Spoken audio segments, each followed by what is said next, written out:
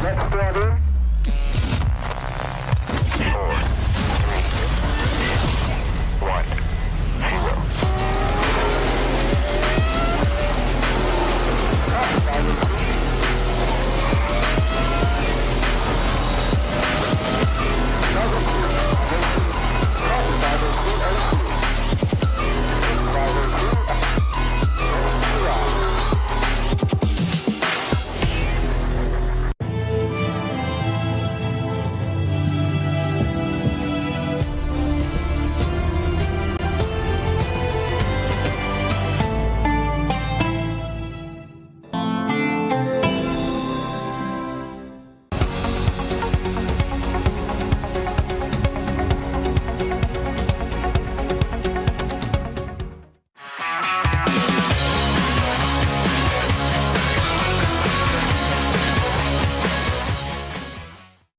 Dear PUBG Mobile fans, we are delighted to invite you to the 2025 PUBG Mobile World Cup at the Esports World Cup in Riyadh, KSA. This exciting event will take place from July 25th to August 3rd at the Boulevard City. We've prepared tons of event perks, such as the PMWC Avatar Frame, Esports Passion Set, Esports Passion Parachute, and tons more items. Let's check out how you can get all these rewards. During the tournament, go to the Pandora event page via Lobby, Event Center, Esports to join the event. Mormon from SEA, Top from CSA, Pedrinho from the Americas, Silas from the EU, and Prestige from MENA will guide you through the 5 major parts of the event. They consist of Tournament Celebration, Prediction Rewards, Esports Shop, Themed Outfit, and Champion Challenge. Join these activities to earn rewards and collect esports tokens to redeem even more gifts in the Esports Shop.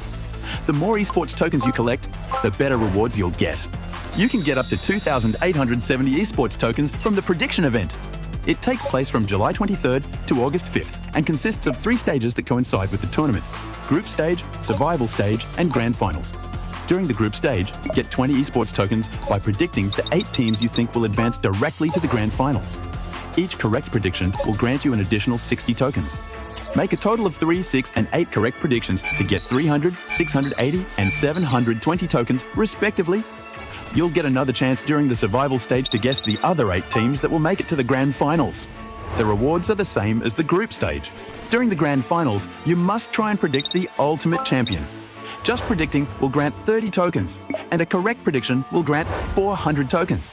If you're unsure about your predictions, you can let your friends' predictions guide you. Find someone reliable, copy their predictions, and wait to be rewarded. The 3 prediction rounds take place on July 27th, July 30th, and August 3rd at 10:45 UTC 0. Rewards are issued the second day after each stage ends at 4 AM UTC 0. You'll receive esports tokens based on your prediction results. Note, esports tokens don't expire and can be used in future esports events. Who do you think will be the ultimate champion? Join the 2025 PMWC event and share your predictions. Invite your friends to join the predictions and watch the tournament unfold.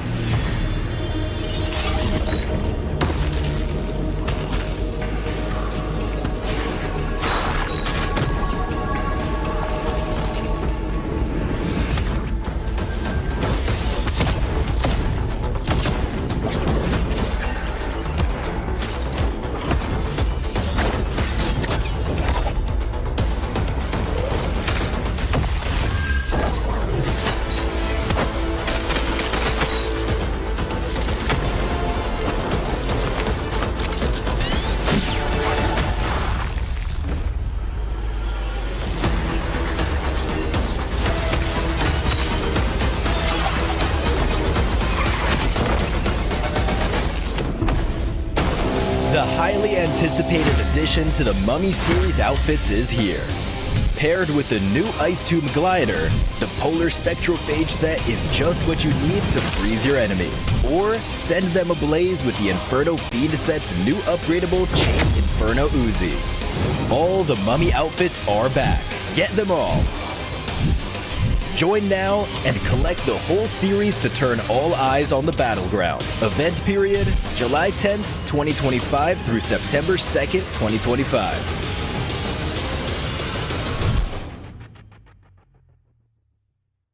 Let's start in.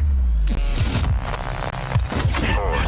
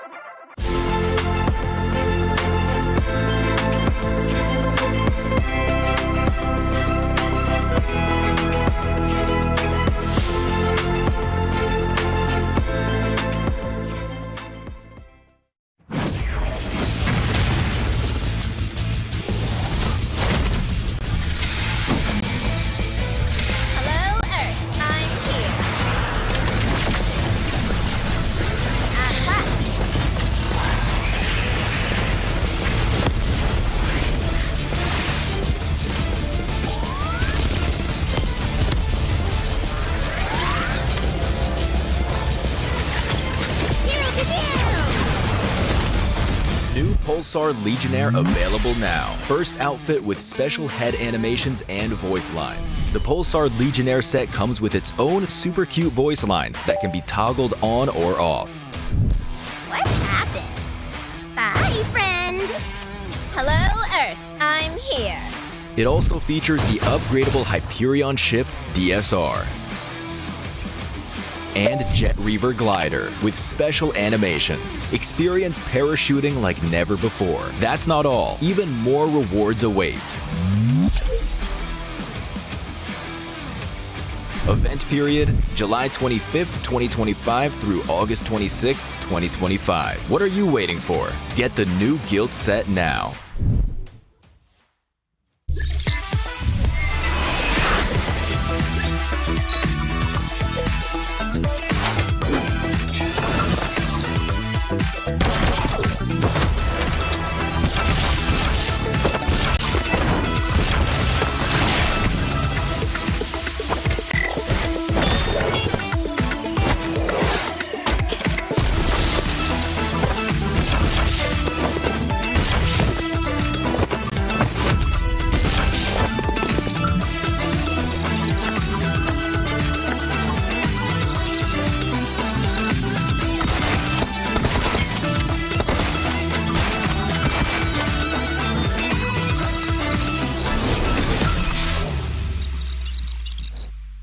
Cybertron's future is near.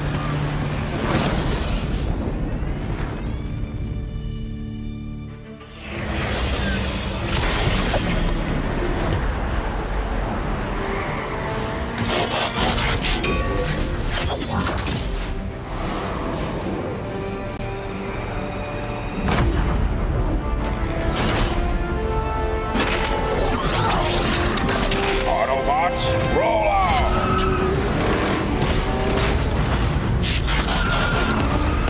This planet reeks of weakness.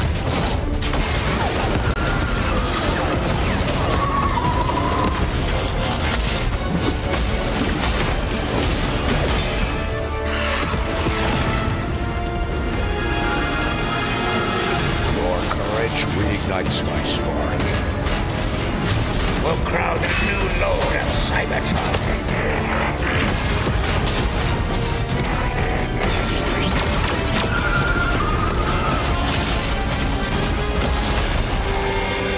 Roll for freedom. A victory for all sentient beings.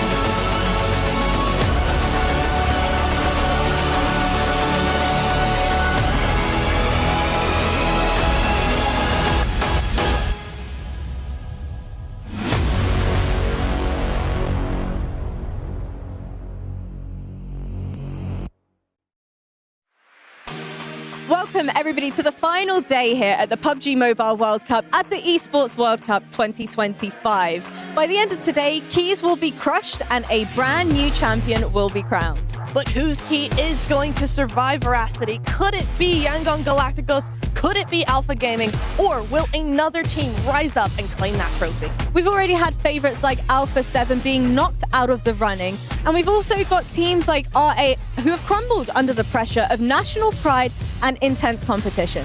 So one thing is for certain, absolutely anything can happen. Yep, in these final hours, we will know exactly how this journey ends. Let's go! Let's go.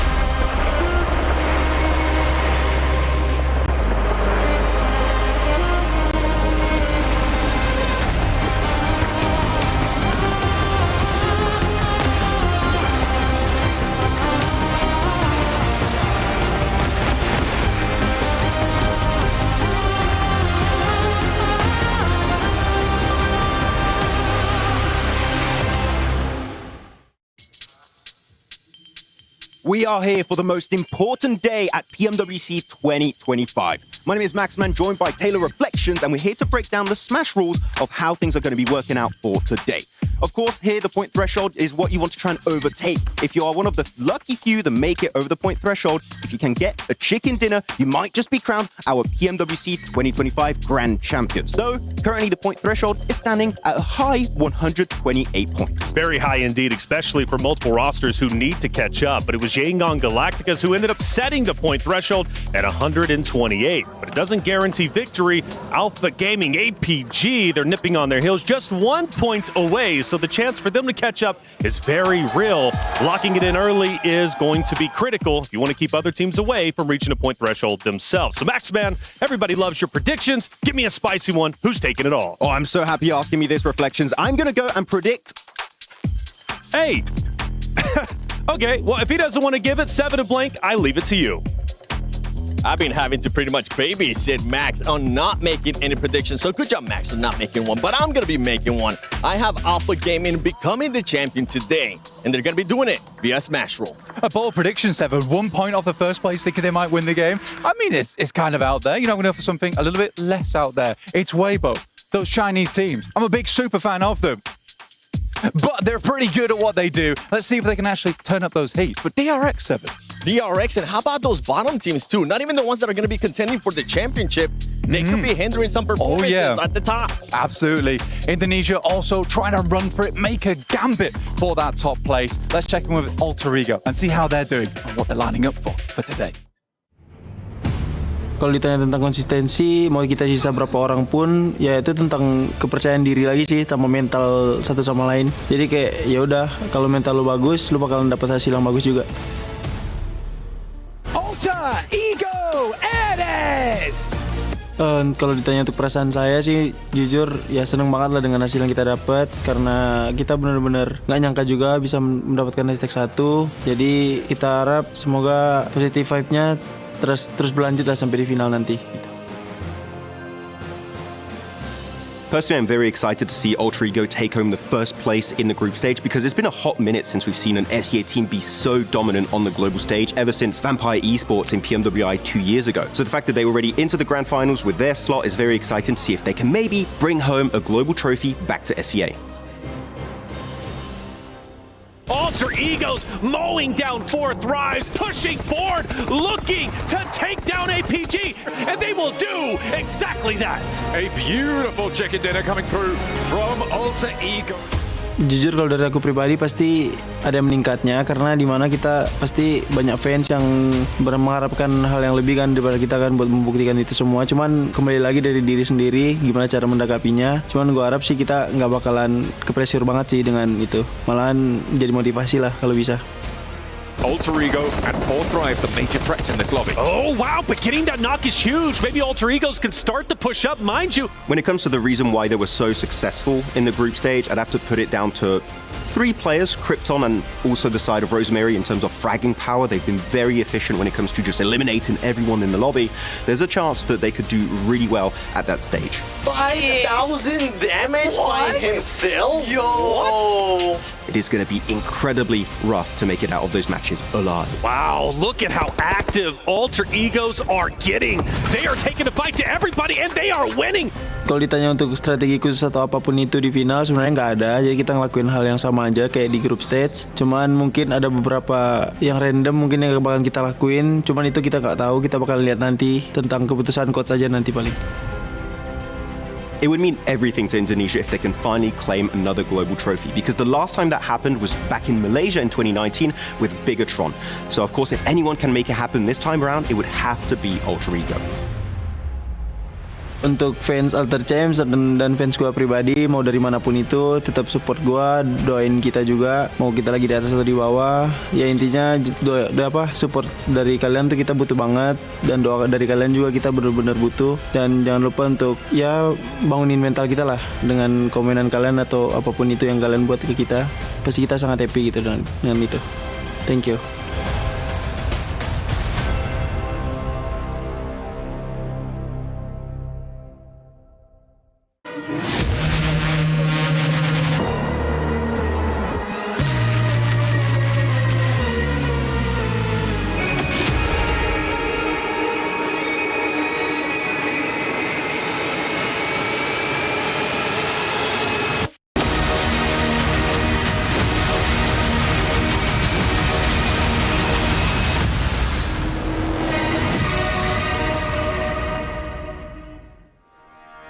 A moment that will live throughout the entire history of PUBG Mobile Esports, as we now have 2 teams sat at the precipice, just about reaching the position of Olympus to join the gods. But will anybody challenge them at number 1? Yangon Galacticos, Alpha Gaming. These 2 teams are about to reach immortality for our grand finals. Day number 3 here for PMWC. Welcome, ladies and gentlemen. My name is Kalaris. Joining me to my left-hand side, it's Seven Worlds Gaming, it's Neptura, it's Maxman. This is the Jamil Motorsports arrival as these teams are leaving the hotel, making their way here to the stage, and one of them will become gods. Seven, it's a big day here for PUBG Mobile Esports. It is. I want to see which teams are going to be shining, which teams are going to be crumbling. We've seen it happen in the past in finals. I'm hoping that it's not going to happen here on the final day of PMWC at EWC. Neptura? I just really want to see a Smash rule come into play. We tried. We almost were there in PMGO. We've seen it a couple of times in the regional tournaments.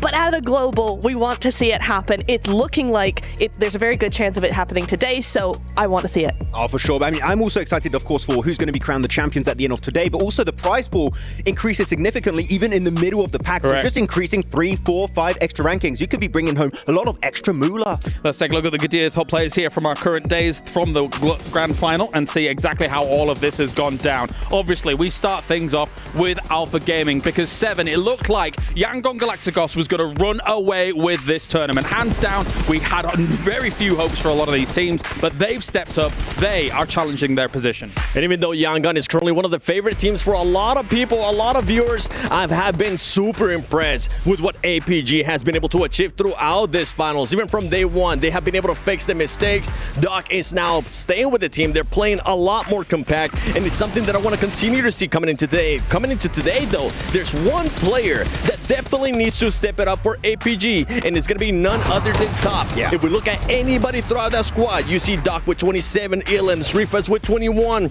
Seal with 18. Once you get to Top, he only has 12. And for a player of that caliber, Max, he needs to step it up. He needs to step it up big time. But you know, of course, Yola has already won a PMGC in the past. We're looking at Top, we're looking at Doc, 2 players that you know are hungry to win one of these big global events, and this might be their one opportunity in a long time. Well, I'll get your thoughts in a moment here, Neptura, as we are ready for a lovely surprise before we begin day number 3 here of PMWC. So let's head over to the stage.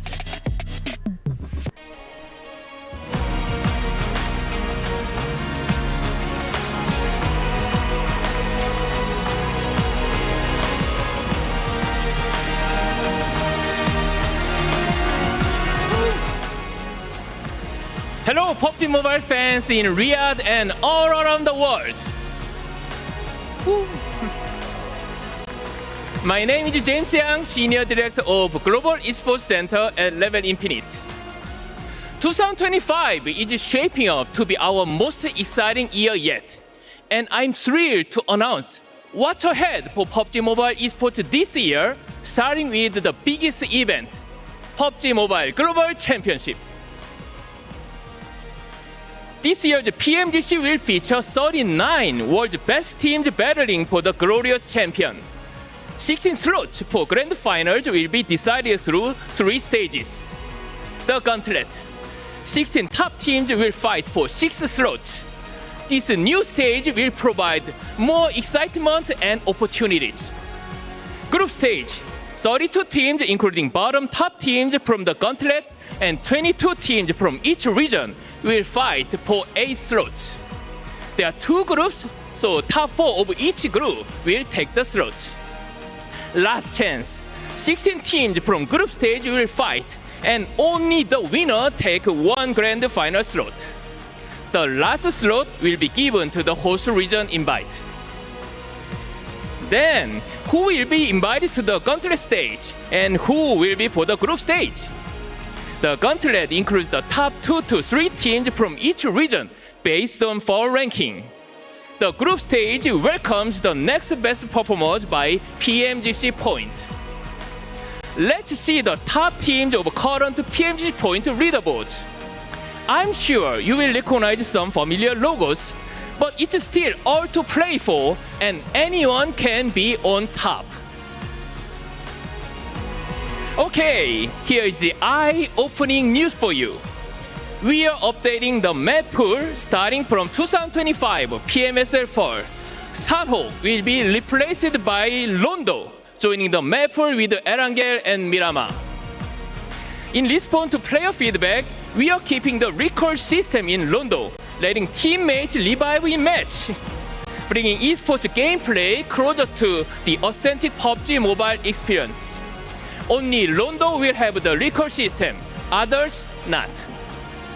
While the Blue Zone stage standard, some key changes such as Sentry Guard and drops will make the change the course of fight. The sharp system remains disabled to ensure balance. These all changes will bring a more exciting strategy and action-packed highlights to keep us at the edge of our seats. Now, besides tournaments, let's talk about PUBG Mobile esports story that involves everyone, including players, teams, everyone, and you. Take part in this amazing community with their own PUBG Mobile story. Southeast Asia fans may recognize Glue Squad, from the community team to the top of PUBG Mobile Super League Southeast Asia. Fans in Africa may have heard about the name Memohito, the first female player reached top 3 in Kenya series. In Nepal, with Hora Esports celebrate to play PMWC Grand Finals for the first time. This all proves anyone can be the one. Also, I'd like to share more personal stories. Team Nile's 11011 enemy, who, despite managing limited mobility due to sickle cell disease, pushes past his limit and even earned an MVP and represented Nigeria in the 2024 competition in Saudi Arabia. The representatives from the Turkic community of gamers without disabilities have also shared their stories of how PUBG Mobile helped them create a supportive group of 50 players, bring them together to form genuine connections. We also saw the soccer celebrity Rick Carlson finding love through PUBG Mobile, and our pro player fathers stood proudly to give all their love and support to their son, just like Silas and El Haya's dad, as their #1 fans. We'll be sharing more of this touching story, and one day, your story will shine too. That's all from me. We can't wait for the next chapter of PUBG Mobile Esports. See you on the battleground. Be the one. Thank you.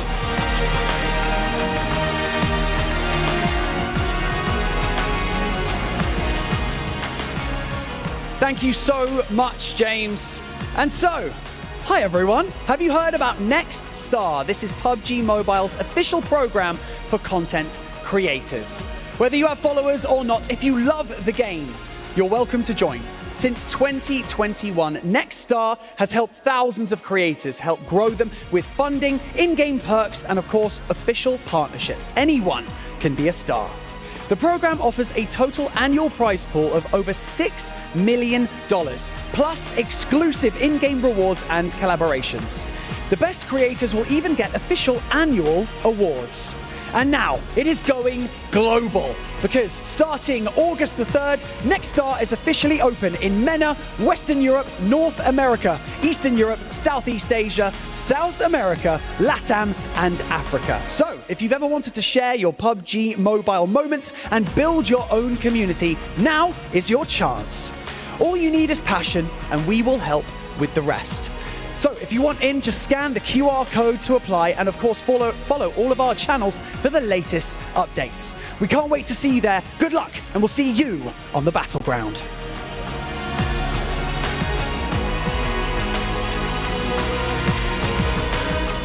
Thank you very much, James Yang and Barney Banks as well. In the face-off between the two, though, I think James Yang was able to win out there in those presentations. And interesting, exciting news coming in. Seven Neptura as well as Maxman joining me here to talk about this. Neptura, Rondo coming to esports properly. Sandhawk gone, stricken against the rocks. Rondo, let's go. Whoa, yeah. We have been playing this map for ages. We love it. I'm so excited to see it coming into esports. I'm slightly sad because Sandhawk's my favorite. I'm sad. Seven's too. But, hey, Seven.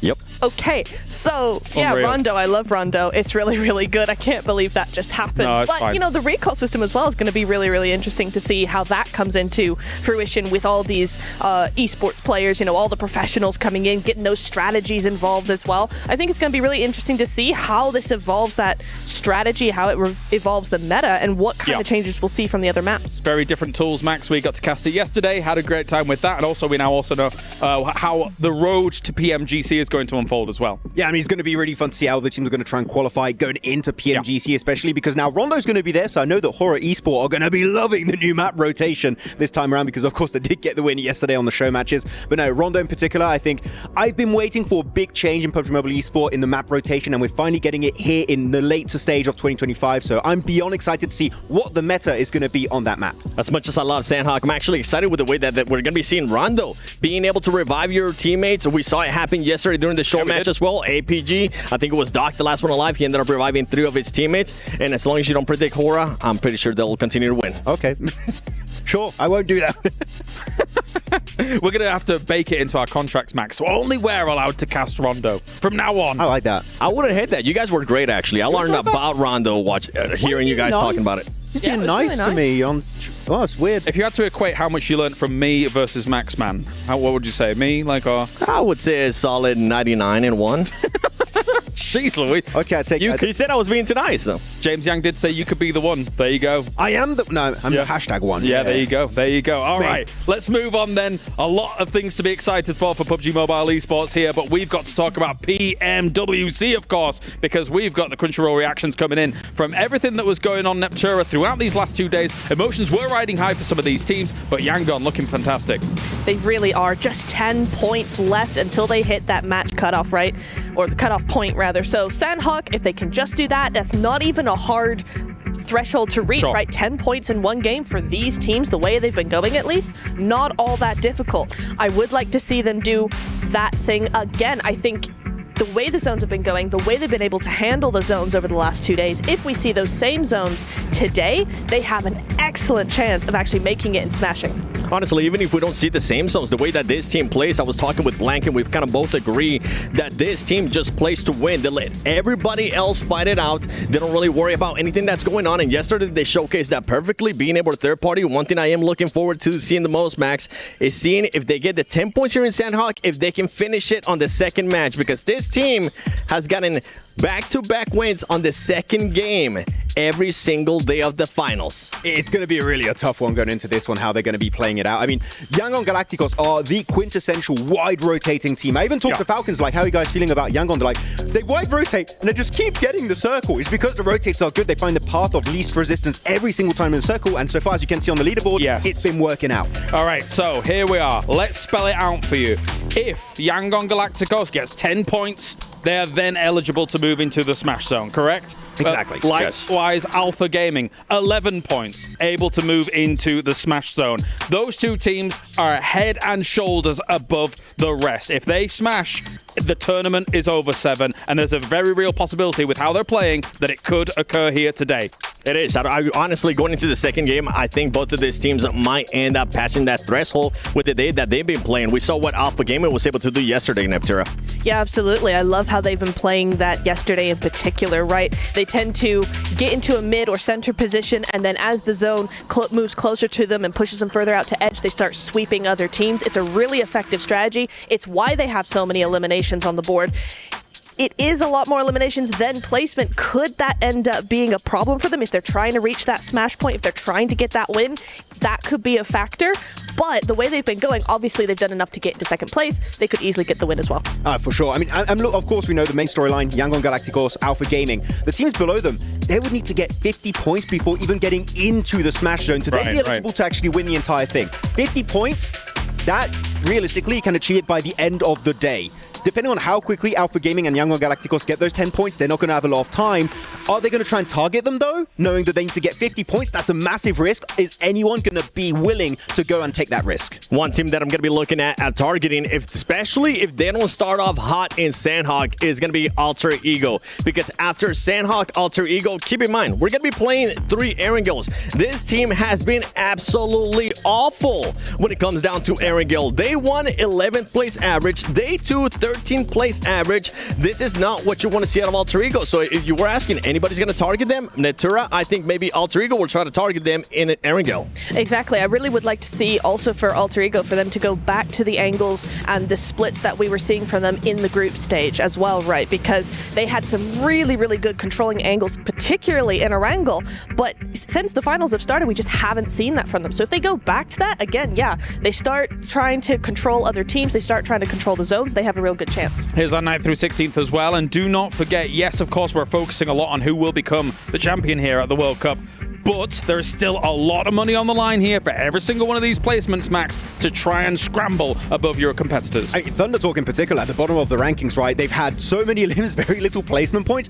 If we can see them have a decent day today, maybe they could just able to jump up onto the first page, and that prize point increase would be huge for the side of Thunder Talk. So even if you're at the bottom, you still have a lot to play for in this final day. And the question all the way at the top from me, Seven, is what do these teams prefer? Do they prefer to try and go for the crazy glory of trying to knock these teams off the pedestal because you constantly have to target them if you want to try it? Or do you protect what you currently have in terms of prize pool? Because it's still a lot of money for 3rd place, 4th place, 5th place, etc., etc.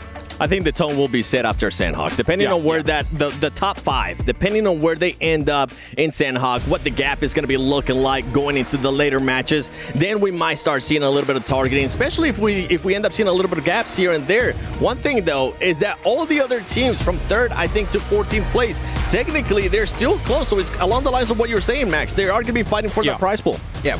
Well, this is Jamil Motorsports arrival here for all of these teams to get ready and good to go. You can see the tension rising here for some of these teams again, especially for those two towards the top. Max, you were saying? No, I was going to say, actually, if we see one of the 2 top teams actually make it in a Smash Zone in the first game, the entire lobby is going to be an absolute shambles because the tournament could end the very next game. Do you want to try and go for Hail Mary send, hot drop the top team so they can't get the smash? Do you want to try and slow down your main competition just above you? Do you just want to play it safe and get points so you can hopefully get high in the rankings? This is why I love Smash rules so much. It changes the whole dynamic of how your last day really goes down, what the strategy is for these teams. In CSA, it was all over the place, and I think we might have something very similar here for PMWC. And with that, what you're saying is I'm starting to think about Yangon Galacticos. They need to make sure that they actually get within the Smash on Neptura, because if they don't, this is a team, we just mentioned it, they tend to just play their game, they tend to just play for the win, and if for some reason APG is able to cross that Smash zone, I don't see Yangon Galacticos being aggressive enough to try to hunt down APG. Yeah, I think that they're very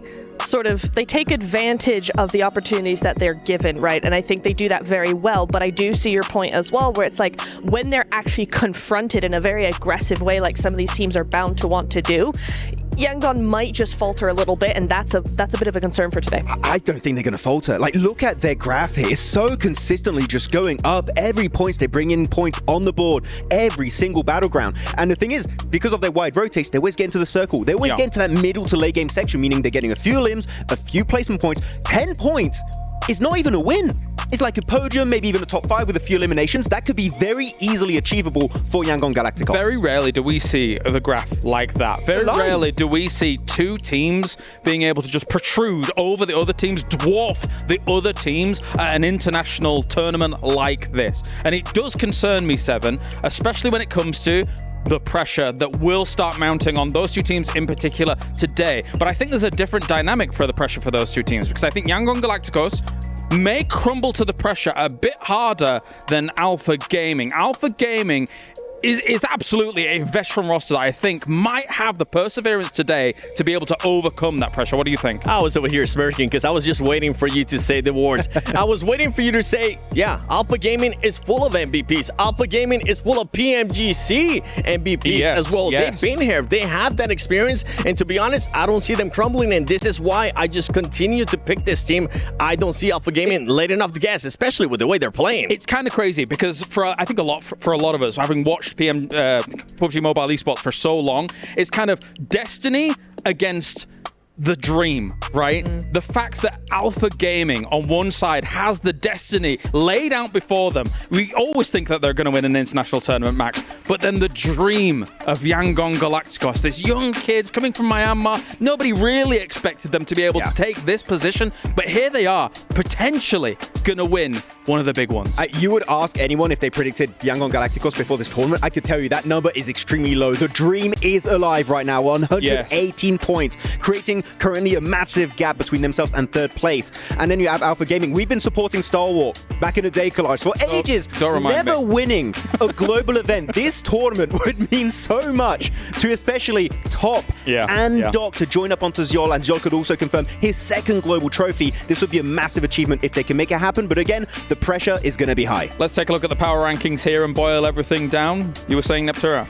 I was indeed saying something that I want to see. Oof. I'm curious to see, because Alpha Gaming, right, they played so well, and as A7 mentioned, Top was not on his best form, right? This is a star-studded roster, and if APG win like that, play like that with Top not being his best, if he comes in today at the top of his game, APG are just going to fly through everybody.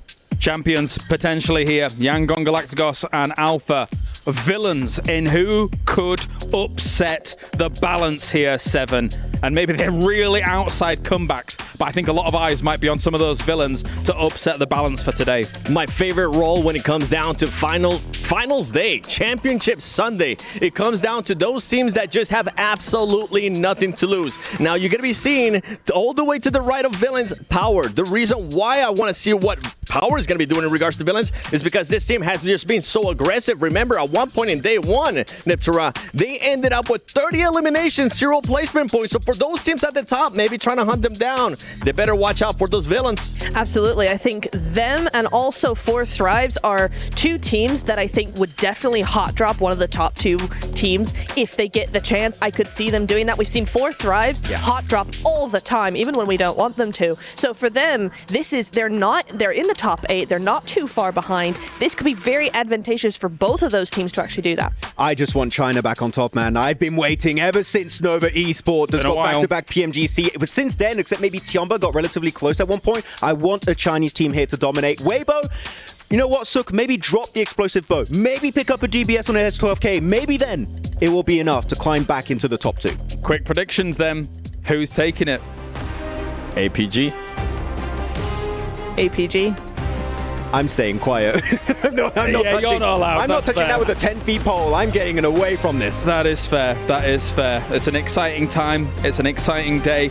And it's an exciting road that we've been on here for PMWC because we now have an opportunity to crown a new PMWC champion. We have either the dream, the destiny, or destruction here for day number 3 of the grand finals. Let's do this.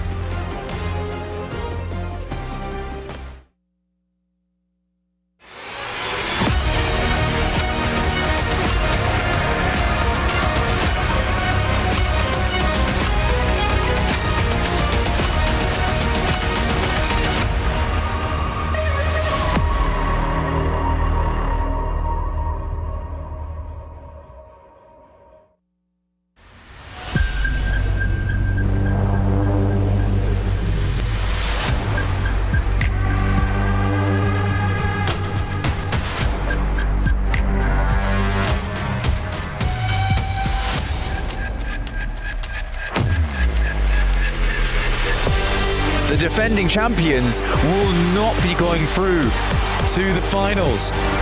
Absolutely insanity. This is a sad sight for Alpha 7.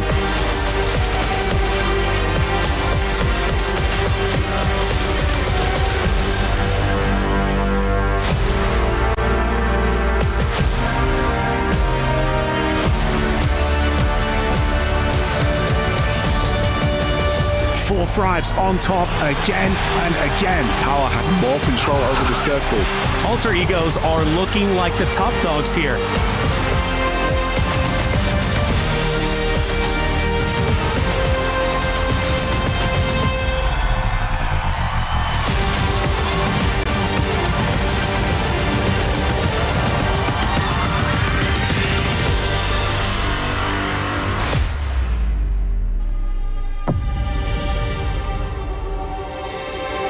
It all comes down to this. 16 teams, $3 million, and 1 trophy.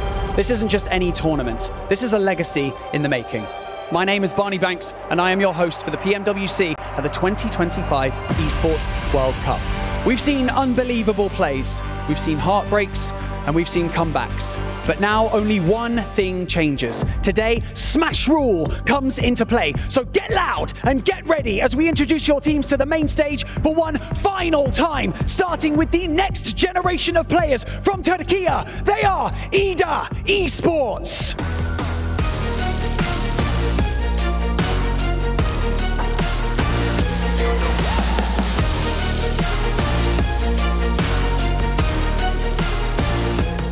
Dominating day 1 and 2 of the finals. Can they cross the finish line in style? Yangon Galacticos!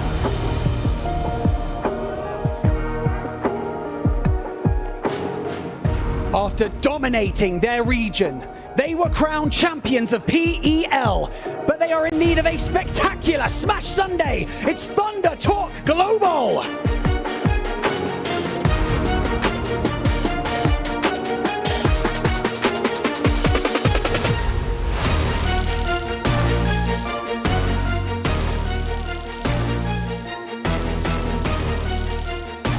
Entering this tournament as the reigning club champions. They are also the reigning champions of PMSL Europe and finishing top 3 in their past 2 global events. It is Team Falcons!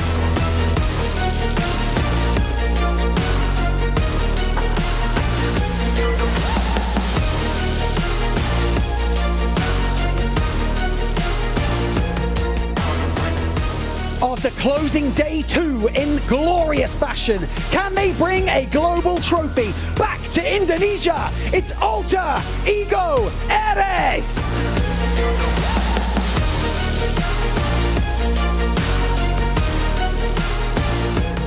Your reigning champions of PMSL Southeast Asia, E-Arena!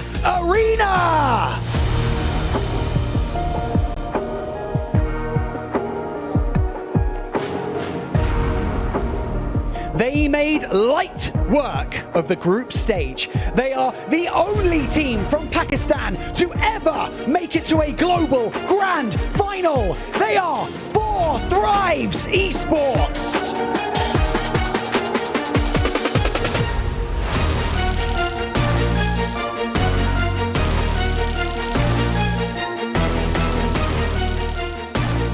A familiar face on the main stage. They are your 2025 Rivals Club champions, Nongshim Red Force.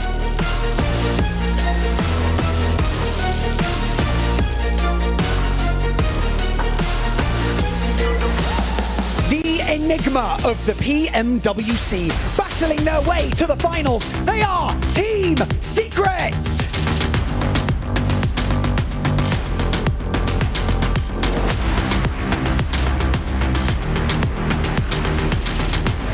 Your hometown heroes and the last MENA team standing. It is Power Esports.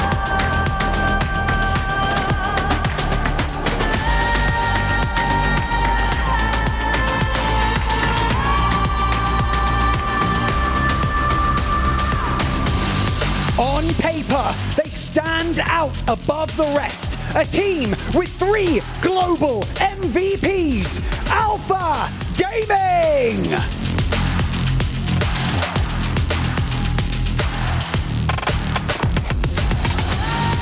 Their player, Silas, has the chance to secure the Global Grand Slam right here. They are the reigning PMGO champions. It's Regnum Carrier Esports.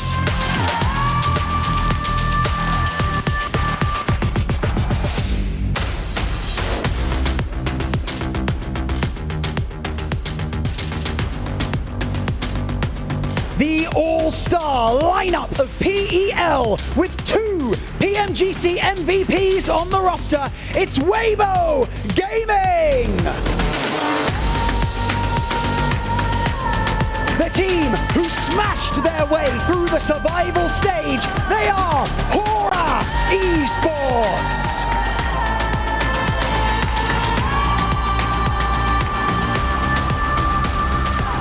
Champions of the PUBG Mobile Pro Series and currently in 5th place on our leaderboard from Korea, DRX.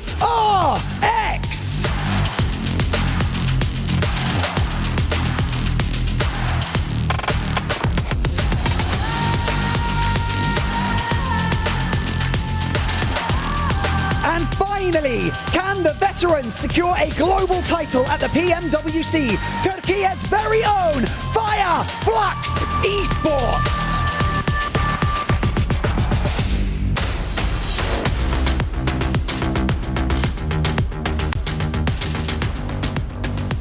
Each of these teams began their journey with the same dream, to become champions. And now, 6 maps, 6 efforts, 6 chances at glory.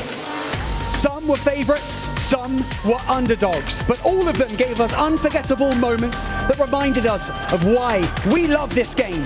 And so, we come to the final chapter of a truly incredible story, and we want to see how this will end. So, to the players, this is your moment. And to the fans around the world, welcome to Smash Sunday!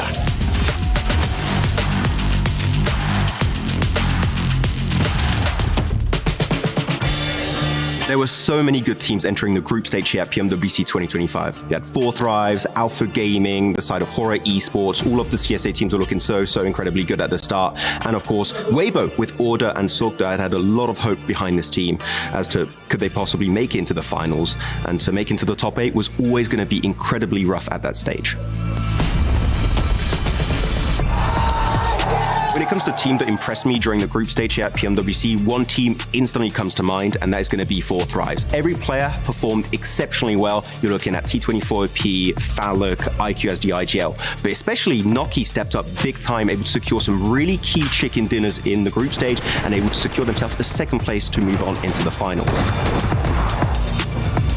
Well, my favorite moment in the group stage, I think it would have to be the almost 1v3 clutch from Noki on 4 Thrives against Alpha 7 and Miramar. That clutch would have just been absolutely historical for the Pakistani region as a whole.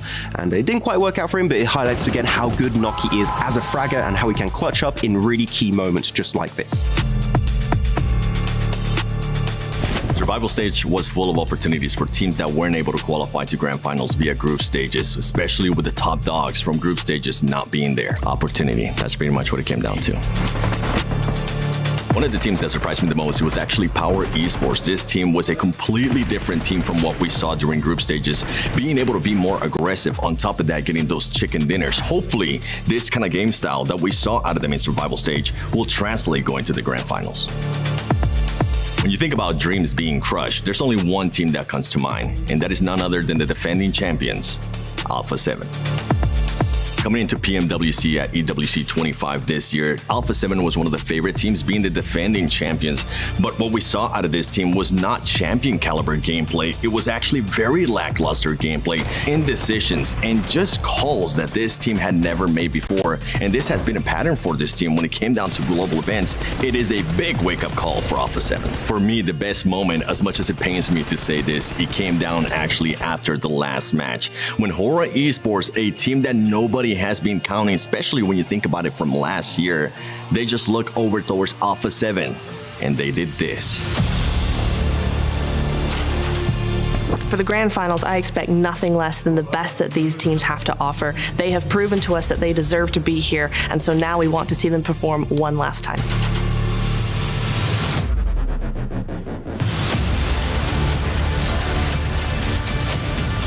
The stakes have never been higher at PMWC. Not only do we have a $3 million prize pool, an epic trophy, and the all-important key, we also no longer have Alpha 7, which means we are guaranteed a new champion to both claim those prizes and crush every other team's key.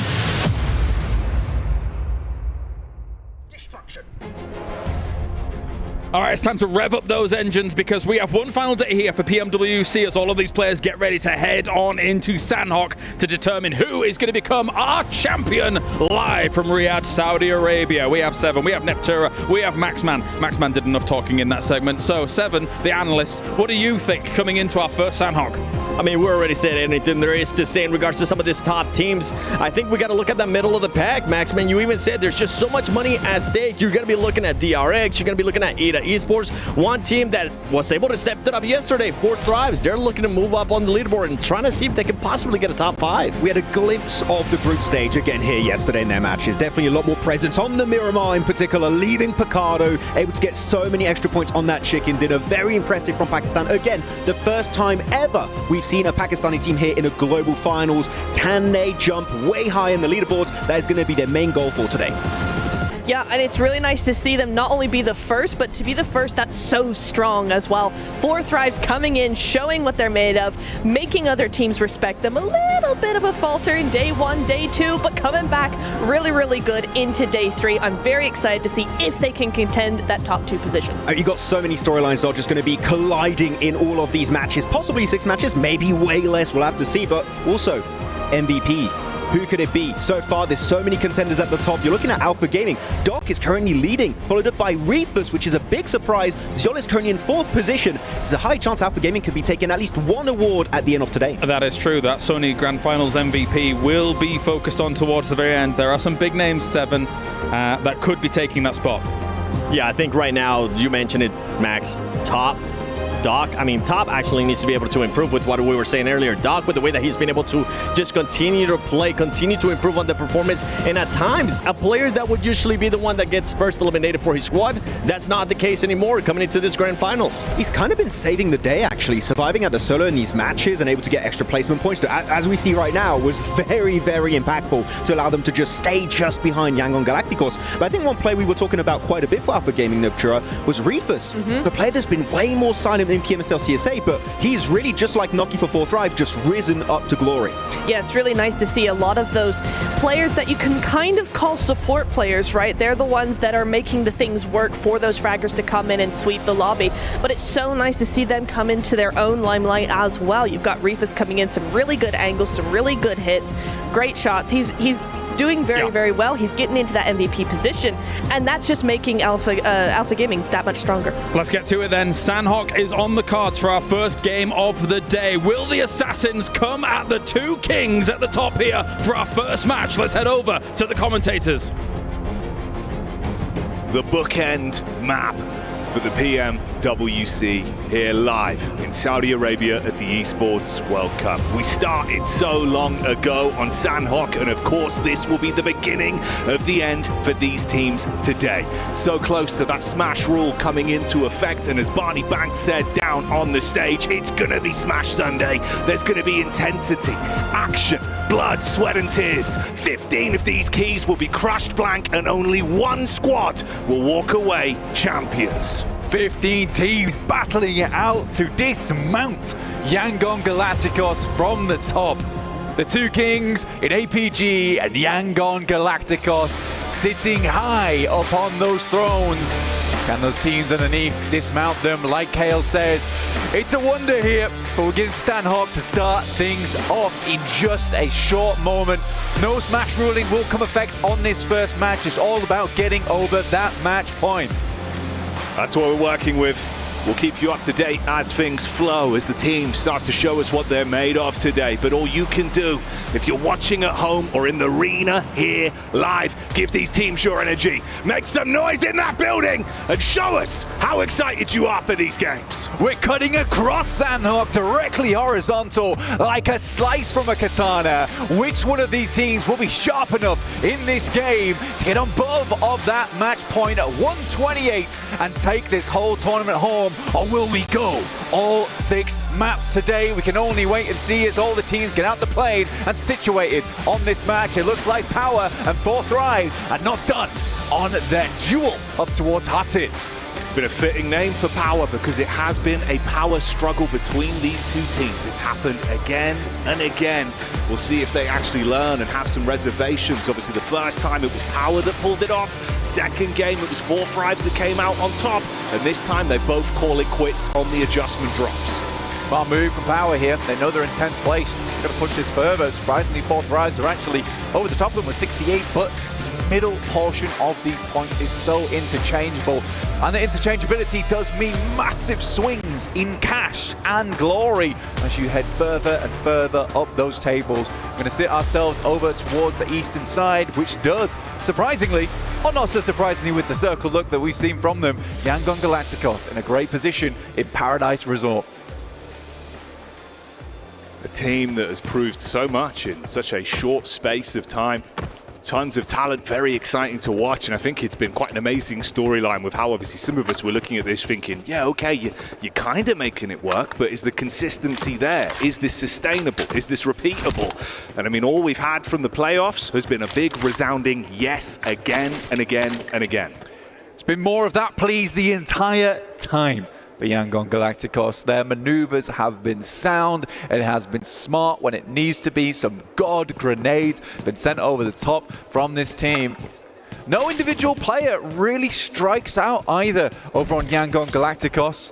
There has been some moments of absolute domination from some of those players in key moments, but it's a different player each time stepping up to the plate to deliver for that squad. And I think that's what makes them so great, is that the players all can perform at such a high level. No one's lagging behind on that team. Everyone's running in lockstep with one another.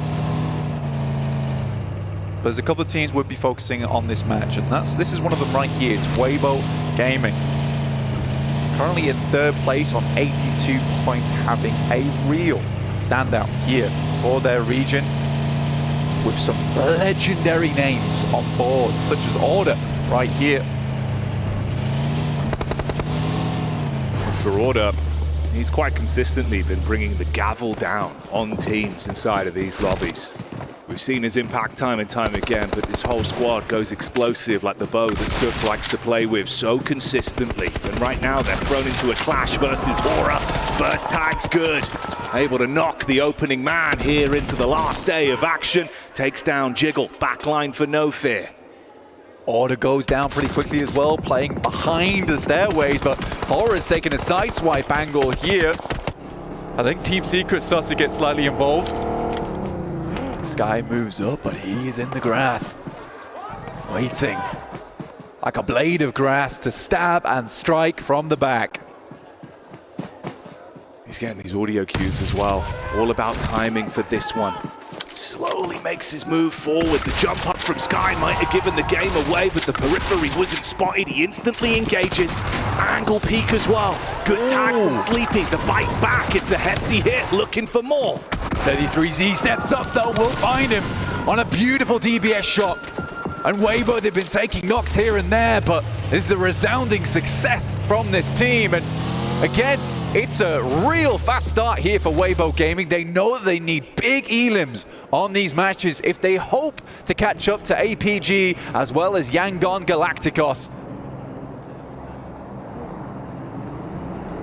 No Fear. The opposite of his name at the minute, man. You are going to be sweating bullets. Head down. Hope to avoid being just an additional point on that markup, because like you say, they'll be grabbing those with both hands. Already some more action from the squads that are at the top. It's Alpha that are back on screen. Looking for a bit of a drive-by. A couple establishing shots that were thrown out towards Fireflux. Weibo Gaming get themselves back up on their feet now, all four players. Alpha Gaming on our screens down towards the southwest side, coming in contact with Ida probably quite soon, alongside with their Turkish brethren in Fireflux, who are just off towards the east. This is around Quarry. Not an easy position to play, honestly. Will siphon a lot of teams down towards the south side. And they'll have to break fast on either the east or the west. Yangon Galacticos, though, targeted. And why not? Give yourself extra time if you Regnum Kaya, who've had some okay games, honestly, currently at 74 points, but they'd like to bit further up the leaderboards after such success over towards PMGO and overall from this team. They want to extend these playoffs as much as possible. They would need to climb. And like you say, that's starving out these teams from being able to get themselves into a position to win off of that smash rule. The longer the day goes on, the better. Here, opportunities could present themselves. It's Loxic that's hoping to lock in with the barrage of bullets, but the instant response, that was so quick. The 180 off that one, what was that? If you're Regnum Kaya, you think to yourself, I'm working against a reaction speed machine. That's terrifying. That would scare me. That would really scare me. It's like Regnum Kaya now realize that they need to be instantaneous on a knock. They need to get this team shot on board quickly now, because they know they can't take any of these quick stabs in the dark. If they're not successful, immediately Yangon Galacticos is going to know the position. If that's not a good litmus test of what their form's looking like today, I don't know what is. That was absolutely balmy, mate. They're wired right now. They are wired. They know it's at their fingertips. The trophy, the title, the lion's share of the prize money. Oh boy, you talk Alliance, and maybe there's a couple looking for an opportunity to pounce 4 Thrives on a bit of a rotate around. From the north side. Going down towards the south now. We'll see if they just wrap round. Yangon Galacticos actually sets themselves up nicely on this eastern edge. There's a very, very good area of escape here for them, but the circle will center up on the eastern island, giving both Regnum Kai and Yangon Galacticos a nice springboard here from Paradise Resort. 4 Thrives are going to make their way down, though. It looks like they're heading towards the southern arena here, just on the northern precipice of Paris Resort. In the meantime, Alter Ego, who we spoke about a lot, not so much in this game so far, as we were focused over towards Weibo and APG slightly earlier, but another team in 4th place, 78 points. They're slightly further away, but they are the top of the middle of the pack, I would say, in terms of point scoring.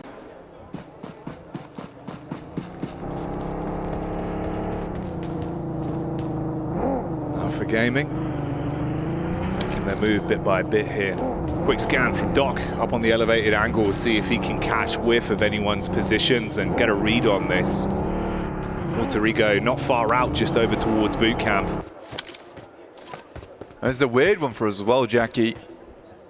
The announcement from James Yang earlier, this is likely the final ever Sandhawk will cast. Kind of crazy, man. It's always a fun map, provides for some very interesting games. But hey, Rondo's looking exciting. That it is. So we'll make the most of this one. I know it's not any secret, as I say it multiple times, especially the audience at home, that Sandhawk has always been one of my favorite maps and holds a special place in my heart for the chaotic action. And that's what I'm looking for towards the end of this map. To look to secure those match points for certain teams towards the top to set themselves up nicely, to tee themselves off into match 2 and 3.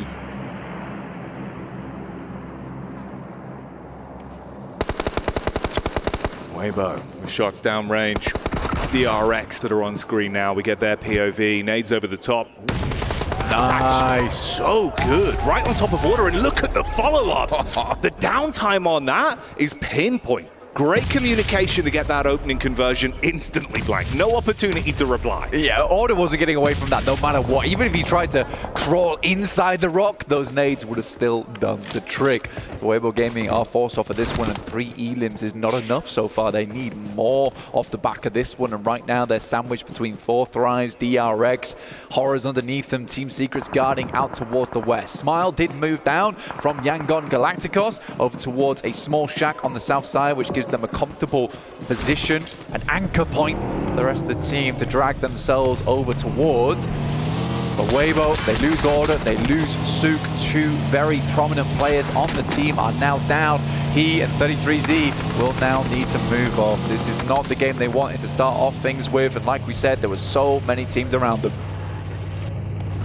You're just being pushed from pillar to post as well.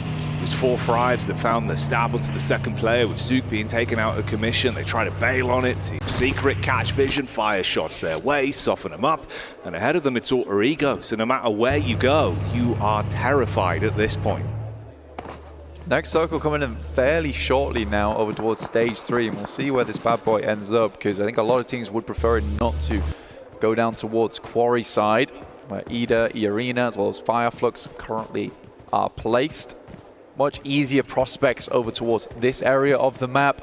A lot of nice little bits of high ground to play around outside of boot camp. APG currently just guarding though for Thunder Talks, who are coming in from that western side. Falcons haven't found a home. Still in the blue, down towards Cave. They have to wait things out. There's a lot of teams that move through Camp Charlie. Looks like we're getting some Rondo gameplay early, because those bird cages are going to be startled when they make their move over towards the zone. Nonshin Red Force ready for the clash, but we're already thrown into one. There's Phalax unloading. The DBS rattles back over though, and 4 Thrives might come unstuck. You think you'd finish the job, and T24 has to do it himself from the backline. A messy engagement. Noki's gone. You can at least get that pick-me-up play back over onto Phalax. Unless another squad pulls up. Regnum Karia as well, being headhunted by SayCloud. That's another point to the tally for Yangon.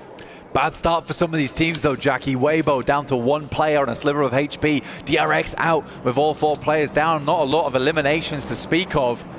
The 2 Terrors towards the top, towering over the rest of the lobby. It is the twins in Yangon Galacticos and APG, just 1 point apart.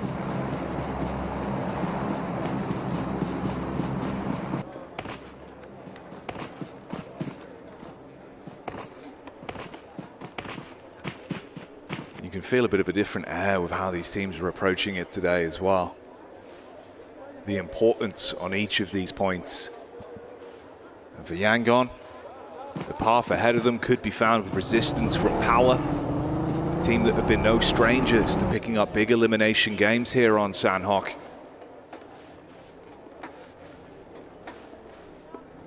APG playing this out very slow at the moment. They know they need to. This game's about getting over match point. And I think for APG, it's a slightly different story for them because it's quite an aggressive team. For Yangon Galacticos, they sort of just need to play their own game. We'll have to switch things up too much playing on the outer edge, but for APG, this is where they'd go to die right now if they're not able to get over that match point early in the day. Yangon Galacticos is able to fix that one for themselves. Right now, I'd say APG is playing a smart game. They're not trying to push too far. They're securing that location on the western side. They do not want to be backstabbed. And this is nice. This is nice. They can certainly play this one. They're keeping it all nice and calm, which is kind of uncharacteristic for that team, but they have been making these adjustments where it's required during these playoffs, and it has been so fantastic to see a more controlled approach for Alpha Gaming. Yeah, it's been wonderful to watch. And they've been running those more passive games. We've seen that on Sandhawk from them. Placements have been huge, and especially at this point, getting those placements, getting into that smash zone, that could be a whole different story. We get the shift on the zone as well. Team Secret not in a bad spot whatsoever, centered up with some cover to play with. Emre taking down Redox as Falcons made a quick rotate towards the center of the circle, going for a lot more of these recently. APG trying to move through the circle. This is slightly late. They cleared the western side, but they were bold on their push towards the east. Zhor's already down. Reefus has knocked out the vehicle. Oh, it's a dangerous gambit, Jackie. It's a very deadly game they're playing. Trying to focus on so many different angles because of where they found themselves trapped. Limited cover to play with. Shots in the backline still coming in from Doxy. Ahead of them, it's he that's also trying to take peaks back over. In the meantime, Hora go out. Seems like Power have kicked off the fight versus Yangon as well. And SayCloud, that one gets stolen away from Red and Karia, whilst 4-5s continue the fight versus E-Arena, and Alpha Gaming just try and find some form of cover. SayCloud going down is very dangerous for Yangon Galacticos, considering how strong he's been for the squad. They do get a re-knock, but now Yangon Galacticos down to 2 versus the 3 coming through from Power. Al-Haji is fully flushed out there. So a 3v3 effectively, unless another player goes down, dropping Yangon to just 2. In a similar boat with APG in those moments. Smile gets taken down by Ragnar. A match point might just not be found in this match as Yangon Galacticos are out. A sigh of relief for many other teams in the lobby with Power pulling off that play. Their eyes lighting up as they see the Elim feed starting to fill with Yangon's name. But for Alpha, the journey continues. Fragmented though, down to the 2 players, just Doc and Reefus that are trapped apart from one another. Bullets out from Reefus onto the back of Doc C. He's trying to take the peaks on this. Tough game now for Alpha Gaming, with just the 2 players. This is really rough. Reefus hits the deck also. This is Alter Ego, almost about to lose Krypton at distance from Tizzy. Out in the blue. You'd be furious if you're Alter Ego. This was a very, very good opportunity for them to catch up in the rankings. For Nonshin, I don't think this will be a Dr. Dre play. They won't forget about Doc trapped in behind the rocks. Via Flux taking the head-to-head versus Regnum Karia with a third party from Team Secret as well. Tizzy has already shown us how much turmoil he can cause in this lobby with the shots over onto Krypton of Alter Ego. You get the replay here of a very important fight as well. That was Power versus Yangon that resulted in them going out. Alter Ego's doing great work. Moana with a big nade. Hits the double. Alva's been taking some nice shots from Alter Ego, and that's outside in the blue, making the most of this zone, but he knows he's got to get back in, because just like that, the play zone was doing a huge amount of damage. I think he just about made it through, but that's another great nade from Tizzy over towards Rosemary, leaving them down to just the 1 player. Where is that nade going? Got no more left now. Wasn't able to confirm over towards Rosemary. Alva's back up on his feet. Moana's dropping the smokes. Tizzy's trying to get in close range. Wants to put the shot into good use. Tag from the side. Alva gets the visual on him. Nade up from the teammate. Good peek back in. It's Binny in the back that hits heavy with the DBS. You're going for the pickup. The car drives by. Moana runs into the barrel and goes down. See you later, Alter Ego. Almost all of our big-ticket teams are down now. Regnum Karia, DRX, Alter Ego, Weibo. But it's Alpha Gaming surprisingly getting Reefus back up on their feet. This game's not done yet for this squad. It seems like they smell blood in the water off the fight from Alter Ego. The bounce on the nade. That one's going to arc your back up and get you a little bit clammy in the hands. Rufus has 4 nades of his own to reply with. Casts one in close. Vinny rocks over. They can play off one another. That's the manpower advantage they have. And Rufus, he's on an island. The nade bouncing over the top as well. Reply with the molly to force him out of position. He's being burnt, cooked in position. They just need to get close to finish him. Oh, gets tagged by the flames as well, and that will be Rufus going down here. Now just Doc, the big man himself. 27 elims during the playoffs. It is a massive result for a singular player here. Can he hold his own? At least get themselves some more points going into the next match to make that match point slightly easier. For Yangon Galacticos, it's 8 that they need to breach. In our first angle of the day, and Doc's out, and it's power of all the teams to make it happen. Making these games interesting, taking down both Yangon and APG, the Giant Slayers. Heavy is the hand from Power today, as they are running through these teams. They take the fight to 4 frags from distance as well. Confidence to split. It's easy that was able to strip Falak out of the competition. 4 frags not doing too badly on this match. 9 eliminations. Good result for them. Nice shot through from IQ. Once again over towards Easy, being left behind as Vahiden has to wrap back round again to wrap Vahiden with bandages. Get Easy back up on his feet as quickly as possible, because this blue is starting to push in and it hits hard.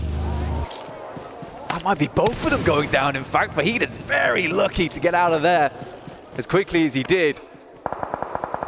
Had me scared, man. The drive through the blue, the wide turning circle. The play zone still going to nip at the heels of Easy as well. So it's starting to go south for Power bit by bit. 4 frags taken to pieces as well. Team Secret engage on top of them. Nongshim Red Force just watching. Biding their time. You've got the 2-player push-up close towards the Falcons that are catching whiff of this. Cole and Ralph. Deadly duo here. The IGL. And the slayer of squads, Koa himself. Good nade up from Zizzy. More Molotovs thrown through, just delaying what Falcons can do here. The blue's going to force them out into unfavorable engagement between them. There's a car coming in. Nice Team Secret having a bit of a scout on that one. See if they want to commit to it. Zizzy on the peak up, only able to grab one. The boa constrictor himself poises. Hits back. Oh, straight into the nade. And goodbye Falcons as Team Secret shut them down. Power are still in play, but of course it's only that duo that remains alive right now. Team Secret whispering death in the ears of these other teams. A nade over the top, it looks to go fairly long, bounces over the top, a huge amount of damage off the back of that one. No team is inside the circle. Nongshim Red Force taking this time to move out towards the south side and get some big angles. Another nade up towards the backside of Power there, should be going down now. Ragnar attempts to deny the points, but it's slightly late. It's Team Secret up against Nongshim, a 3v3. So many wide open sight lines to work with. Zizzy realizes he's got to get up close and provide some cover for himself, but it's an instant connection. First man falls, leaving only 2. They can't play to get him back up. They've got to focus on the crosshairs instead. That will be Nongshim Red Force taking the first chicken dinner of the day. What a fantastic result for them. I mean, to be quite frank, from their region, Nongshim Red Force plays extremely strange throughout this entire tournament. It's a whole different style because we're used to very defensive kind of plays from that region overall. But Nongshim Red Force shows us a completely different, deadly, angry side from that team. We've seen them running headfirst into danger time and time again. This is another one of these games where they come out swinging. Exciting stuff though, with Power causing that struggle in the lobby, taking the fight to the teams that are so close to that point barrier and making it uncomfortable, giving other squads a chance now. They've just painted a target on their back. Oh yeah. Power's made some very powerful enemies in this game. But I don't think they'll be stopping anytime soon.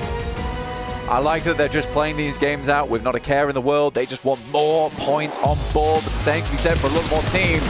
Getting towards their angle. No team on match point just yet.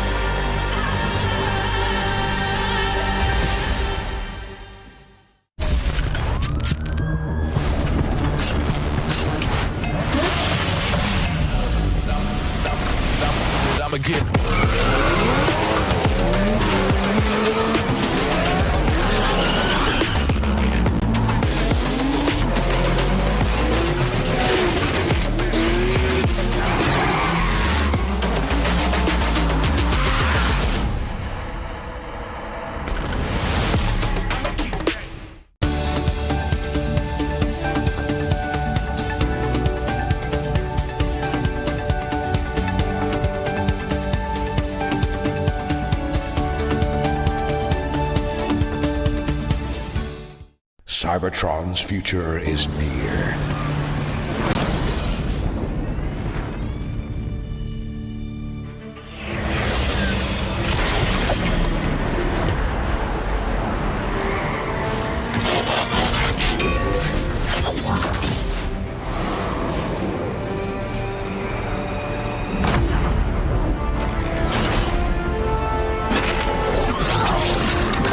Autobots, roll out!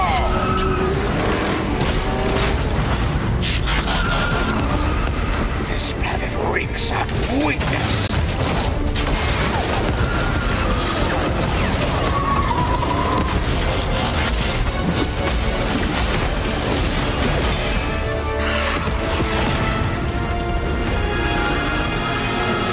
Your courage reignites my spark.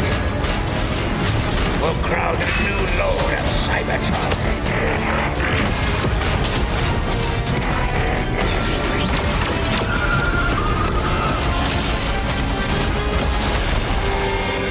Roll for freedom.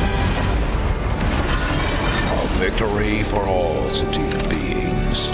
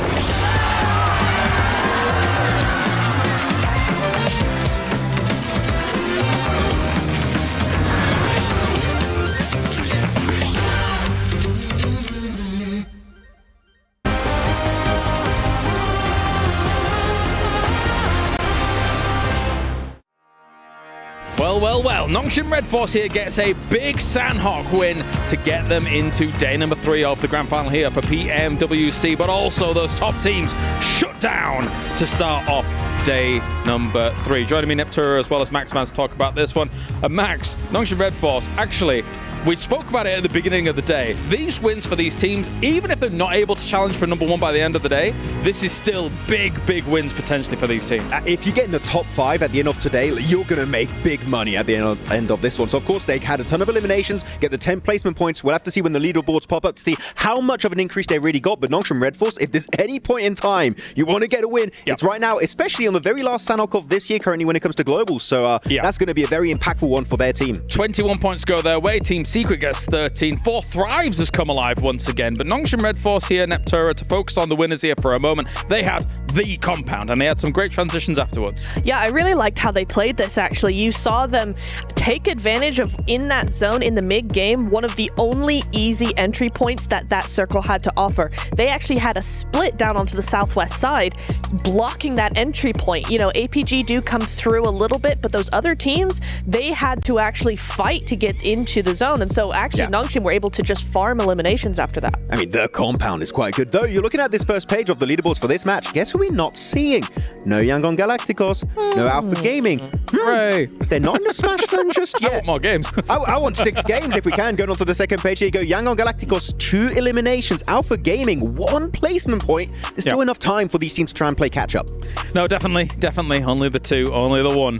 So we will see a little bit of an opportunity here for the rest of this lobby to really do something about it. Again, it's an almost insurmountable try and catch up to where they are currently here, Neptura. But we've seen crazier things, like, for example, Alter Ego in a group stage day, right? 78 points on a day. So some of these teams are very capable of huge point gains. Right, they are. And Alter Ego actually didn't have too bad of a game in that Sandhawk. So it is going to be interesting to see what they can do in the bigger maps, in those Orangles, right? Yep. But yeah, Nongshim for Thrives, Team Secret as well, able to just push through those points, get as many eliminations as possible.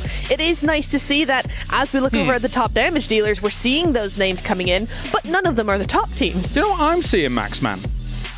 Which one? What are you looking at? Sandhawk numbers right now. This is. Oh, I waited for that. That's been a while. It's been a while, hasn't it?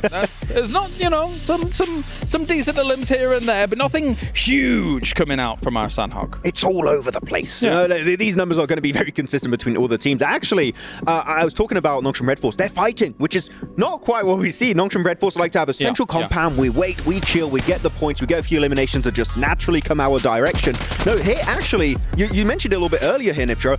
Sweeping the western side, getting involved versus Alpha Gaming, versus the side of Alter Ego, trying to also third-party fights on the southern side. I think it was against Falcons. They were so involved. They're hungry for that massive prize pool increase in the leaderboards. They're actually being proactive for once, which so far we've not seen from them at all. But you're right. You know, they're sweeping that southwest side. They're moving on to Alter Ego. They're clearing that team. They're moving back down to the south side. It did get a little bit hairy. I thought they took a little bit too long. They slowed right down up against Falcons. But once that was cleared, they were able to take advantage of this fight happening to regroup and then spread out again over the south side and able to take that chicken. Yeah, I was going through the replays. I think one very important thing that needs to be stated about Nongshim Red Force is they were using the rocks to their full advantage. They were getting so many angles, and of course when you're looking at Team Secret, you're looking at Power. They're going downhill. They only have a few trees. If you have the off angles, there's really not much these teams can do against you. So Nongshim Red Force had a great map knowledge here at the end of this match. Also a little bit of a dichotomy between a lot of their previous wins and this one, right? Because this one wasn't just sitting in a compound and waiting for the game to come to you. This was a bit more proactive from Nongshim Red Force. It was really nice that they took the zone rather than have the zone handed and still do something or not, as we've seen before. It was really nice that they were like, hey, that zone over there, it's ours. But here we go. Overall, 4th place coming into this one game. Okay, Max, they came in at what, 11th today? They were in 11th position before this one. 11th place is $50,000 if you stay in that position at the end of today. If you're in 4th position and they remain there, that's $120,000. That's possibly a $70,000 chicken dinner that's just been secured by Nongshim Red Force. That's terrifying. That is terrifying. I don't know if I could keep up with that kind of pressure. That's crazy stuff coming in from them. But again, look how close it is between all of those teams. Now again, to get this over the barrier here, Yangon and Alpha did not have a good start to today, so their points are barely shifted. Maybe an opportunity to try and catch up with them, but still all eyes will be focused on that position. Wait, so I want to jump on this one. 4 Thrives also jumping up. They were initially in 8th position, if I'm not mistaken, with 68 points. Also pretty big jump. We said it, top 5. Nice. Prize point increase is significant for Pakistan. This first game was an absolute banger. That'll be 100,000 or 110. I'm not quite sure. I'm not, without me checking it right now. But yeah, big jumps are still very much available here for PMWC. One question, whilst we take a look at our 9th through 16th as well here, Neptura. Is that the last time we get to see Sanhok for a while? Now that Rondo's coming in. I'm so sad. Hey, it was a great Sanhok to end on. Hey, yo. I prefer Rondo. I'm happy. No, I am. It was a good one to end on. I think it was a really nice Sanhok to end on. Yeah. The thing I want to mention though, just very quickly, is that if I was APG, if I was Yangon after that game, I would be concerned because those 3rd to 6th teams all placed there, they were the ones who stepped up massively in this game. 4 Thrives, WBG were there. You had Nongshim Red Force as well, right? All those teams right behind starting to step up. What do we see in Erangel? Well, let's look at it. Well, let's see who's been able to perform so far. Yangon Galacticos up at number 1 here for our Erangel so far. Weibo, though, Max, you've had your eyes on them to be able to do something? I mean, yeah, their angles have been so good, but they just get a little bit too hyper-focused on specific fights. If they can see the bigger picture, possibly here, they can try and rise up to the occasion, actually start breaching that top 2 position. The price point increase would also be quite significant getting into that top 2. But Weibo, I said it earlier, Suk, we love you with the explosive bow. Maybe it's time for the S12K. Maybe that change of weapon can actually give them an opportunity to have even more team fighting capabilities to rise up in the leaderboards.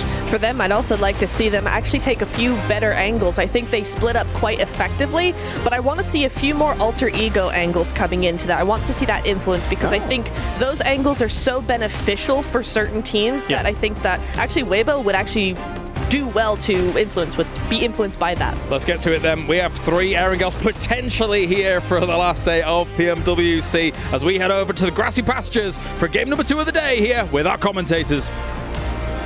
Thank you very much. Kale and everyone on the desk. It's been exciting and you can feel the anticipation at the storyline starting to build. But we appreciate you switching over to us so we can give you the breakdown. Of course, if you want to stay up to date in your own way and follow all of the action, head on over to the official map feed so you can check it out and follow it exactly how you'd want to with a full lay of the land. And you'd need it, Blank, because we are at the precipice of greatness for so many teams. Of course, though, because of that man on your screens and the incredible power roster taking the fight to our top dogs, they were starved out from being able to break into that 128 barrier. I want to keep tabs on these teams 100% because right now there is certain jump ups which, like Max says, are worth a whole lot of money. Nongshim Red Force, they can stay up towards the top of those tables. Might have just salvaged their performance here in the playoffs. They very well might have. But it's time once again. Glue your eyes to your screen, strap yourself in with those seat belts that you're going to need, and keep your arms inside of this vehicle at all times as we're going back in to those beautiful, lush pastures that come before us. Let's get into this one, Blank, and see how things are going to start to shape up once again here today. Right now, we're at the vertical drop, just waiting for this ride to get underway as we're in the plane heading down from Kameshki all the way through to the western side in Quarry. While teams get themselves out in action, Weibo going to be out a little bit later down towards Primorsk unless they go for a slightly different drop here. Oh, but look at the drop in points right now, Jackie. 85 points down to 77 in 10th place. We've got triple 77s across the board from Regnum, Kaya, Power, and Ida here. Oh, it's nasty. Real nasty. Whole lot of 7s, but will they be lucky? That's the question. Or will it be the wrath of some of our top players back out, proving they're the top dogs in the lobby again today? Doc has been living up to the name. It has been surgically clean. 3 players that we talked about a lot here, Doc, Rosemary, Falak, all putting on a performance of a lifetime in this one. Davot with a 405 meters, I think that's breaking the record. Crazy stuff coming through. Nongshim Red Force straight down towards the south side, looting around yellows. Falcons as per usual in Pochinki. But check out this circle, heading directly southeast into the uncomfortable trees, the dead woods. Will these teams be able to get themselves out alive though? And across that match point barrier, not possible for teams in 3rd and 4th place at the moment. All eyes on Yangon and APG. You can see them parachuting in here. The Alpha squad that have shown us that they mean business. An uncomfortable rotate for them back on Sandhawk that resulted in a fragmentation of that team. Blank starved down just to dock before they were taken out of the runnings. But a comfortable rotate here, actually, if they can head down towards Sosnovka military base. They're fully committing for this one. I think that maybe in different times they wouldn't go for it. 4 Thrives are at their back though, so they need to get a move on, get sprinting at the moment. But if they can get down towards Sosnovka, they can make a comfortable rotate over towards that eastern bridge. We'll see if anyone tries to hold them out, but likely Thundertalks are going to hold in Milta. Some nice shots over towards Top, who does have to drop down, takes a bit of damage from that leap as well.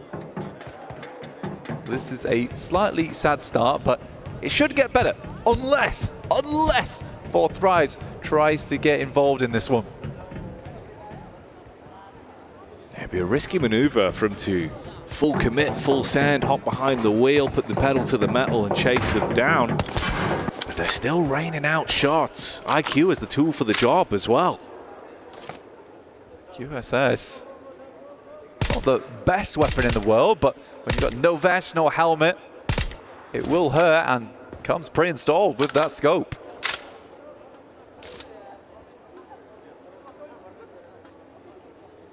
Just like acrobatics on display right now from APG. The outlines. Yeah, parkour in the entire time. Oh, it's good. Leaping over railings, getting through the girders. Bit of a terrifying, man. Yeah, a bit of a jungle gym for them. Just constantly trying to get out of there, keep their noses clean, but already some obscene plays thrown into the mix. Non-Shin Red Force up against Fire Flux there. Matcat being able to find one of those for free. I'll tell you what, as much as some of the plays from Non-Shin Red Force have very much frustrated me in the past, I do respect that no matter what, they're just going to keep giving it. They're going to keep being aggressive. They're not changing anything. And I think that's a mindset that can really affect you going into the finals, where you want to play passive, you want to get those points, you want to get placements on board. But for Non-Shin Red Force, fair enough. Some of these engagements, some of these fights, you're going to mess up. You're going to do something a little insane. But here in the playoffs, I welcome a bit of insanity. Now's the time to pull it out. This was the opening knock onto Doc C. From distance, Matcat being able to spot onto that one and restrict him. Alter Ego as well. A little establishing shot of that rotate round from Regnum Karia, but one man's trapped amongst it. Oh, Loxy, you have been left hung out to dry as the rest of the team realized they had to commit to the getaway, so they find that one for free. Origo started off pretty quickly on that last game, looking to do it again here. They get themselves down into a nice position on that southeast side. Sadly, Regnum Karia will lose a player off the back of that. But they're no strangers to these types of circles. Usually do have a fair amount of success on them. Losing a player at this stage of the game does hurt them, though. Power versus Thundertalks. Okay, Power. Let's see if the energy levels are still carrying on from the prior game. They were forming a fist and punching their way through this lobby pretty convincingly. They find Jin getting knocked down immediately. No one else really around to assist as well.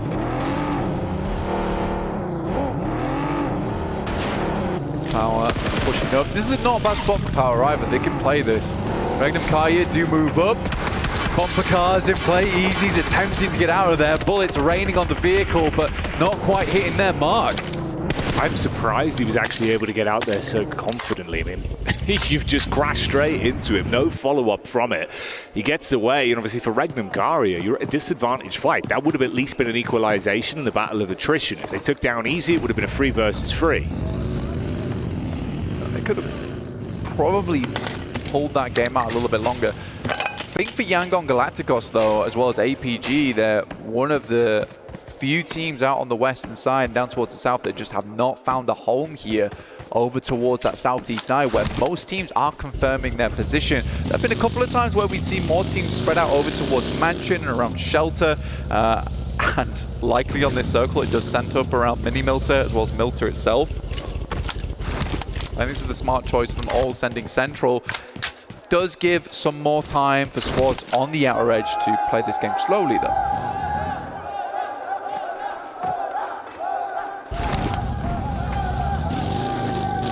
DRX back on screen here as well. DRX, again, another team that was looking relatively impressive whenever we've seen them in terms of those later circles. The communication's been really good. Hyunbin's had some huge pop-off plays as well. It's always fun to watch. On this one, they get a lot of time to ponder and think. Team secret, of course. You had that late finish, coming second in the previous game. See what they can do here. It's Saycloud that's just off in the distance. And Murnat that gets contact. Few shots fired in towards the vehicles, trying to trace them down. Hefty chip. It's not a bad shot towards Jake. He has to switch vehicles, though. Knows that that buggy is not long for this world. We'll just heal up using the bandies. Yangon Galacticos similarly in a rough scenario where we're heading over towards stage 2. They've not quite found themselves over towards the circle just yet. We're waiting for that shift, because if it is down towards Milter Power or Milter Way, suddenly becomes very, very hard for a lot of these teams that are rotating in late to get too much success off the back of it. APG's just been sitting pretty down towards military base this entire time. Oh, okay. That is a big one. That's going to create a real traffic jam down that southeast side. Hard to rotate up on the east around the crates here, Jackie. Oh, dear, dear me. Not a bad opportunity for the boys over on APG, though, to sidle in over towards that eastern bridge and get a loot crate delivered to them on the way. Yeah, potential as well, with all the team's focus being turned ahead of them with the swift rotations that now have to be made. They could backdoor into it. Fireflux straight in versus Power as well. Seems like Al-Haji is swiftly been handled. And you get the follow-up onto Fahidan. So already you're able to strip them down to just 2 players on Power. Easy. Sprints into the building. Oh, good for the first with the DBS, but Ketch replies straight back. Easy was locked in there. You see the way he was moving? See if he was inside the match itself. Power is now forced to send away with just Ragnar on side. This was a horrible shift on the circle back up towards the northwest, but gives a great opportunity now for Yangon to play out a smooth game. Yeah, a lot that can be done for this team. For Fireflux, she'll take all the bells and whistles that come with that nice crash over onto Power as well. Steal away all the additional supplies, reset yourself and focus up. This is DRX that have been ushered further around with the readjustment on the zone, just inches away from Yongshin Red Force. They peek out through the window, seeing if they can find anything from this. Better be careful though, Tizzy and Binny have been very lethal today. Yeah, I mean, Doxy is a nice long-range player, quite good in the close quarters combat as well, but the Tizzy, Zizzy, Binny show fair few times. Does sound almost like a cartoon, to be honest with you. They get some solid reviews though. Ratings would be through the roof of how they've been playing. On at prime time. It is exciting watching Yongshin Red Force. APG finally making this move. Like I said, they got a loot crate delivered to them, which was awesome. Ida is holding though. It's a smart maneuver from Ida. One that might just pay off, especially if they are confident that APG is going to be moving through late, which possibly means here that APG is going to have to wait on the outer edges. Top goes for something very aggressive. They're going to try and swipe right over towards the beachhead and deny those sight lines, and Ida has absolutely nothing to say about it. Yeah, it looked like they were clued into the situation. We're going to hold this in a nice crossfire, but instead you kind of leave one man out all on his lonesome, and Darkin has to jump in the back of the buggy and try and make a quick getaway from it, link up with the rest of the squads. They're not at a disadvantage, but you get over the bridge and back onto the mainland now. back over towards the east. Prison as well as Shelter. Limited cover in some of these areas. Prison does set yourself up nicely up towards the rocky outcrops and the high ground, but no one's really sending into Prison unless it's a absolute desperate maneuver. So that cuts out a little bit of playing space. I can't imagine we're going to have 16 teams going into Zone 4 though.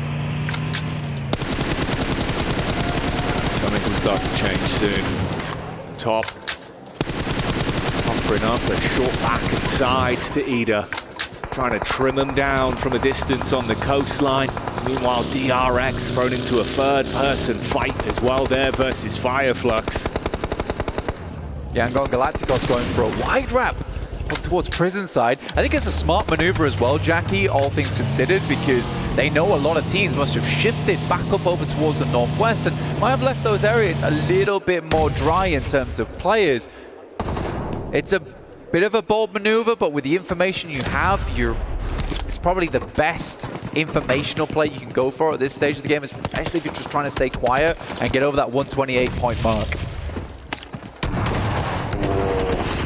How is he not down? Damn. Tries to get the quick connection off. Rapid peek in. Great follow-up, and that's how Thundertalks get removed. So that's that first squad falling now. We get our answer. Thundertalks out. I mean, they've just not had the greatest of playoffs, really. In 36 points, the bottom of the tables. DRX, though, comfortably will hold on to that one around Milter, but they've got further to go. And here's APG, in fact, looking to get the toothpick out and clean out the remainder of DRX inside of Milter. If they can do that, they will control nicely down towards the south edge, and they know that DRX has been forced in an uncomfortable spot now. Ooh. This is problematic, though. Top further ahead. They're able to find that angle into the building and get the knock on him. That's from way back up on the hillside with Fireflux. Doc, why are we faking that? that's a crazy maneuver. I get that, you know, he has teammates that can come in, but what are we going to do? Another teammate comes through, get peaks, almost goes down. Potentially might have had 3 players going down there, losing durability on helmets and vests. Just get your boy up, all right? Top's probably shouting at him, like, just res me. Like, that's all I need right now.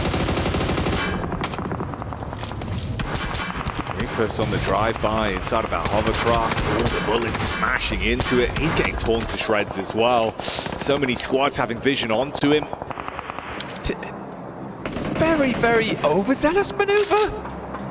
I don't quite know what was going on in his head at that moment in time. I know they want to get into the circle, but you've got bare information going into it.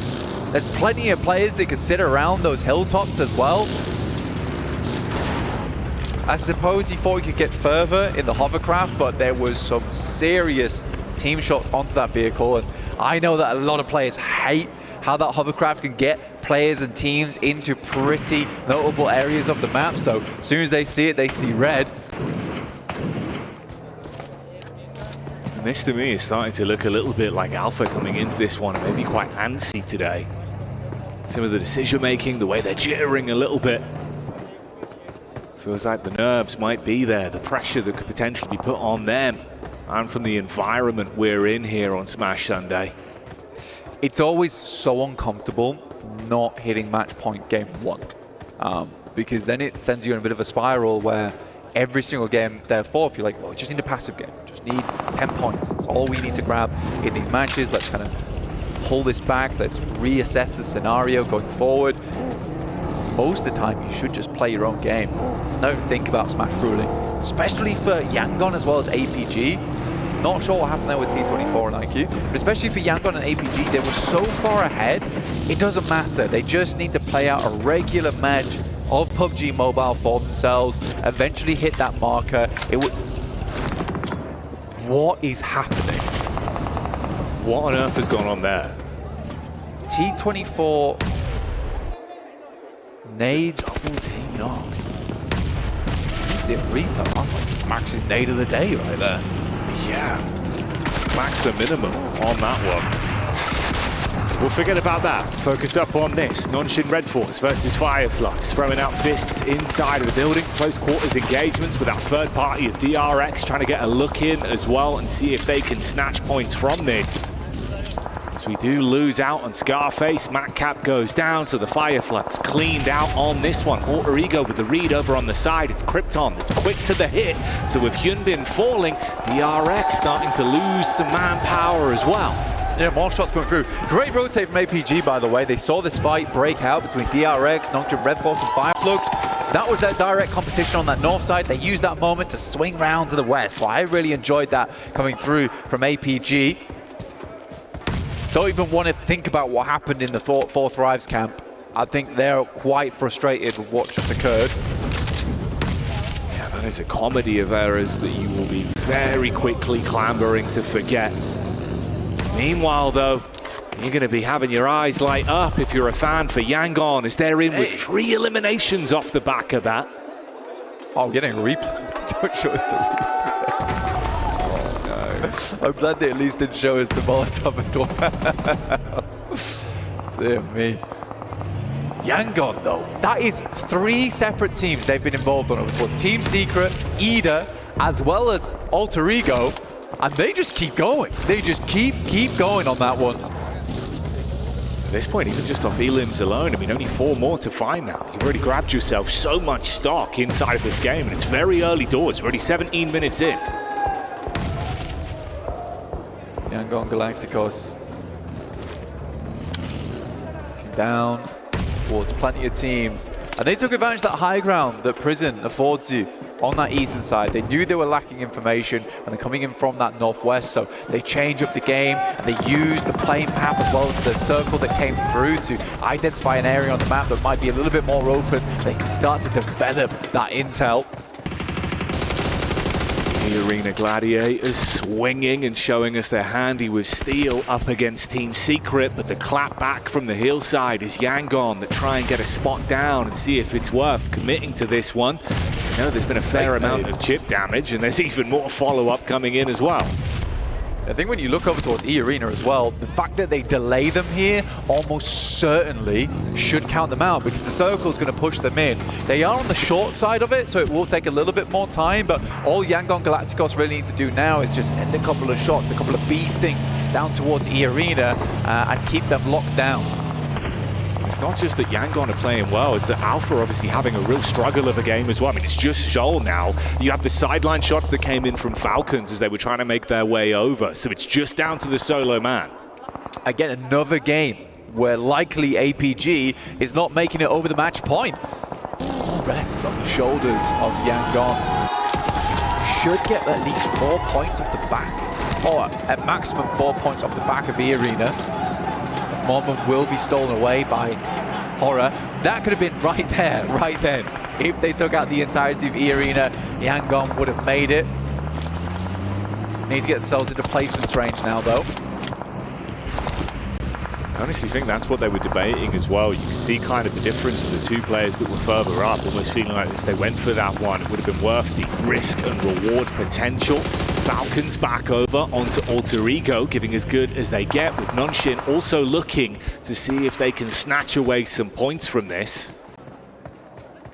Falcons actually not playing a terrible game right now over towards the south side. They are roaming, they are making sure they keep track of a lot of the players coming through. The circle will start to push E-Arena in.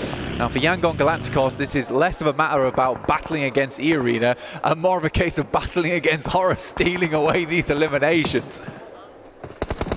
It's Murna and Saycloud that have basically just had to prevent anyone sneaking in from the backline, whilst the raw focus from Romeo and co is just thrown down the hill onto E-Arena. They're finally getting what they were building into on this one and converting those knocks into full eliminations, take down the squad, mop them up, and keep those elims building. 7 elims, 1 single point away from beating the 128 barrier now.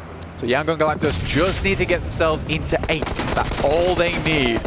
Krypton tries to take it up towards the Falcons, but they will swing back with the wings, blast them away with the Air Force. Now just Regnum Kaya up top side. Can Falcons make a push through 2 teams? It will be a good result for them and something we've not seen for quite some time. So many nades thrown at Toshbik. Had to give up the cover he had to play with. He's trying to see if he can get an angle. Oh, if he got the shot back over, it's that backline with Narvalo and Koa. You could completely fragment the Falcons, leave them in a position where potentially they can start to take the fight to them. Silas rocks over as well, makes his rotate in the back of the buggy, looks for the peek up. They might have got the pick-me-up, sure, but can they still hold on to this ground? Falcons looking over towards Silas, who backs straight back in towards the buggy, hits the deck. Smile with 4 elims on the side of Yangon Galacticos and looking not to let that kind of pace let up anytime soon. He wants to keep on pedaling. Murnat now setting his sights over towards Wild. It's a bit more chip damage here. It's kind of a 3-1 split with how they're playing it as well. I mean, Murnat is going in towards Regnam, whereas you've got Smile still just looking for the vision back over on towards Hora with 2 players in the center there for the quick rotate depending on where the favored fight goes. Meanwhile, Zol, the last man from Alpha, is spotted with a wrap over from 4 Thrives. Oh, Toshbik goes for the peek out, but it doesn't work. Narvalo, quick, hits that one back. Falcons with 9 eliminations, Jackie. This is a big step up in performance from them today. Weibo as well, getting some good results in over towards 4 Thrives, who have not been thriving on that southwest side. The Falcons, they see weakness, and they'll send in. Narvalo unloads. The hailstorm hits onto Falak T24. Trying to scrap back, but not much that can be done as Koa will restrict and remove the potential for any comeback for T24 and Koa on that one. So goodbye 4 Thrives. Unfortunately, the Falcons might have finally come unstuck. Shots down on the 3 of the players. Only 1 man remains alive. Meanwhile, Jiggle looking for the head-to-head versus Yangon. Gigantic game for Falcons, honestly. 11 elims, very, very nice. They won't go any further than that. Weibo Gaming looking to catch up to the Titans at the top of the lobby. Another nade sent through in the Molotov, as well as a nade towards the back, but Romeo will at least hit Jiggle with that molly. Burns him out. In the meantime, Murnat will pick up Silas. Sleepy gets lucky there on that bounce, didn't he? For Yangon, the job is done of all they wanted to establish on this one, pushing past that 128 barrier and making it to the match point for the smash rule. They're focused now on how far can they go in this game. Strike fear into the other squads with how they've been playing. Yangon, Romeo's down, and they're going to send in with SayCloud. No fear will be taken out. But they need another game after this one with a chicken dinner. Sky, though, from Hora, putting in the work, and Weibo still holding on that south side, Jackie. Good shot from Sky, hit me. Really crisp stuff. Yangon have finally met their match in Hora with how they've been able to play. Wide open angles and quick shots from Sky. Murnat, though, frustrated, wants to grab even more points for them, push further up the standings, and leave these squads knowing that if you come to the best, you better be able to strike them down. Weibo needs to get moving, though. Like, this is a fight that they could capitalize off the back of.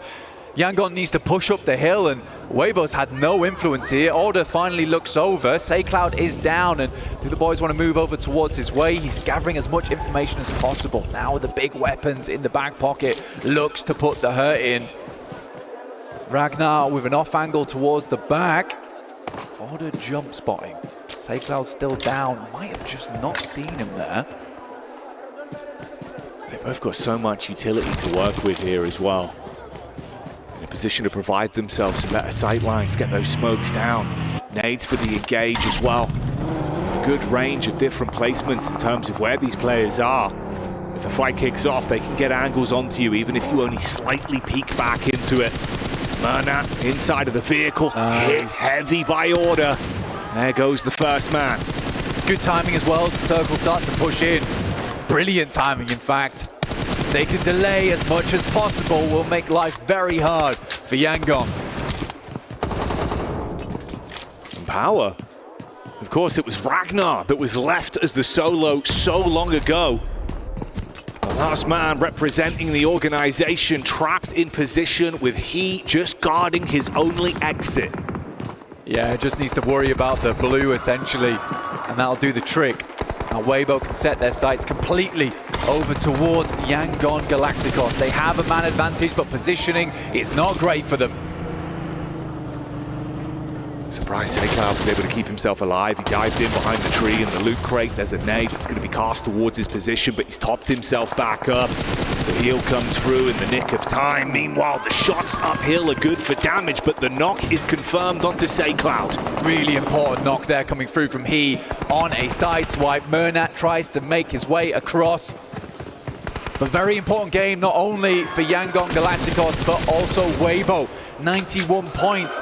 And if they win this game, they'll shoot themselves up towards the century mark, over into the 100, set themselves up for later on in the day. So much riding on this for that team. We've been singing the praises of Order, but him and he are a lethal unit. And at the minute, with that knock that came over onto Romeo as well, they've got a great advantage into this one. That's the full confirmation. Burn them down to just 2 players. Still, so much utility left to work with. That's been a difference maker for this team. Smart plays here from 33Zs. He takes down Mernat, slowly pushing up, and another goes down. And Weibo will find themselves the second chicken dinner of the day. But the big storyline is Yangon Galacticos. They have crossed the line. That match point smash rule coming into effect. That's what they were hoping for on this outing. And Weibo, it is huge for them, like you said. The difference of being able to vacuum up these points, put themselves into a position where if they keep playing stalwart throughout this day, they could have a chance at the title. It's all to play for, but the intensity that will be building going into Game 3, Blank, the action is going to be palpable in that arena. The bowstring is pulled taut right now for Weibo, and they're hoping to keep that tension in place to accentuate that gameplay. You look towards this team, they're pretty strong, but I think Yangon probably quite happy they didn't get the chicken dinner. It feels bad, hard trying to get the second. Let's wait for the third match today over at Arangel. In the meantime, we'll be heading back over to the desk.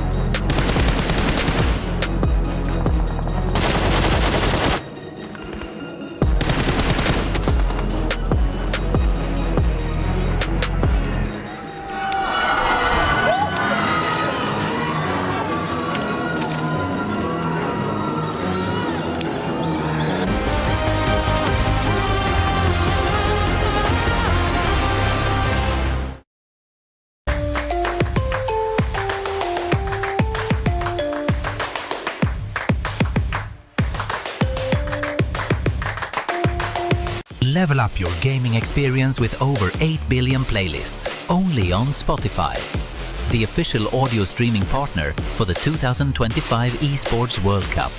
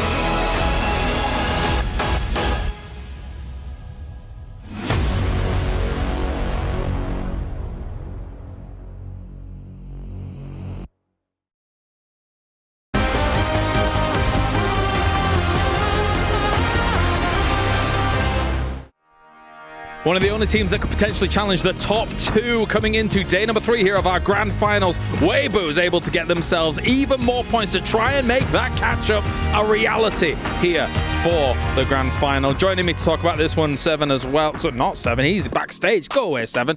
Okay, I'm on the brain. Max, he's behind the couch. Maxman as well as Neptura to talk about this one. Neptura, good to see this team be able to step up here on Erangel to try and make that catch-up happen. This game was so classic WBG. I feel like they go center, they go mid, and then as the zone pushes them to the edge, they end up starting to sweep teams. They kind of wait for other teams actually to sweep each other before coming in the final few moments, and that's exactly what we saw them do here, right? Landing, or not landing, but going to shelter, rotating to shelter, being able to get elim after elim, and now 10 points. That's going to be a 20-point game, and when we look at that leaderboard, Max, we are looking at being basically halfway to that smash point. I mean, yeah, but okay, Yangon Galacticos, they breached the threshold. We saw it this match. That's the issue now. They are the only team that could smash next game. That's going to be, of course, bringing up the question. Big target on their back. Are any teams going to want to do anything about it? But 17 points here.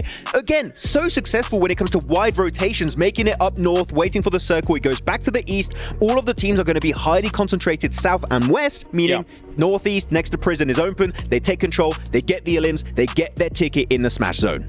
So we got to focus on that a little bit more, because now there is a world where if they win the next game or any subsequent game with no other team in that smash zone here, Neptura, Galacticos, Yangon Galacticos will be our champions here. And after putting up 17 points, as soon as they realize, I think, that they're over the hurdle, they know that that game is just, well, let's just get a limb here or there. Let's just try and set ourselves apart from APG even a little bit more. So big stuff here for the tournament. So far it's working, right? APG just not able to get the points that they need to make sure that they're closer to Yangon than they are. So for Yangon, they're like, hey, we're actually sitting really, really pretty. I do want to say they got a second place, not a win. They didn't get the win curse before the smash point coming in. So they didn't win this one. Maybe they'll win the next one. The other team, though, up at the top, obviously APG. I initially want to make the point, Max, and then you can continue on, because I am of the belief if you're a military-based team, you have to have a drop-up spot. And to watch them try and run over the bridge and dodge bullets and all this stuff, it's not enough when you're on the hunt to try and make something happen. What do you make of it? It's like talking to a wall, Kalaris. We've been doing it during PMSL CSA. You drop in military base, you should have a secondary drop, but they've never done it now over the course of a year and a half since I've known this team, and especially since the brand new iteration of this team for Alpha Gaming. They're just so committed, and they almost lost players against 4 Thrives with a VSS from IQ across the bridge. It was rough, but here, as we can see on this graphic, they only jump up 1 point per game. 119, they started off with 117. Alpha Gaming, you still need 8 points. It is achievable, but the way they're playing, they might take 2, maybe 3 matches before they even get there. I think with Weibo getting this win, it couldn't have happened in a more perfect way here, Neptura, because now we came into today thinking 2-horse race, absolutely. However, if Weibo suddenly just pops off once again, we're right there. 3-horse race here for day number 3. I mean, it is crazy that Alpha Gaming could look directly behind them and then watch as Weibo Gaming actually surpass them in that race. Because they're performing far better than Alpha Gaming are. And I slightly hate that there's a world where Alpha Gaming could get this close again and only get the MVP. That's the second place curse for some of their players. Top is well acquainted with that position. He loves the second place. But it's unfortunate for me, when you look at Smash Roll, it forces team in a situation they're just not comfortable with. And here, I think Alpha Gaming are just completely crumbling under that pressure. Not really sure how to make that ascent at the top. Weird, because especially considering what we were talking about in the pre-show, right? Technically, this team should be able to handle the pressure.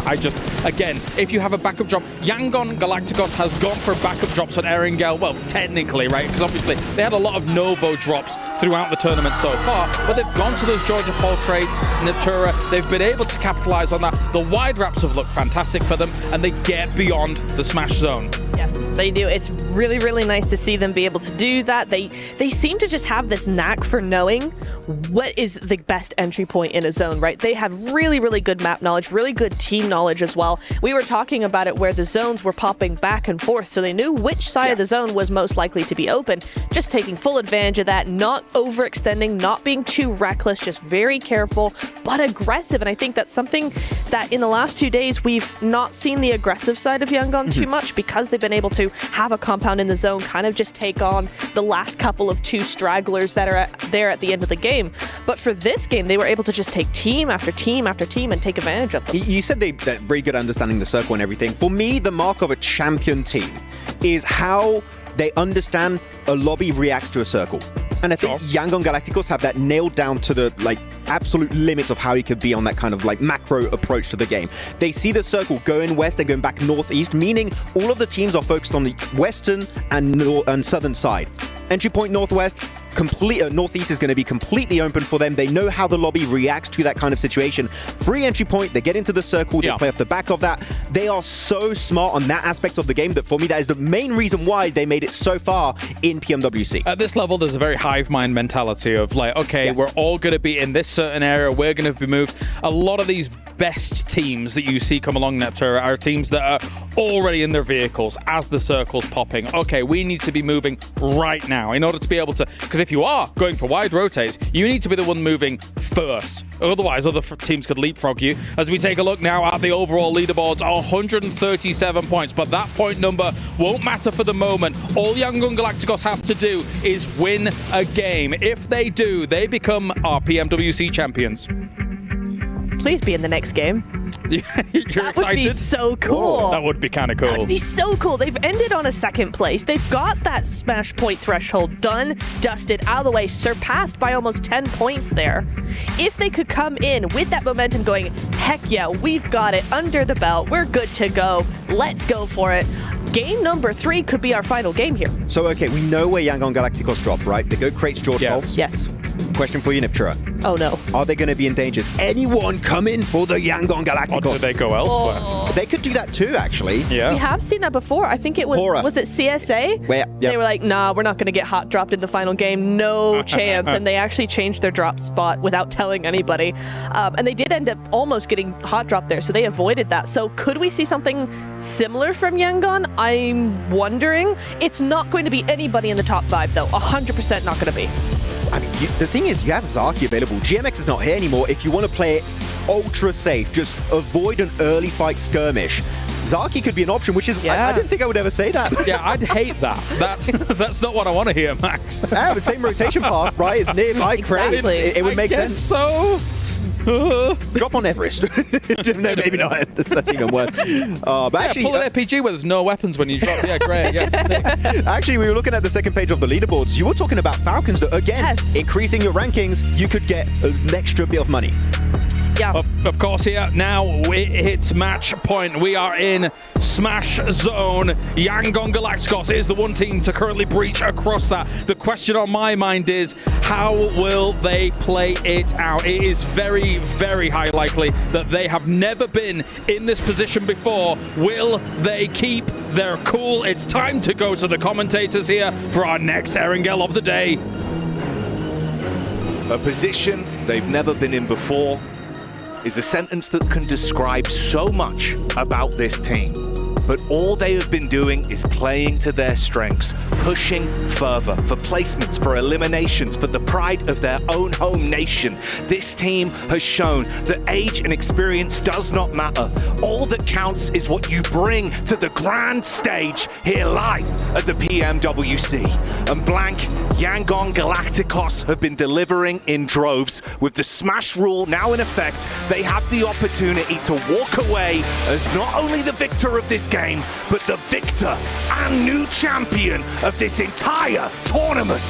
So let's shatter, let's smash here on Sunday over towards Erangel match 3 of the day, 137. We're above the marker now from Severny down towards Primos.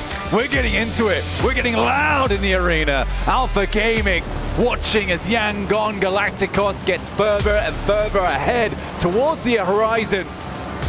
This is their chance. This is their moment on a map that they are known for.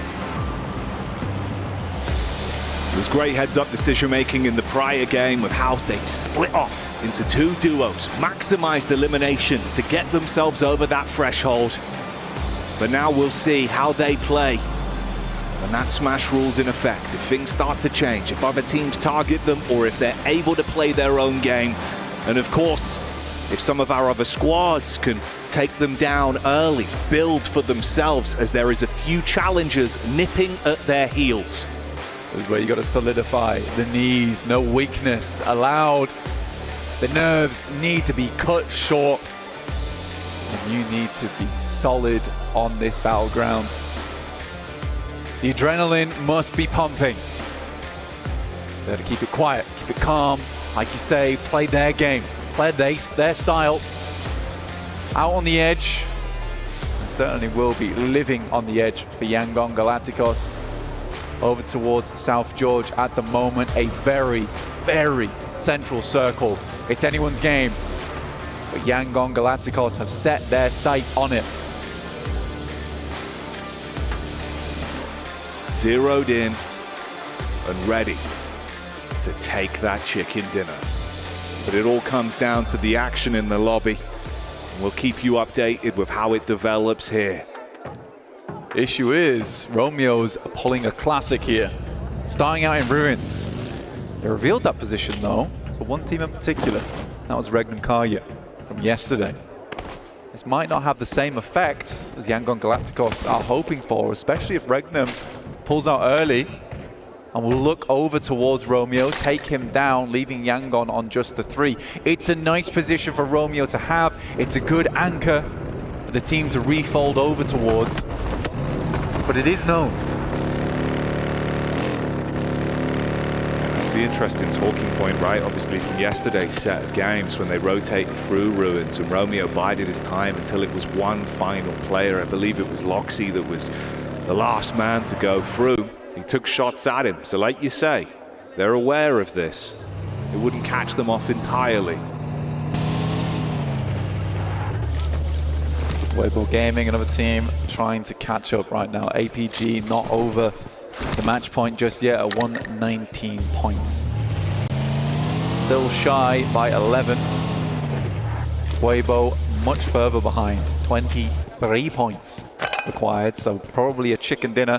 A fair few elims to make that one happen. But at this stage of the game, with only one team on Smash ruling, is where things get a little bit more spicy, where teams might even just try and dogpile on Yangon. They're elusive. They're in the night, in the shadows. They're hard to find a lot of times. Great team when it comes to hide and seek.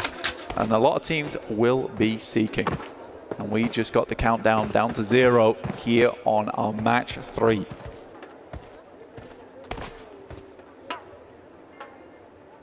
And for Power today, seeking fights has been something they are no strangers to whatsoever.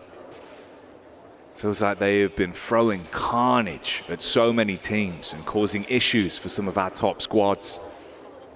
That very central position right now up against some other teams that love an early scrap. We'll see if they can find an opportunity. For Joker, maybe there's an opportunity just over this ridge, down on his belly right now, looking for the sight line with the AUG to play with. 6x as well, so he's got the distance, he's got the range. Cloud sends out, leaving just one player behind. Smile already rotated back across to Romeo. Bernat's still looting, but might just be a casualty for Yangon. Finally gets in the buggy, and by the time Joker is moving out, he may just be long Yangon.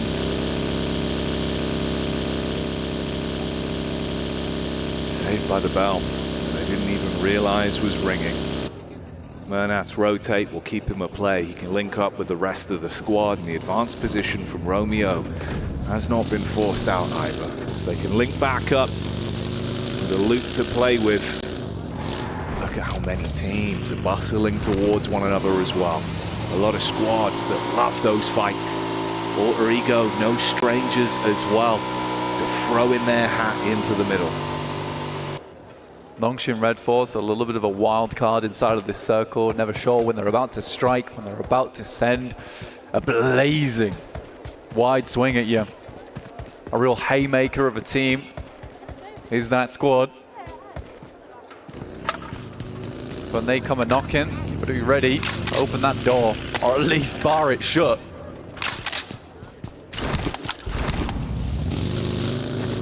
barricade would be preferable. How Nonshin have been playing. They'll throw the C4 on the door, and anyone in the building won't be breathing no more if you give an opportunity to Doxy. Vinny and Tizzy as well have been a very lethal duo, and lethality is shown here from Hora. The first punch is thrown out. Hyunbin gets an opportunity to strike back versus the Falcons again as well. An aggressive rollout here from DRX over towards Pachinki early, and I don't think the Falcons were quite prepped for it. A lot of times people just leave them alone inside of Pachinki, but with points being so close to one another and big jumps meaning big money, you'll take the advantage from wherever you can, especially on the last day where this is the penultimate Erangel match that we have for ourselves. You're going to pull out all the stops going forward. See Yangon on our screens, the picture in picture. You can see how focused these players are.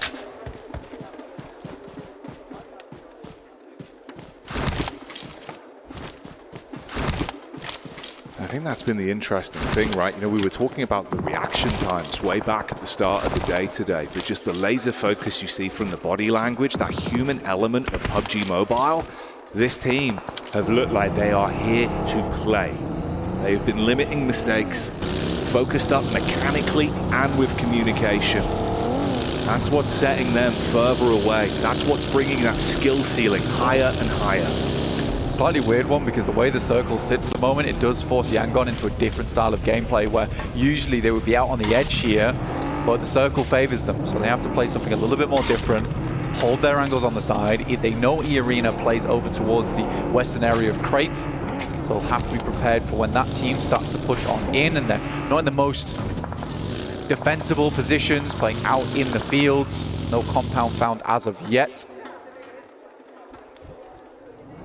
Heading over towards Zone 2 in just 30 seconds now, which will define the main playing area of the game.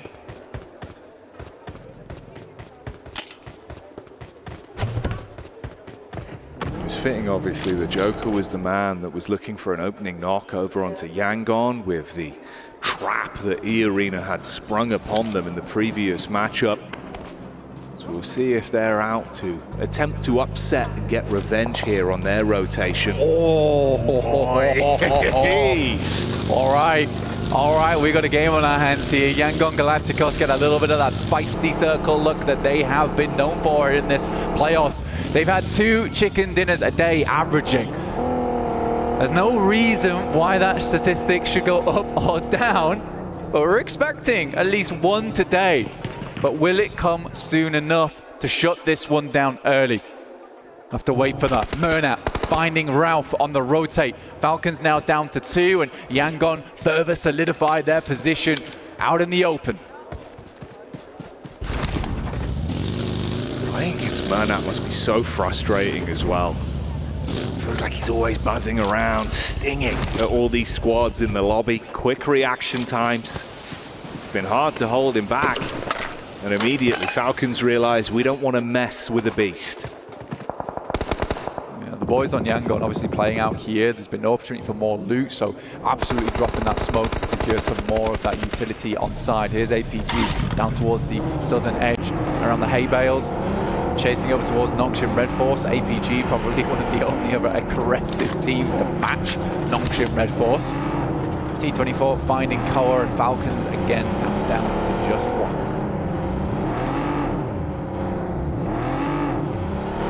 Topsy-turvy day for 4-5s. And a couple of uncontested eliminations there will at least get them perked up into this game. Weibo on screens. Suk, a human explosive bow that has been ripping and tearing. This is again another talented squad that we've got here. Obviously 3rd place right now, 105 points to play with for them. Weibo went fairly central on this one, almost immediately. Was not really stopped at all on this push either. A lot of other teams concerned with their placement, with their points. It's a hidden blessing, really, where most teams are just looking to get towards that end game because they know that even 3 or 4 placement points could be the difference between tens of thousands of dollars here at the PMWC. So Weibo was able to send in towards that center area of the map with little to no contest.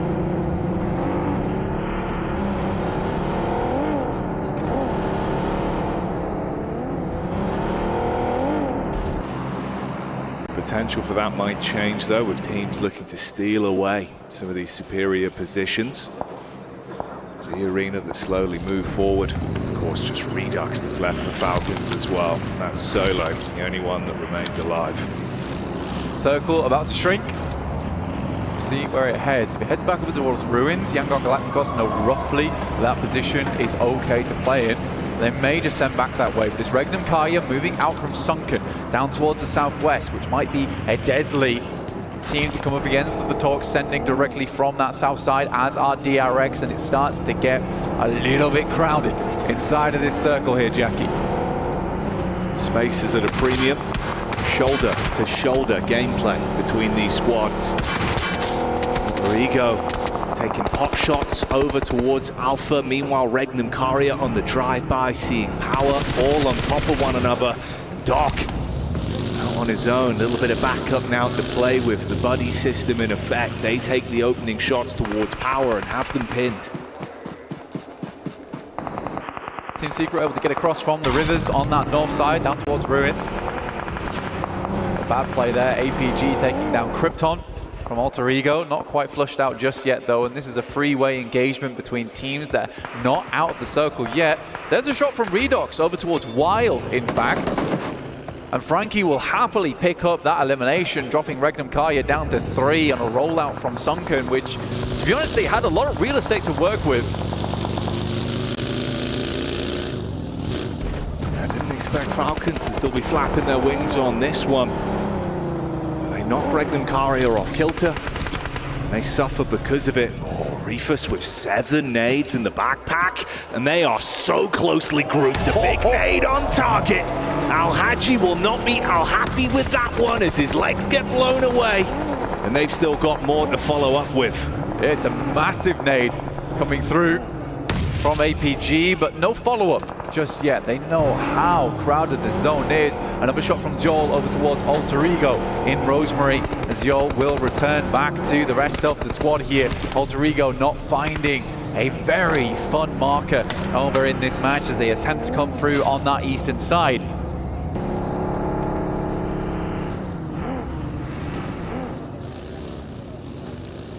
Longshin Red Force down towards the southwest side of Gatka at the moment in the fields.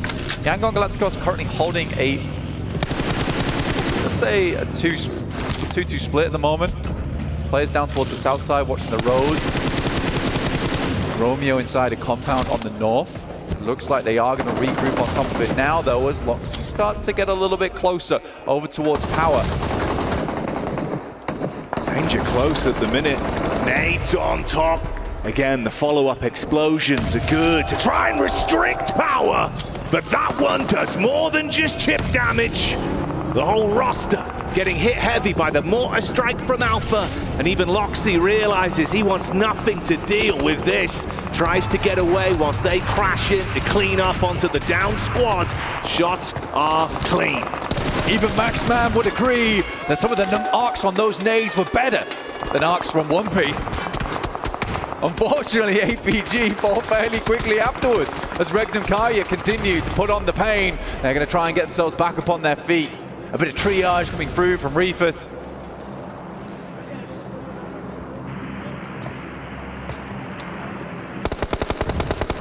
It's Murnat that had the quick intuition to make the backstab here as well. It's a good tag, bit of an opening knock to give them some room to play with, but do they want to run the risk of over-egging the pudding on this one? Letting the infighting continue between Regnum Karya and Alpha. It only benefits them at the minute. Yangon Galacticos can cleanly clear out both teams in Regnum Karya and APG. It's a massive result for them. Moana even getting involved alongside with Alva from Alter Ego, who are still up and kicking, and a massive long-range shot over towards Loxy makes Regnum Karya all the more uncomfortable, and another nade over the top will do the justice from APG.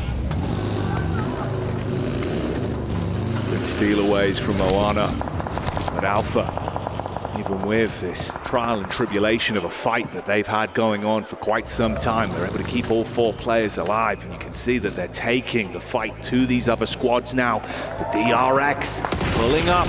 Oh, Maria arrives and instantly hits from the sidelines. Goodbye, Rufus. Top now in an uncomfortable position. Murnat could even peek over the top, but looks like he's going to send back up towards the rest of the team, realizing that things are about to look not so pretty on the eastern side of the map. Nades on target. Good connections here. Softening up DRX. It's been huge from Alpha, but they're about to be crashed on up close and personal. If they can handle DRX, they could push themselves up towards that match point. Enter the smash zone alongside Yangon. Doc, good with the moves. Hits the first, but look who's here. It's Murnat peeking in over the ridge, looking to clean up on this one. As DRX go down, they are handled by Alpha, but the nades are still rolling on through. An APG will hit match point on this game, prepping themselves for the next if Yangon cannot finish this one out. Nades over the top, it's a long one over towards top, and it hits pretty. Murnat is looking magical with these nades, making Alpha disappear before his eyes, and now he wants to split them in half like a bad magician. Pushes up with Big Papa Pump. Unloads, but it's a miss. Uncomfortable as they lose a player. One goes down. Murnat removed, but Yangon live on. Murnat, who had been such a force in this game, to lose him off what felt like a botched engagement. Not able even to pull the trigger. We saw the reticle over the top of top. Dear, dear me.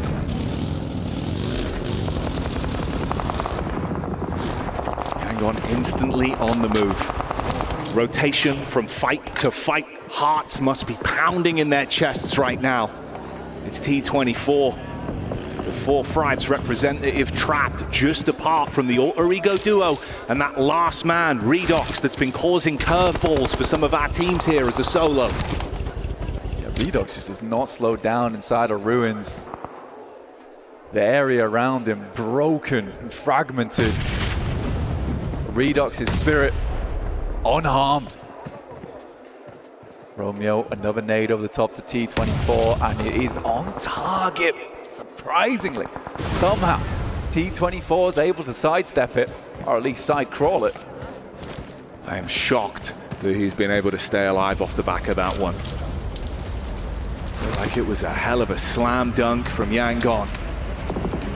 T24 keeps his head clean, tucks down, tries to stay out of dodge with Redox. Similarly, just slowly crawling around, trying to find some semblance of cover to work with. Still good amounts of utility to work with, though, over on the side of Yangon. He casts another nade back in, and more chip damage follows through. Weibo, 105 points at the moment, 4 players alive. One of the big hitters here over in the playoffs. They needed a big chicken dinner on this one if they want to get themselves over towards match point. No elims yet. Means it might be quite difficult. It's 13 eliminations, I believe, that they'd need on this game.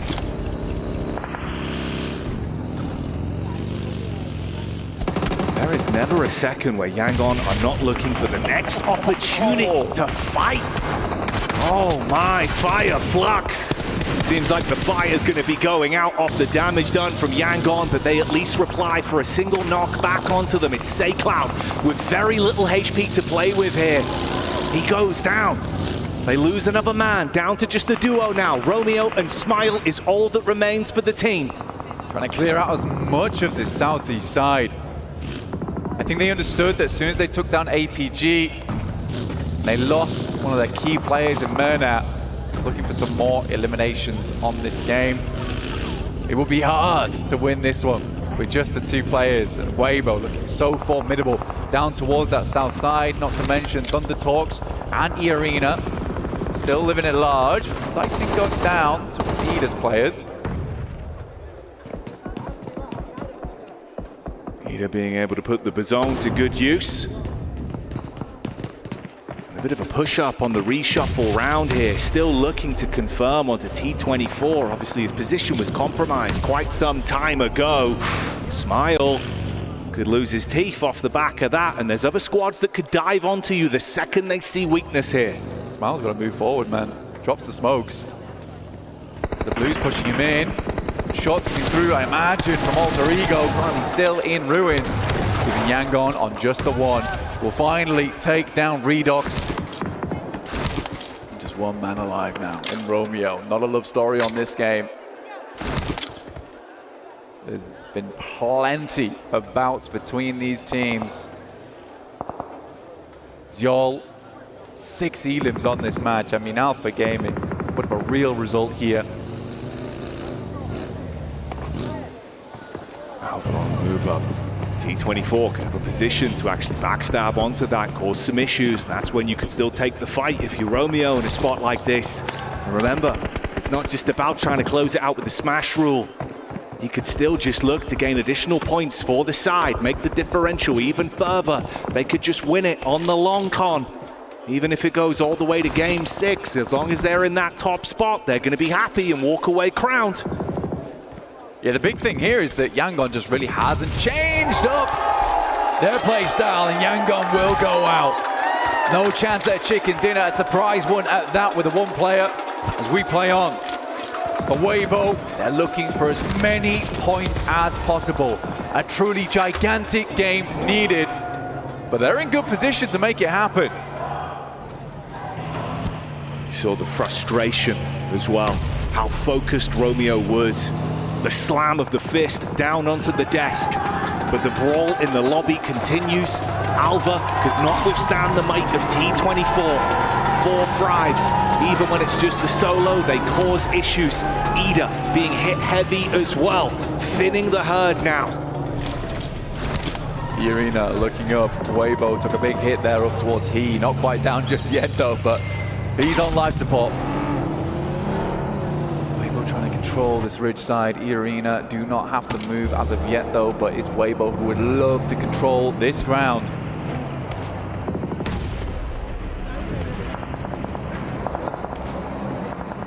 How good this team's looked. A late circle with them having good manpower, 4 of them still being alive. There's so much that could be done. Get the replay here of the takedown onto Romeo. It was a nice nade from Moana that blew him out of the runnings of ending it right here, right now. So the fight continues. And on our very screens, it's Horror that are being pushed in by Thunder Talks. Quick peeks, more damage done. Jiggle out of commission. Sleepy hit from the side of the arena. Sky looking to handle it all on his lonesome now. Sky hitting some good shots, but it's the Arena looking down this way. 18 bullets in the M4. Not a lot of ammunition to take this game further for E-Arena. A nade goes through, Sky's not done yet. But AJ finally put him down there. 4 Thunder Talks down to 2 players. 1 player could be res back up again, but E-Arena keep peeking. I know there's chances. Seeing if they can grab onto this. Quick peeks in, trying to keep their focus on either side though with the rotation in for the backline of Weibo. We've got Suk scouting out in the vehicle to get a read on the lay of the land as well, but not overextending too far. He can still get back to the squad. Unfortunately for Weibo now, there is just not enough players in the lobby to even get the eliminations that they need to hit a match point. So good game from Weibo to catch up, but you're still opening the door now for APG and Yangon in that next game. But I respect that Weibo was more looking here for a strong game. They didn't over-egg the pudding. They didn't push too far out. They're just trying to catch up. And this is a difficult scenario a lot of teams get themselves into, is to play scared, to play under pressure and make mistakes in these final moments. But Weibo's playing it calm. They know that even a podium finish is fantastic for them here in the playoffs. And it's no guarantee, even with those 2 teams being in the smash zone, that they will just end it early. So for Weibo, walking away with another chicken dinner and getting as close to the margin as possible, it would be unreal to set them up for an opportunity to be another horse in that race. It's absolutely time for this team. Tony K continuing 100% shots bringing down towards E-Arena's position. Get further towards this endgame. Team Secret been very quiet over towards the castle. They'll have to leave those ramparts soon. Undertalks in the arena, that's been what's taking so much of the attention. But for Weibo, is it finally time to go? They've got the vehicles to work with. Focus back over from Joker. He's a man that's done so much time and time again for this team. He's got backup and the nades are raining over. Chip damage in from Order, looking for the prime on the follow-ups as well. Mormon got to cast further back, find any kind of cover to play with here, top himself up. Order taking a bit of chip damage of his own though. Low at the minute, hops in the vehicle, playing with his mates. Team Secret send the soldiers out the drawbridge. But let's see if Weibo can draw this fight to an end, or will it be E-Arena standing tall over the top? A lot of damage going through. 33Z has to back this off. Sakura just trying to give that information back, but Team Secret gets ever closer to Weibo. Sook's able to run down T24. Sakura is directly in the sightlines. What is this? Oh, Sakura! He saw the opportunity to crash with the bonnet and shut down Order, but the damage is coming back from Sook up close and personal. They go for the commit, but it doesn't work how they wanted it to. It's fragmented either squad, yes, but no one's walked away the winner yet. Weibo needs to quickly get back up on their feet. They're healing right now. Order being dropped back up into position. Sook makes a quick swing by, adrift, but it is Tourniquet to stay alive. Two nades that could be dastardly, and Team Secret yet to make a mark on this engagement. So closely grouped, the difference of that nade being on target could be incredibly influential for him. One left to play with. They're starting to spread themselves out. Good decision making. Pulls out the primary. Bullets downrange. Connections are clean. But 33Z tries to zip back in from the side. A fight on two fronts, but now Team Secret has to take the fight over towards Thundertalks, who have stormed the castle. And the siege looks good so far. But the problem is, Secret clash back. The thunder is gone, and Weibo is here, trying to keep this intensity going whilst they know that Secret are weakened, and they are finding what they need. Inside the church, the bars on the window, a prison cell for Team Secret as more bullets rain through. Tourniquet, the final player now here for E-Arena, but Weibo looking to finish strong. Inches away from another chicken dinner, and Order looks to command respect, runs in with the DBS, fires out the shots, the paranoia kicking in, and E-Arena are going down as Weibo stands strong in the lobby and in the arena. This team is back for blood and proving that they've still got the fight in them. Weibo, once again, what a win from them. They are not giving up today. It has been a gigantic performance from them, and they are catching up. These teams in the front better breathe heavy right now, because they need to get a move on. The eruption from this team. The knock-on effect of the crowd going wild. The support is here in droves. The fans at home will be ecstatic with this result, but it is the first step. More to be done for them, Blank. They are close, but there are teams that are even closer. The intensity keeps on building. Do not go anywhere as the action reaches its climax.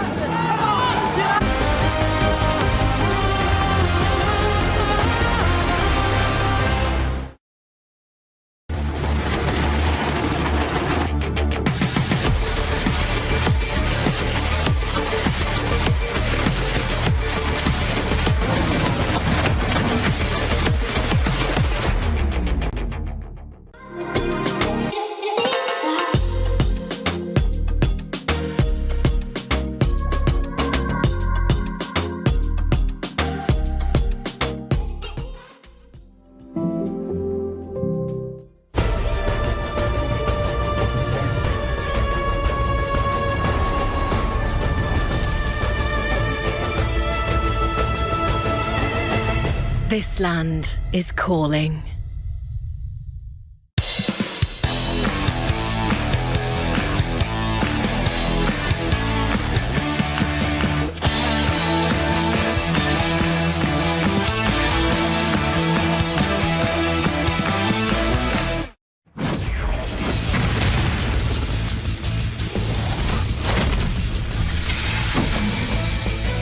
Hello, Earth. I'm here.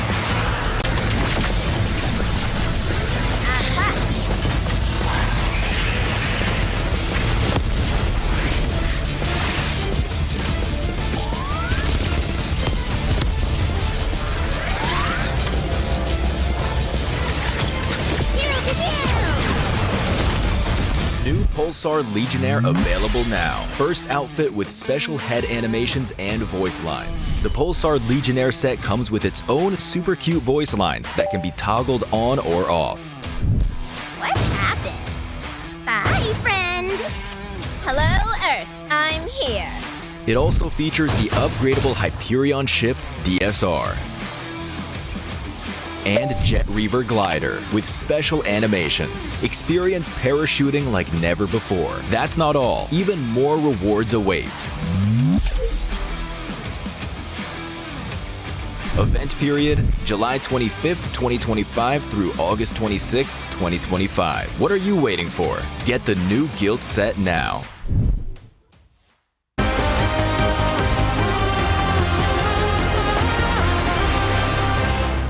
오른쪽으로 뛸게 나는. 나 오른쪽 위로 같이 해줄게. 준비다. 천천히 해.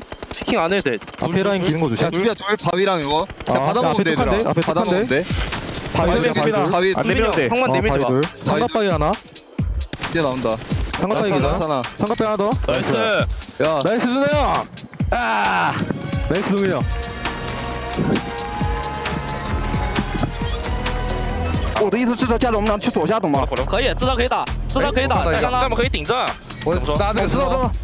别急，别急，别急。OK。有个人要死。我看到一个。我看到一个。打，你们别担心。他叫我，他叫我，你们冲，你们冲，他只叫我。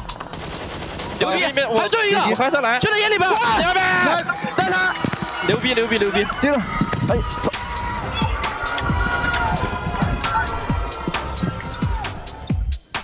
Are we witnessing one of the greatest comebacks in PUBG Mobile history? A back-to-back chicken dinner when they needed it the most here to try and claim that trophy right there. Weibo with another win to get things rolling. They are so close to putting themselves in the smash zone here. Joining me, actually 7 this time, alongside Neptura to talk about this one. Neptura, a back-to-back at this point, in this moment, in this tournament is insane.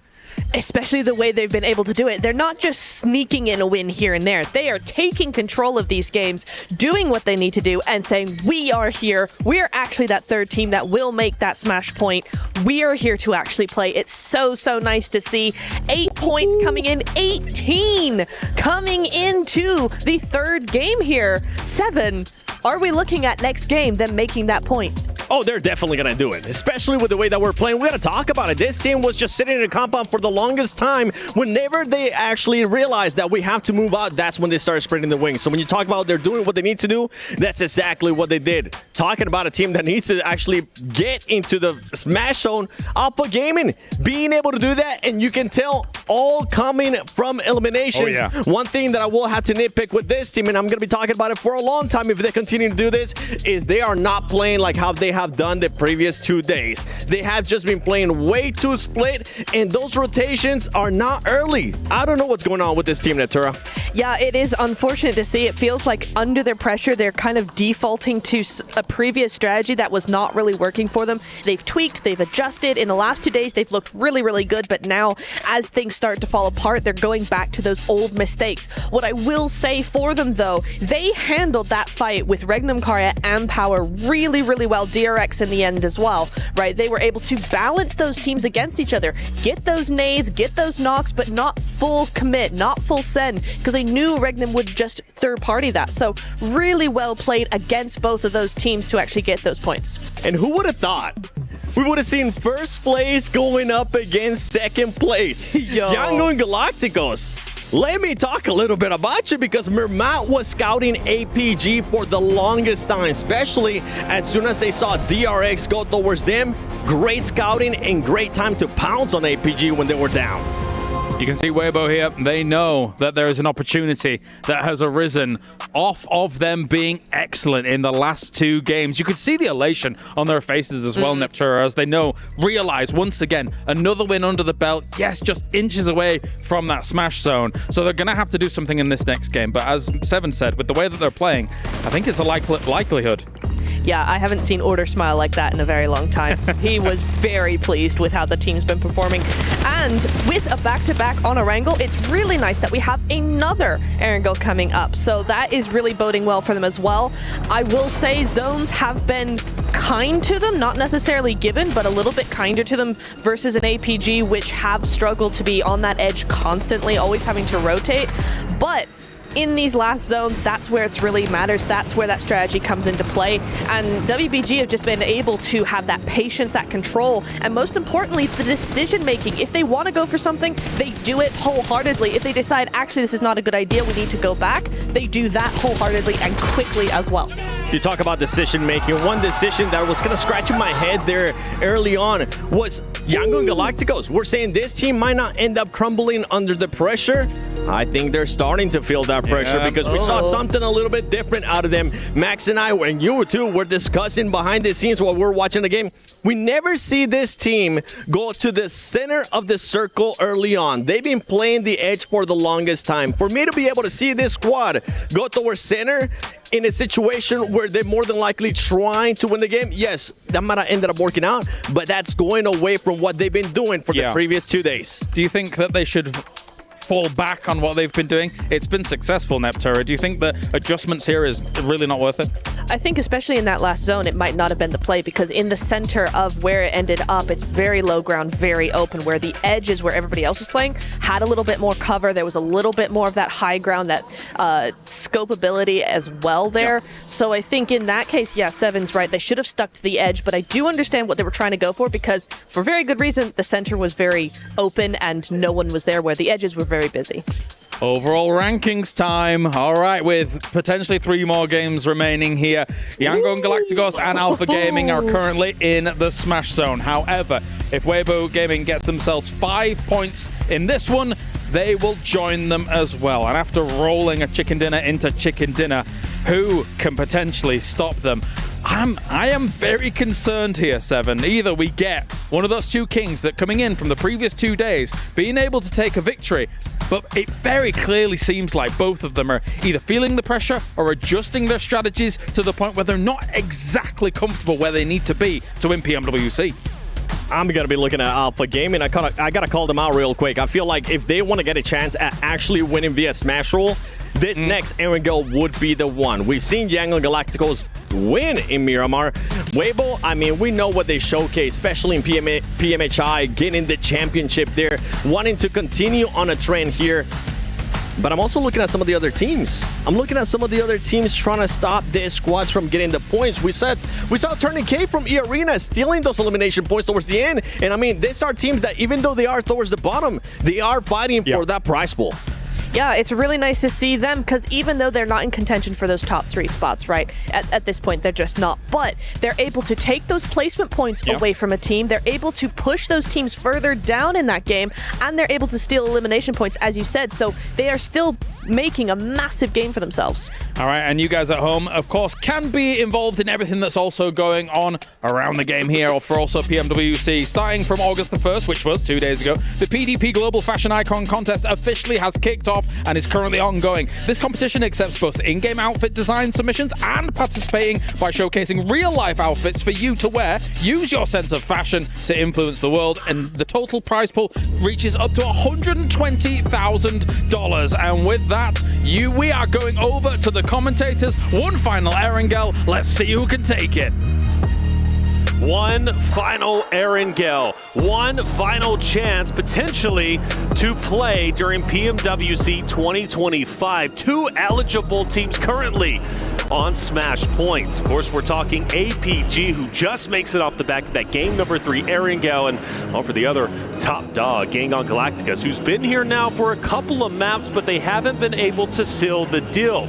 But now is their opportunity. If you want to stay up to date with everything that's happening on the map, go ahead and check us out on YouTube. Have that up so you can follow each and every route of our potential championship match. I'm Taylor Reflections Noble, joined by John. We'll be calling the action over the next 3. It's going to be a lot of fun. John, things are getting serious, and Weibo is looking to also be on Smash Point after this very map. I mean, you say we're covering the next 3. We just don't know how many we're covering. That's right. It could end at any moment, although it will have to be the end of a match. But Weibo, with a back-to-back, have made a monumental ascent up the tables to be in the contest. They are just on the doorstep right now of getting into that Smash zone to potentially take it away from Yangon Galacticos, who have been cruising at the top of the tables. You know, I said earlier on for one of my hot takes, and I'm going to keep bragging about this one, is that I felt like a Smash ruling was going to come through, but it wouldn't be from the point leader. It is not out of the question that that is occurring here. If we get to a match 5, if Weibo are able to get past that boundary, they could really take this one away and not be on top of those tables when it comes to those points, because it's all about that Smash.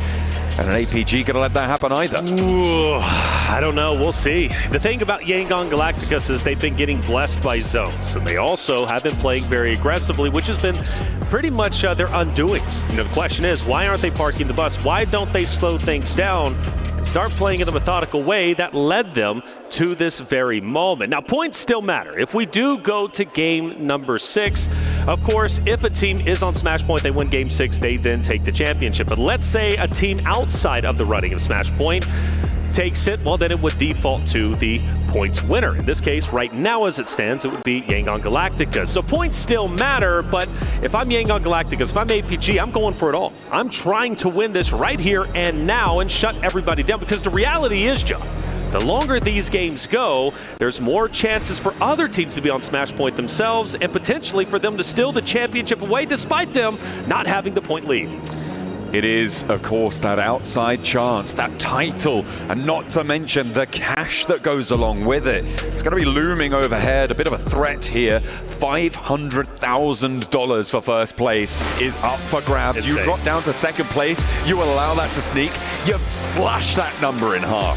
Down to 250K, that is a big, big drop-off. You don't want to let that happen. And Yangon Galacticos, Alpha Gaming, both of them essentially neck and neck as we go into our final Erangel match. Match number 16, coming through from Sosnovka military base up towards Stalva on the northeast side. Let's get stuck in. Let's get it going. Predictions in chat, predictions in the arena. Who are we supporting? Get loud, support your favorite team. They need your energy over the next 3 potential matches. For Weibo, 5 points away from reaching that Smash Point threshold. Very close, but could also be infinitely far away, depending on how these drops go. Now, my prediction for this specific map, theoretically, for Yangon Galacticus, this is their best chance to win this tournament on a Smash Point rule set. The reason why I say that, Erangel, in my opinion, from what I've been observing, tends to be where they feel most at home. Then you flip the script, we go to our last 2 Miramars. I look at APG to then be the favorite. So if I'm Yangon Galacticus, I'm locking it in right here and now. Map number 4, I don't want to see Miramar because my chances of winning might have just gone down the drain. APG's on fire, but one of the things that's been hurting them is they only land military. They don't have a secondary drop, and because of that, they ran into issues a couple of maps ago. It took them a little bit longer to get to Smash Point, but yet here they are. Now, military is going to be quite active. We've talked about it. 3 teams on military, things start to get crowded. APG is now one of them. They are going to get involved on military. They get to drop out early for the first time today over towards their drop spot, but the circle sends up towards the northwest side, so teams moving over towards Georgia Pole.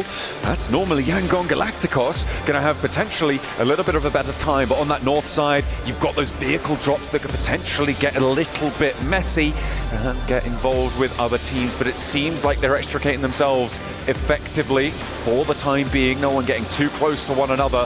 And no knocks being seen just yet. Of course, we're looking at Weibo as well. Down in Primorsk, going to split up towards Quarry as well. Nobody really contesting on that spot.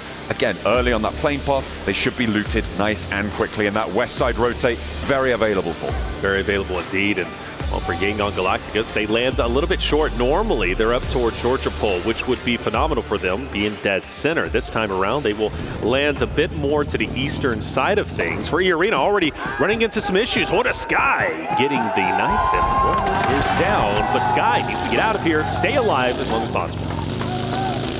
Good news for Ora towards the bottom of these tables. Arena trying to defend. To be honest, no one's really paying attention to these teams down low. And it is 4 players to a vehicle for Yangon Galacticos, which we hate. But it does mean that they are going to have to grab a couple more vehicles on the road. And the buggy we first picked up by Smile. Besides a monster truck there as well, but they don't want to go for that. They're just going to draw up into those buildings. This is a great opportunity for Yangon Galacticos to play for in-game. Not get too antsy.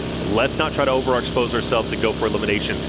Let's tone back the aggressiveness. Again, I feel like they got way too aggressive in that last game. Would they still have won? I don't know. It would have been tough, but they were getting blessed by zones. Here, they have the best chance. This is quite literally the most perfect opportunity as it currently stands for Yangon Galacticos to hold it down, center zone, play for late game, and just stay quiet. That's my game plan if I'm them. Now, you do have teams moving in. Team Secret's going to be on the other side of the river towards Georgia Pole, and then, of course, E-Arena starts to come in as well. Maybe tempting fate to go into where Yangon Galacticos is currently at. They might go where Team Secret is. But we also shift our attention to APG. Once again, center of military, and they've got to make a decision. Eastern Bridge, Western Bridge. Where do they decide to go? Well, they've got 4 Thrives or Ida potentially to deal with them. Could be problematic as time goes on. Team Secret have a position now against Joker, who's actually taking the fight fairly effectively here. Went down very, very low fast, but Frankie wasn't quite able to connect those final rounds. And now Frankie is in danger with Tony K and Sakura on the bottom floor. They will need to call for reinforcement, and in they come. Team Secret rallying around their high ground player. Sakura on the windowsill, looking for the shots, pre-fires the angle, and actually catches Zerus on the crossing. Beautifully found. Now Tony K has a turn up the staircase. He's going to go ahead and camp up here, Frankie. Holding it down, nades cooking. Don't think it's going to have any impact. I'd like him to pull it back if I was him. Sakura, though, very limited health. And finally taken down. Team Secret taking this fight in stride, and an opportunity to get their down player is here, and they will be successful. As Tony K will fall. E-Arena starts to run on fumes. Joker last alive. And I just don't know if he's going to have what it takes to take down the 4-man units of Team Secret. This is an important fight to have concluded early. With the circle as it sits, teams are going to start to move towards the northern shore. E-Arena not being there opens the door for teams like Yangon Galacticos, like Power at the moment, to potentially try and sweep on through. It also leaves a little bit of an opening for Weibo on the west flank to maybe move over that long Georgia Pole bridge. Notice Ida starts to move across the Western Bridge. APG to follow suit. Thundertalk most likely going to go across Eastern. They won't have anybody there. APG's going to have to fight really hard to continue their way to center zone. That's why Yangon Galacticos is in such a great spot. Although Smile, I do feel he's a bit spread out from his roster, and that gives me a little bit of concern. I understand you want to lock down these bridges, and that's great for eliminations, that's great for points, but stay with your boys. Stay together. There's no reason to get too antsy here. Taking a shot on the stairs. I mean, that kind of feels antsy to me. I would say so. A little bit of a pop there. Maybe a signal of things to come. They weren't able to close down, getting a little bit too over-aggressive. They're taking some damage, but they're establishing control on both sides of the river now for Yangon Galacticos. So a lot of overlooked positions, and that's the danger that you play into crates, right? It's so open around the edge. Getting out of there, if you overcommit early, is really, really difficult once teams start to move in. We're on board with APG, though, now, and they are being careful on their bridge crossing, but they needn't be. Oh, maybe. Okay, no, he's fine. He's around the edge of that blockade. They're zigzagging, they're going left, they're going right, and they are fighting ghosts right now. Correct me if I'm wrong. We had, I know you would, we have a situation with Yangon Galacticos who were in this very spot when they won a game on Erangel. What, a couple days back, right? It was Team Secret who ended up crashing in on a roster on the ridgeline, or maybe was it Yangon Galacticos who? Yes, and then remember, then they crashed in, and they ended up taking a victory, and it was very, very close to where they currently are. So it was APG, and so they've won a game in this very spot, basically, or at least close to it. So familiar territory. They've already got a W here. Maybe they can replicate it. Oh, well, they'll definitely be trying to, that's for certain. They would love to take home that chicken dinner and that title. The $500,000 in prize money, it's weighing heavily on the mind. And Weibo trying to weigh up to them. 5 points short of the match point boundary right now. They do need to earn 5 more. You can see they're posted up right now close to the west bridge on Georgia Pole. A long rotate across that bridge. It can get pretty dangerous, but at the moment there's only one team on the northern shore. That is Team Secret. That will change pretty quickly though. We've got teams starting to move in from the north. You've got Alter Ego, you've got Aura. Yangon Galacticos unlikely to go to North George, but potential for this area to get a little bit more packed. For Alter Egos, maybe even fourth rise, but focused on Alter Egos, who I feel have been doing decently well today. They can have a good game here. There is a big chance potentially they can start to do what Weibo's been doing, right? Rallying back, breaking in to Smash Point. This game is critical to get close to that narrative, and then the next Miramar, maybe they surpass it, game 6, they can steal the whole tournament away, which would be insane, right, from Alter Egos and how well they've been playing. You look at Krypton yesterday, his clutch against Regnum Cario was incredible. So that would cap off a wonderful storyline we've been developing for this Alter Ego roster. Now, let's see where this next zone ends up going. And it's going to go straight towards Alter Ego up top. And Yangon Galacticos, who do make the audible, they follow Smile up ahead. Seems to have paid off because they're now well within the next zone. That is a crazy hard shift up towards the north side. Yangon Galacticos immediately go to the northern shore. Power under pressure. Weibo on the western side, moving over that west Georgia Pole bridge. APG, I wouldn't be too surprised to see them following Thunder Talk all the way out to the east, play that Roshok bridge, insert over to the eastern side of this next circle, but it's all on what Yangon Galacticos can do with the control that they've got over this river crossing.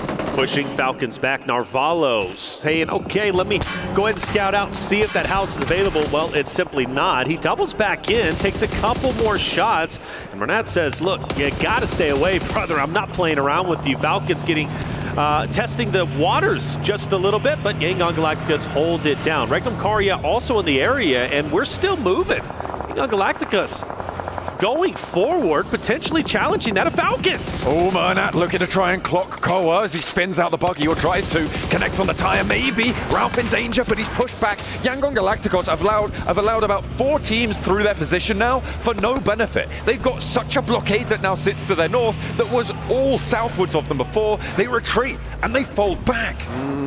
This is interesting, and now APG getting relatively close over at Roshok. There is a chance maybe they clash depending on the route APG decides to take. I assume they're going to go more east and then go up north towards where Thunder Talk is currently at. But I agree with you. Yangon Galacticos letting Falcons get through along with a multitude of other rosters now puts them in a tough spot because you guarantee, well, I can't guarantee, but I at least think they're going to have to go north. This is the thing, right? They didn't do either of the things that position was good for. 1, hold teams out towards the south. Take aggressive fights, force a blockade, force a traffic jam on that south side, and choke those rotations out. 2, head north before everyone else. You already have that advantage in terms of the pacing, and they've done neither. They took a little peek here and there, and they played it timid. They folded back into their compound, and now they're on the edge of the circle.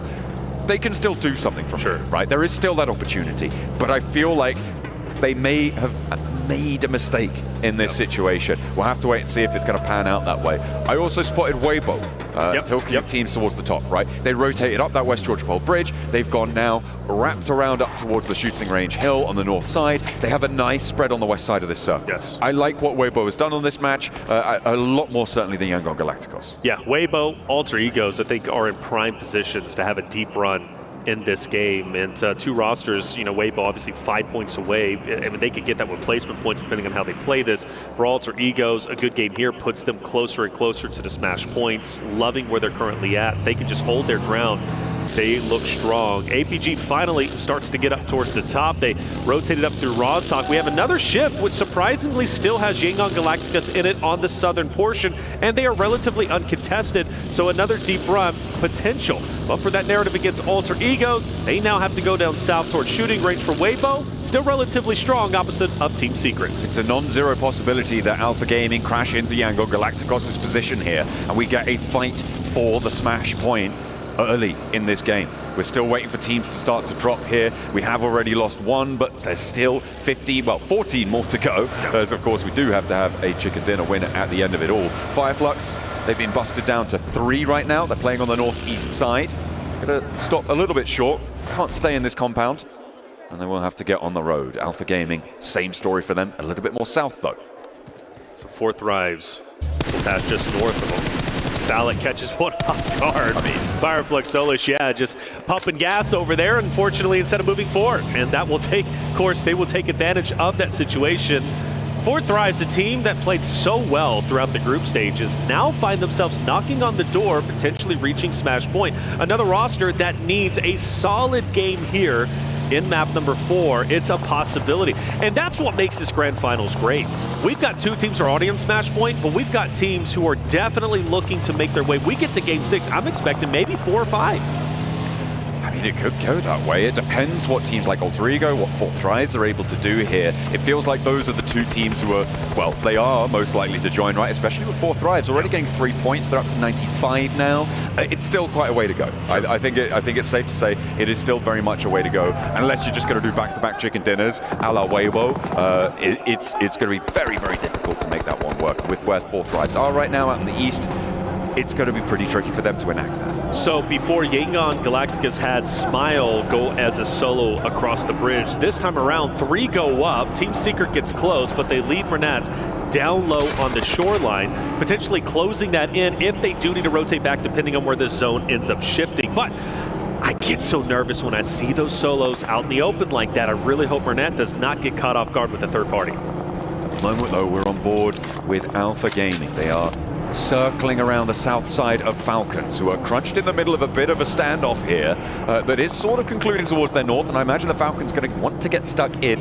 Alpha Gaming, they're rolling around these hills, they're not peeking, they're getting information, they can hold out here for a little bit longer. Yangon Galacticos in the meantime have got a player from Team Secret now playing to the ridge, to the west of their north point. See if they can do a little bit more from there. 4th Thrive still fighting on out, but they've lost IQ. Noki is down and exposed from the rest of these rosters. Alter Ego as well on the north side. Got to make this rotate very, very tricky. Got Fireflux in this area. Alter Egos. Noxium Red Force also moving in. If I'm T24, I'm trying to get Noki back up, take the hovercraft, and potentially disengage if he can, but they've got to go through multiple rosters, so it might not be a possibility. Phallic, the smoke's going to help a little bit. He'll get behind the car, and is Noki getting picked up? Well, is this nade going to connect? It gets close, and it will knock Noki once again, and that's going to leave one 4th Thrives member to still try and fight for his life. Actually, none, as they're fully eliminated. That narrative, we said they needed a good game 4, going to have to wait until the next game potentially, but we still have Yangon Galacticus, APG, 4-man units, and they are deep into this game so far. It's going to take at least 2 matches for 4th Thrives to get up into the Smash Point boundary, which means match 6, their only hope to maybe sneak in and get a chicken dinner there. But again, it's on back-to-back chicken dinners at this point. Eyes on the top 3 right now. Rosters on the table. The circle went up northwest. That's going to help Weibo potentially. Yangon as well, bolstering their position on the northwest side. So we'll see if they're able to find it. With Alter Ego stuck in this scrap on the northeast side, I don't think they're getting out of this one unscathed, especially with Alva already down. Fireflux are right next to them. Falcons are to the south of that. Thundertalk and APG beyond them on the horizon there. I don't think Alter Ego are going to be able to push through this one in a healthy way to take that chicken dinner on this match that they would so desperately need to get up to that boundary. Well, one thing we know about Alter Egos is they know how to fight. They know how to get scrappy, and that was represented in Game 6 on Miramar just yesterday.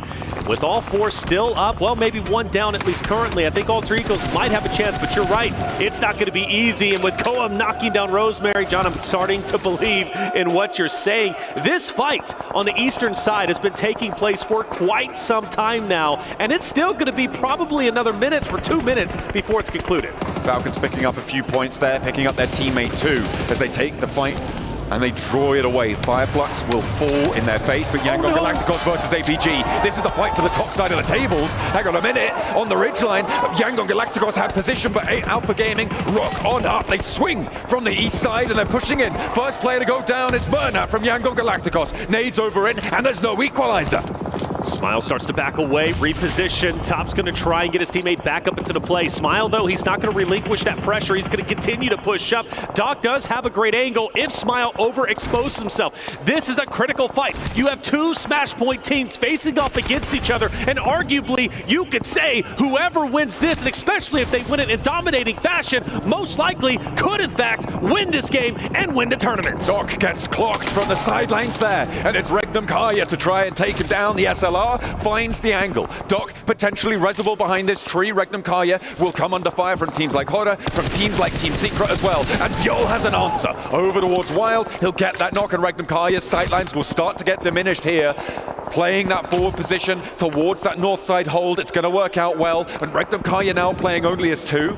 They only have one active sightline that allows the res to come through for APG, and Yangon Galacticos, they're not going to continue to lock horns with them. No, not at all, and they also have a hardcover POI, which is wonderful for them. So when APG, if they do decide to push forward, APG is going to be in a tough spot. So the question is, will the third party from Regnum Kaya truly put APG into the dirt? Well, for Silas, he's worried about Noxium Red Force. You also have Weibo, who's going to be up ahead. We've lost Ragnar from Power, Ida fighting off against him from a distance. You also got DRX joining in as well. Fights galore taking place, and well, for every player that gets taken down, for every team that's eliminated, that puts other rosters closer to Smash Point or closer to a victory. Power eating lead right now as Ida taking them to task, but they have had their fair share of punishment here, with Eren going down as just Emre left standing, trying to flex those big muscles that we've seen on him. The size of that lad, indomitable, but right now cowering behind this ridgeline with a blue zone at his back. DRX, Haji from Power. DRX holding it down, not wanting to overcommit in this moment. By the way, the Alter Ego's Horde fight still underway. That eastern side has yet to slow down. Nice shot from Yudbin up ahead. That's on Smile. That is a critical down, and for YG, they have to make a big decision. Leave their hard cover and go get the pickup. They're going to commit for it. The difficulty here is that Yangon Galacticos have to leave their hard cover. Al-Haji giving a good attempt at holding against DRX, but you've got to imagine his number is up. Will go down as they cut through him. DRX managed that one cleanly. Ida going down as well, leaves 9 teams remaining. Placement points coming in soon, which remember is important for Weibo. They need 5 points this match to find that one. Smile did get res for Yangon Galacticos, but they still have to move north, and APG have 4 players alive. Moving north is so tricky against where Regnum Kaya are playing, and it might get even harder with DRX trying to backfill. Here they go, and YG was firing a couple of shots. Sides is going to go up top and try and challenge the YG boys. This is going to get tense. Smile back on his feet. Nade cooking. It's thrown. Hyunbin manages to dodge. Another one thrown on Soez, but he dodges it as well. DRX continues to progress. Smile, he is dropped off for the second time in just a short amount of time. APG grinning ear to ear right now. The main threat from the south side taken down, but DRX may just sidle in to take their place, usurp that position on the south edge and play as 4 rather than the 3 that Yangon Galacticos were playing around with before. Hyunbin nade over the top play cloud, sidesteps another, a Smile finally bleeds out. He's staying alive on a sliver of HP, and Scissors cut along from the sidelines. Romeo steps into the fight. The nade finally takes him down, but Romeo now pressured out by the blue zone. Romeo, like you said, he's got to move, he's got to go, and he's pretty much the last hope and chance for the opportunity of Yangon Galacticos to close this out in Smash Point, but Reefus from APG guns him down, and APG now staying alive. A 4-man unit have a real chance to close the tournament out. 4 players alive, but look at the open field that sits before them.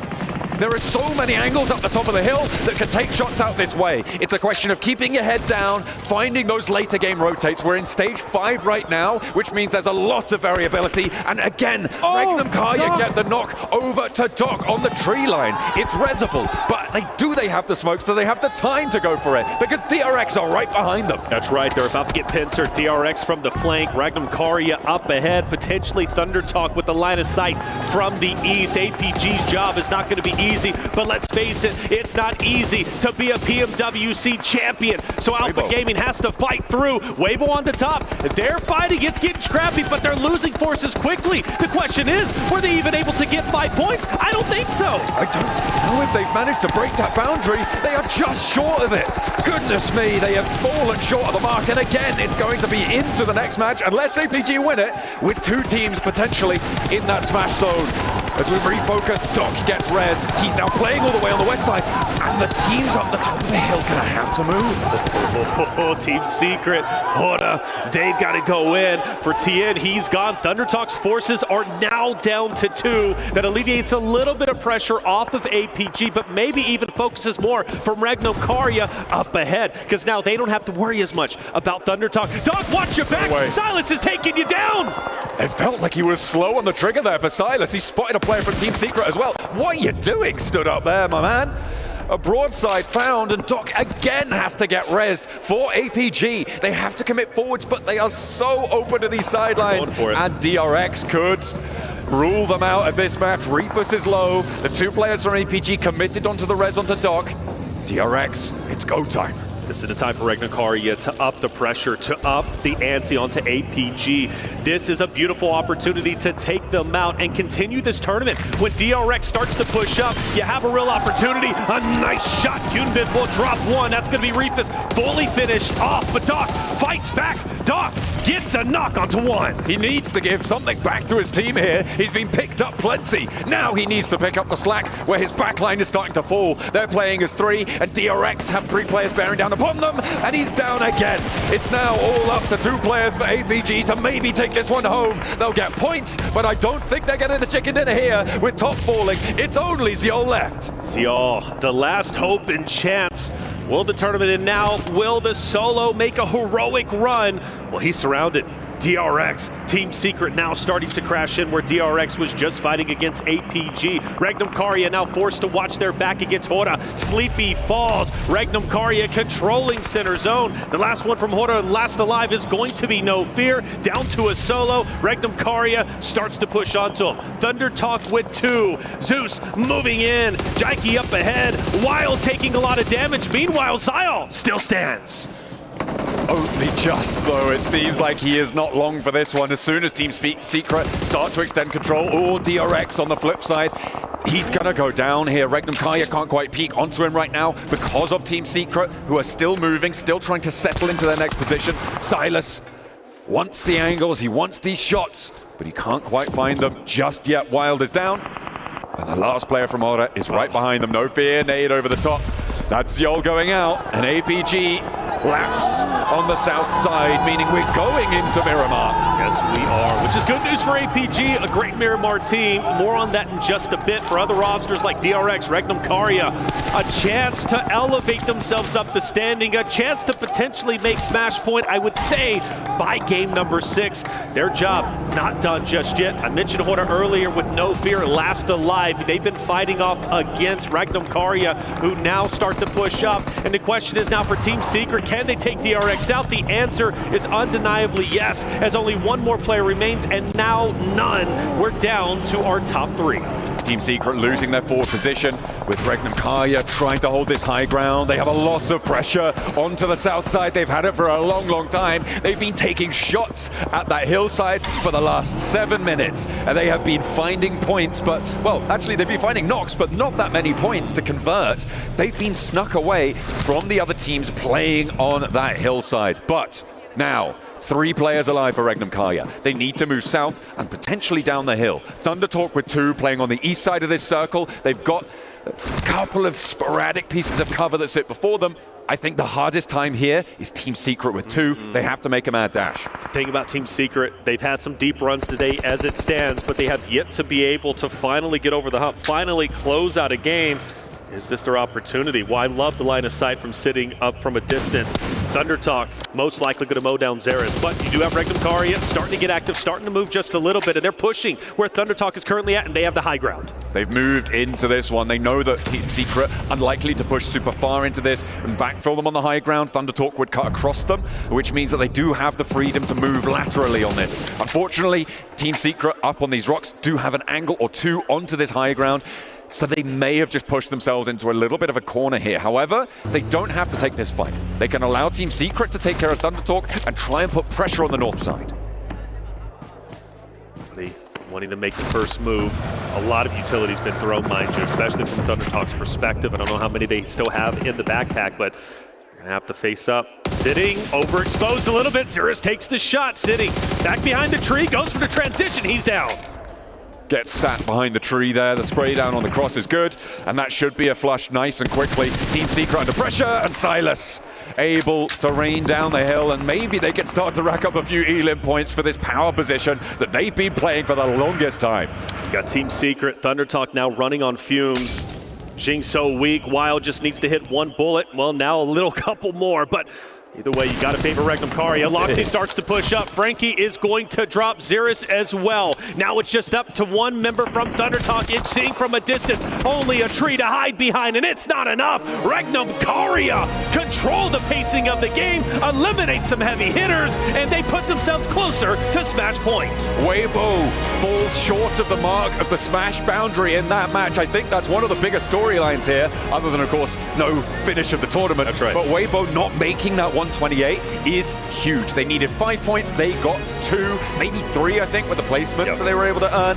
That is not going to be enough. So they can only get a smash victory in match number 6. That's right. Moving into match number 5, only 2 teams can win it before we would end our tournament anyway. However, it could upset the point standings. If a team is able to sneak in match number 5 into that boundary, things can get messy over towards the top.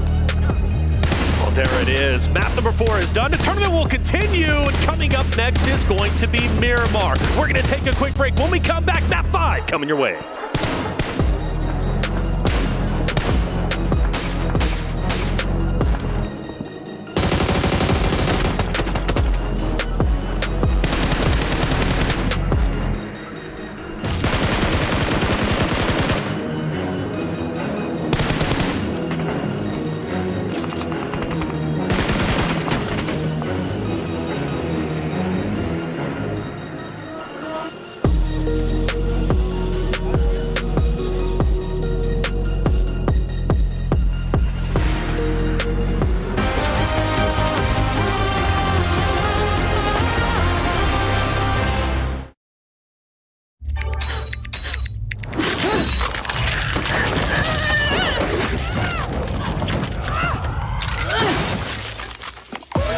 Reach your impossible. Lenovo Legion.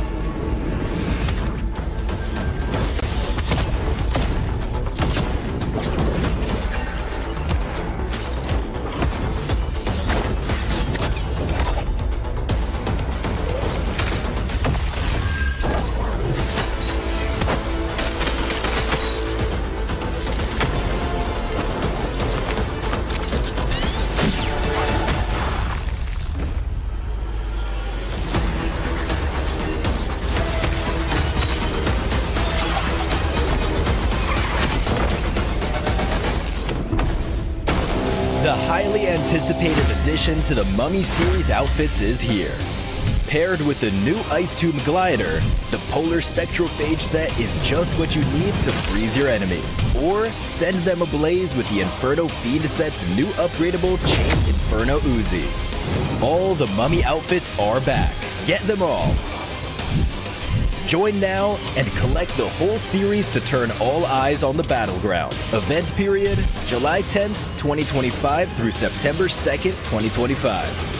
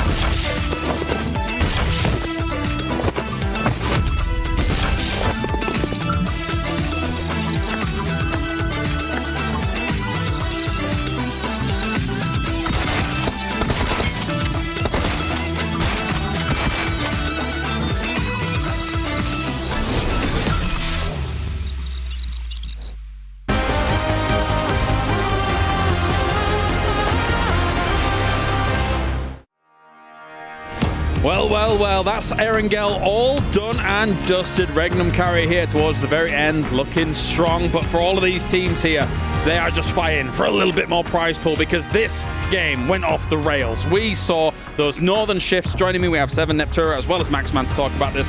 Neptura, a lot of these teams that are now in the Smash Zone or close to, Weibo up the north, trying to get something done. They don't enter the Smash Zone. Oh, I'm going crazy. Heartache. It really is heartache coming in here. They tried so hard and got so far, but so far it doesn't really matter because they don't come into that smash point, right? Just a couple of points away, and they tried so hard. I already said that, but they did try so hard. They got a lot of points coming in there. They tried to get a lot of those teams waiting for the right time, trying to recreate what happened in the third game of the day, but it just didn't work out. That zone was just not going to be going their way, and we go over the match ranking. We see 7 elimination points coming in for Regnum, stealing a lot of those points away from other teams. For Weibo, just way too passive. You can't play the same way that you were able to play it in the past. You're going to have to make sure you attack those teams, especially if you're trying to get there within the Smash Zone. It's not going to be enough, and I mean, it wasn't even enough to get into the first page. I do got to give some props, though, to Alpha Gaming. Somehow they were able to find a way into those circles. I will get a chance to talk about them a little bit later, but yeah, for Weibo, more aggression, Max. They had literally the perfect setup because Alpha Gaming were fighting against Yangon Galacticos. That was like the perfect setup for them to enter the Smash Zone, and those two main teams you're going up against not being able to actually convert that chicken dinner was so important. Unfortunately, not quite able to get as many eliminations as you just said, Sam. Yeah, Yangon gone, but then, of course, Alpha in those kinds of dips. Neptura, it's as if they were there too early, right? With a team eventually coming from the high ground, as well as Team Secret eventually coming in from the west. It's not the easiest place to survive there at all. It's really not. I never loved that position coming in for them. I understood why they did it. We were discussing it backstage, weren't we? Like, there's a lot of dips. You can just hold for a while, just wait for other teams to do something. But for me, I was like, it's too center in that zone because it's way too open. All those teams on that hillside can look down on you. You had Yangon in front of you as well. I think it was Romeo in the compound there as well with a different angle. So for me, it was a very, very risky play. Mr. Seven. I'm just going to be looking at some of these teams. I mean, top damage dealers, Arcel Eagle. That's a team that's currently trying to fight for the top 4. I thought with 4 tribes going out early on, I thought maybe they were going to try to make a push there. Just sadly, it doesn't end up going their way. And with Regnum, they're also trying to get in there. They're trying to get into the money. And with that performance, it definitely pushes them closer. I mean, they were in 6th position at the start of the day, 7, and they've been slipping, not really able to get any results in the first 3 matches of the day. This chicken dinner, just like we saw at the very start of the day, can bring you a lot of money, possibly. So I think that is definitely going to be the case. I'm very excited to see where they are in the rankings. They might be in the top 5 because that was actually a big 17-point match. Yeah, you're already talking about those huge potential leaps that do come along. The fact that we started with a leap of from 50k to 120k, so there's still so much to play for these teams as we continue things on. And now moving into Miramar as well, it does make me wonder because, Seven, you were questioning if Alpha Gaming doesn't get it done here and then going on to Miramar, this might be Yangon territory for sure. I mean, for Alpha Gaming, they've been able to get a 3rd place. They've been able to get a 2nd place. So the performance is there. They just haven't gotten the win. Yeah. You know who has gotten a win? YG, Yangon Galacticos. That's what I want to see out of them. But they're continuing to just mess up their gameplay style. Yeah. I'm not enjoying what I'm seeing out of them. This team used to play edge, but they keep going center of the circle for some reason. Yangon, go back to what was working the past 2 days. Stop worrying so much about center of the circle. That was one of your greatest advantages. One thing about Smash Bros is that teams will try and change their playstyle to try and hopefully convert a win, but they've converted wins before, Seven. You said it early on Miramar by playing edge. It was successful in the past, and here they're trying to play center. As we saw Niptra here, unfortunately for Yangon Galacticos, they might be throwing this tournament at the very last hurdle. They need to go back to playing edge, what was successful for them in the past. Yeah, but the other thing is, as well, as while they struggled to get those wins, we saw on that board there, you actually had APG with an average of 8 elims on Miramar. Yeah. So purely by points, APG could take the win while Yangon are struggling. Right, well, we have everybody's second favorite segment. It's Seven winning with 7. No, not you. That's right. That's right. There's one thing that's been really pissing me off today, and that is none other than just Doc being so far away from his squad and just causing his team to just make mistakes, especially in this scenario. I love the way that APG was winning. I love the positioning that they were able to get, but every single time that Doc kept getting knocked, it kept forcing Top to go pick him up, Refits to go pick him up, and that was ultimately what broke the camel's back. As soon as Top decided to back up and go pick up Doc, guess what? The next team was moving up, and he gave the disadvantage to them. If they would have just been able to manage themselves, stay more compact like they have done in the past 2 days, I think we would have had a new champion by now. Maybe it is tough stuff here. Let's take a look at those overalls and see what's going on so far, because we still have only 2 teams in the Smash Zone. Weibo was just 2 points away, Max, from joining. Oh, if they win their fight versus Horror Esports, they'd be in the Smash Zone. They could try and convert the win now, despite being so far behind at the start of the day. Weibo, I think they're going to look back on this game and just that is the worst possible time for them to possibly miss out on the Smash Zone. But Alpha Gaming, Yangon Galacticos still going up there, currently a 10-point difference. So even if we don't end on a Smash, any of those 2 top teams could be the ones to take the trophy. The other thing as well is you've got a lot of other teams actually catching up to them now. Regnan with 100, Alter Ego with 96, DRX with 96, 4Thrives with 95. I mean, all of a sudden, not only are they no longer, or they are close to that Smash point, they don't get it, but they've now got 4 other teams nipping at their heels. Imagine if someone like Regnum Carrier then suddenly joins the Smash Zone as well. I would lose my mind, which would be kind of crazy stuff. But of course, you guys at home can get involved in everything that's going on as well, because the Airdrop Carnival, you've only got 1 day left, I believe, on it overall. You can go log in and summon a surprise airdrop, collect 2025 airdrop vouchers for your chance to win official merch, smartphones, BD partner rewards, permanent in-game items, and more. Every participant is guaranteed to win. So make sure you get all that going on here, as we are now ready for our half-time as a whole, because we're heading over to Barney and Veracity, who are on the stage before our next game. Kadia Esports Arena, are we ready for some more PUBG Mobile? That's what I like to hear now, Barney. Let me tell you now, Weibo Gaming, they can smell it. They can smell it in the air. They can smell the chicken dinner's getting ready to cook. Yes, they can, but they're only a few points off that threshold of getting into Smash points, so unfortunately it won't happen in this game. But we still have 2 teams currently in the Smash Zone, so it could all end right here, right now, Veracity. I'll tell you what I've been loving, though. The Weibo Gaming fans are here in full force. They've been showing their support. And just before we went live, I saw Regnum Carrier giving us a little bit of energy as well. I'm loving this. I'm loving the energy. They did indeed. Right, we'll test it a little bit. Weibo Gaming, how you feeling? No. I think you guys can do better than that. Weibo Gaming, are you here? Okay, things are starting to heat up here. We are about to go into our Miramar matches. Like we've already said, it could end right here, right now, or we could go the distance. It's going to get spicy. So make sure you stay locked in and get comfortable, because we are heading in to Miramar. Woo!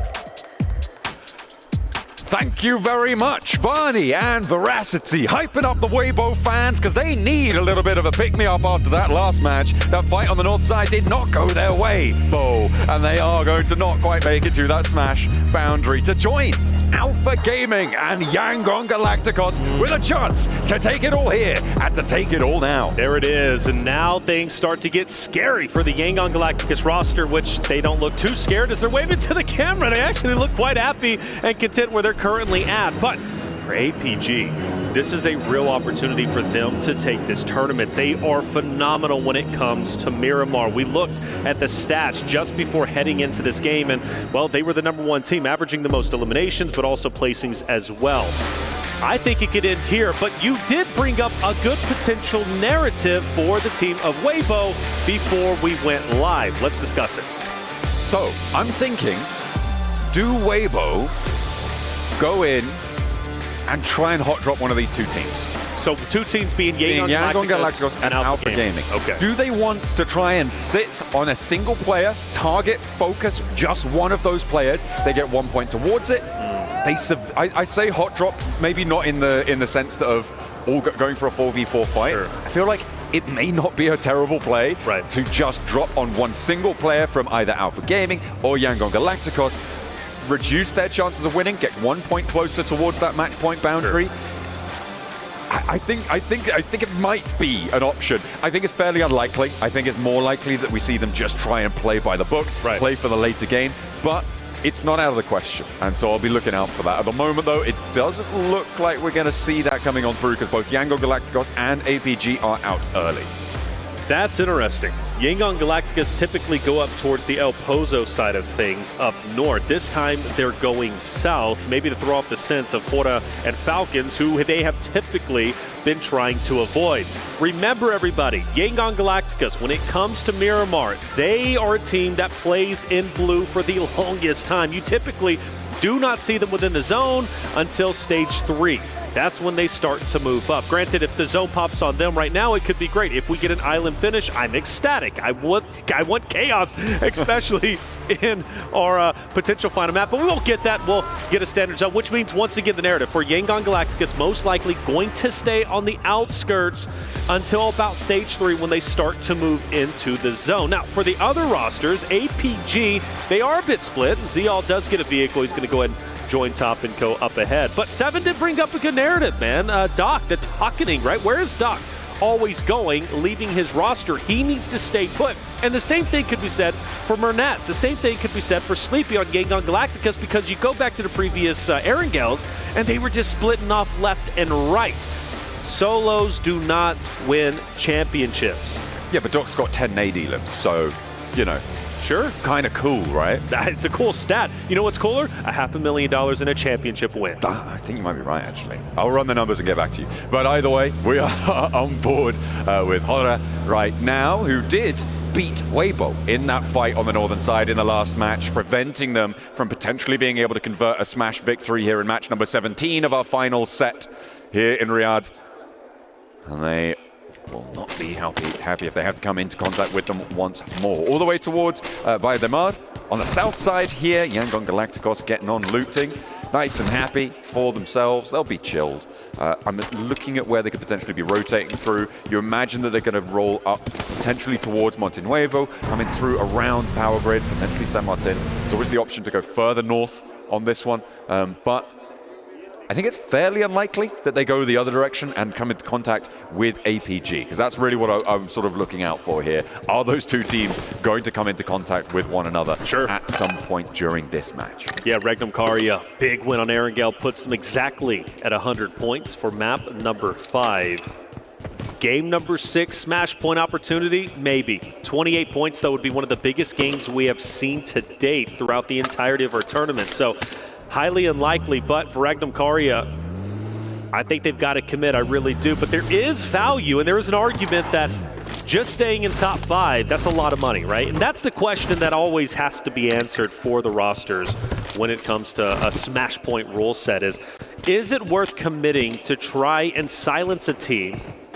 to continue the tournament forward? For example, challenge Yangon Galacticos, challenge Alpha Gaming to continue the tournament. But you do that and you have the chance of potentially dropping half your roster. Doing that means another team who is a 4-stack has a chance to then pass you up, and you potentially lose out on thousands and thousands of dollars. So you've got to weigh the pros and cons, and you have to question, is it worth it truly to challenge the top rosters, or is it more worth it just to play your game and maintain your positioning and not necessarily go for gold? I mean, that is the question, right? You can't really fault a team for thinking either way. I feel like if you're here to win the tournament, if you ignore the money, the plays are a little bit different. Sure. And I think that once you add in the profitability, the longevity of a team, of an organization investing in you as a team, it can start to change how you're thinking about this one. I know a lot of coaches will come out and say, no, we're just trying to play the game. We're not worried about the prize money. They're worried about the prize money. Like they're worried about the prize money. What they're doing there is lying. And they will be much more focused on getting towards those spots, climbing that ladder, more so potentially than going for that top spot when it's a really outside chance. So Alter Egos, you can talk about an outside chance, even further down the standings than Regnum Karia. Huge pop-up game needed for them, but they want a sliver of a chance to take Smash Point. Because the reality is they're just a little bit too far away in the points category to catch up to first place currently, which is Yangon Galacticos, who still have a valuable lead in the point standings. Even if none of our Smash Point teams gets a win, let's say we go to Game 6, nobody gets a win, Yangon Galacticos being in first place still wins PMWC 2025. But for Alpha Gaming, they are still on their heels. And again, my favorite team to close the tournament out in map number 5. But they're going to have to fight tooth and nail into the zone. And well, 4 Thrive's going to be just above them. Alter Ego's to the right. And you also got to think, Yangon Galacticos, Weibo are also going to be coming behind you. So you've got some competition all around you. In terms of teams that can steal this first place spot, on these tables right now, I think from Alter Ego downwards, there's no chance ever that they are going to be able to make this one. Fair. As it stands, Regnum Karya, to be able to win via Smash, would have to get 28 points in this match, which is an 18 Elim chicken dinner. The biggest game we've seen. Biggest game we've seen so far in this tournament, so even they are an outside chance. Here. So it is really a 3-part story in this final set of matches. These final goes at the desert, and we are with only 2 out ahead by a leg. For Gaming, they already rotated in. They're a little bit behind 4 Thrives, a little bit behind Regnum Karya with Alter Ego parallel to them. DRX moving up past Impala, the team to actually do a lot of damage to APG and to Yangon Galacticos in that last game to deny a Smash victory in the final Erangel of the day. DRX traveling across the coastline. They stay on the outskirts of the zone. That's going to be great for them because they can go all the way up towards Truckstop if they decide to go north. Hora Falcons starting to get relatively close to each other. That's a narrative we've had throughout the entirety of this tournament. Falcons, Hora, and typically Yangon Galacticos, who normally are up in the north side with them, but again, they choose to avoid all of that nonsense and drop down south. Of course, playing in the blue zone as they typically do. A couple of shots are fired off, but overall everybody is going to be okay. Falcons, Hora still have their 4 members up, but as they do start to condense, they get closer to Ida, who is going to be in that vicinity as well. The north side not as congested as the center, obviously, or even the southern portion, because the southern portion is about to get pretty active, but it still is something to watch. APG getting some damage taken onto them because up ahead is 4 Thrives. They're taking shots out their way. Ziol, though, he's going to be chilled out a little bit over here. Just going to pop that adrenaline.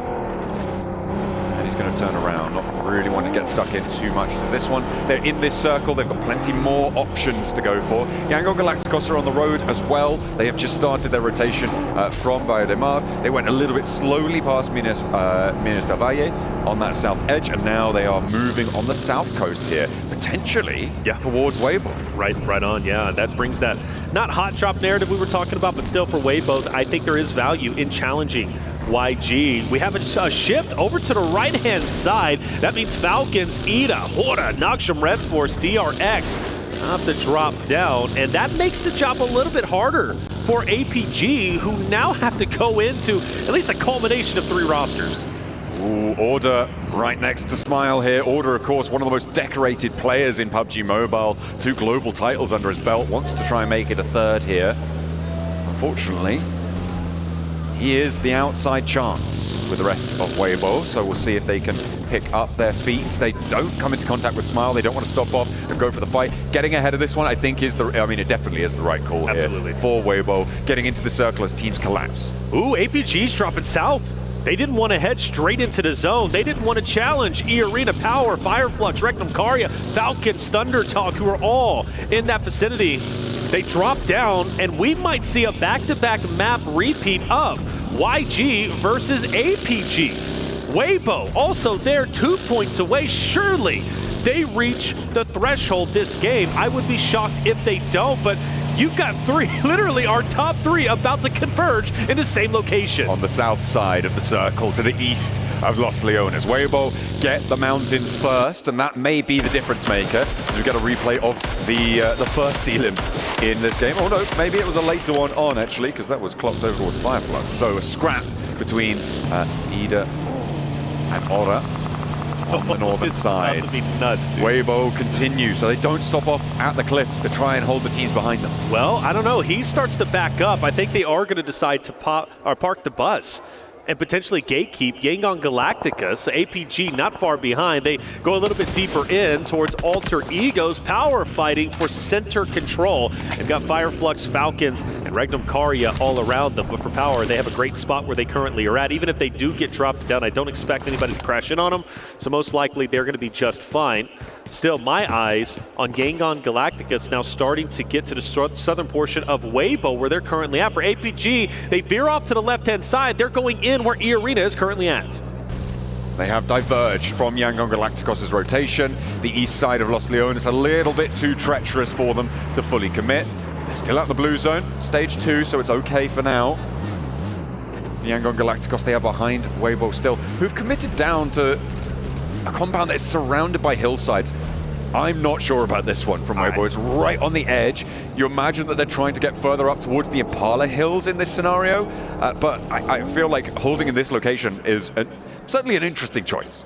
He, from Weibo, has been kind of the tip of the spear. He's been stopping right before Yangon Galacticus, and where he currently stands, if he hops out, he might be able to get some shots. Bernats has, in fact, hopped out, potentially firing on Order, firing on He, who now goes up. We have a northern shift. Weibo will continue forward. DRX most likely to crash into them on their rotate, since they're getting a little bit active themselves. APG still keeping their distance from E-Arena, and for YG, well, now getting pincered in between Weibo and potentially Alter Egos to the left. Weibo leading the charge, Yangon right behind them, Mernat hopping out, trying to take those shots. E-Arena losing another there on the southwest side. Now the rest of them close up. Fairly central, well, comparatively to a lot of teams here, fairly central on this circle. Weibo get a longhouse on the south side of it, and the Falcons actually have a lot of control over the road that splits the center of this circle. Oh yeah, they can play spoiler without question. Team Falcons roster that could jump up potentially to top 5 off these next 2 maps if we continue to tournaments. E-Arena stuck in a bowl, and that's not good for them. Already have lost a player. The question is, will they lose more? Falcons in a very familiar spot. Remember, Falcons was in this very house trying to rotate out before they got gate kept by Yangon Galacticus, as well as a couple of other rosters just the previous day. If Regnum Karya want to make magic happen, they do need to start to rack up these points. They've got the first, so they're out of the gates, and they've got APG to guard on the western side. And what better team to do it against, right? Against a team that could potentially smash if you're hoping to get a match 6 smash here. For Regnum Karya, this is how you do it. Again, I talked about Order before being one of the most decorated players in PUBG Mobile Esports. Silas, another representative of that accolade. He has got multiple global titles under his belt. He's got that PMGO title. He's got that PMGC title. And he wants the 3-peat, but they are a real underdog here. I talk about Weibo in this scenario as an outside chance. Regnum Karya, they're not even in the same town right now. They're so far outside. And they are outside, actually, ironically, of APG's current positioning, and they do split. They've got a 2-2 split. Regnum Karya could take distinct advantage of this, because they've got 4 players who are split themselves. However, they can move in onto Top and Zeal if they decide to. Regnum Karya, a team that was putting the pressure on APG once we lost Yangon Galacticus in the previous map on Erangel. Regnum Karya ended that. And in fact, they're getting dangerously close to each other. For APG, they've been hovering around rosters, but they've stayed relatively quiet up until now. Oh, Doc with the nades. We know how dangerous he is with those, but we know how dangerous he is to himself as well. If he gets overexposed, he's in a 1v2 right now. Sure, he's got Top just over the way, but it looks like he's rotating back up towards the north. More nades being cooked.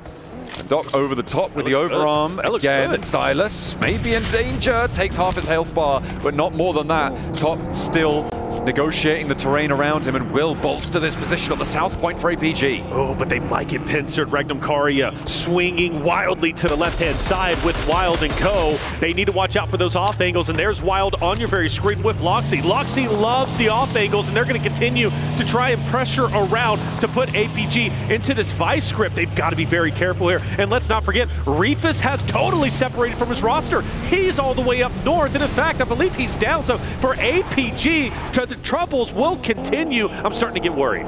This is looking dangerous. Scarface from Fireflux as well. Now with a chance to take Ziol out here. Close range with the auto shotty. The SK-12, no match for Ziol with the pump action. Takes Scarface down at a distance. Matcap can't do anything about it. But Top falls in the meantime. And he's going to go down to Wild from Regnum Karya. It's 2 down. See, you gotta stay up here. Regnum Karia once again looking to silence the team of APG in back-to-back games. They're so close to doing it, and Toshbik is pushing up. Doc by himself, forced to hold his ground, retreats to the hard cover. That's all he can do. That sentence seems to ring in my ears. Doc by himself.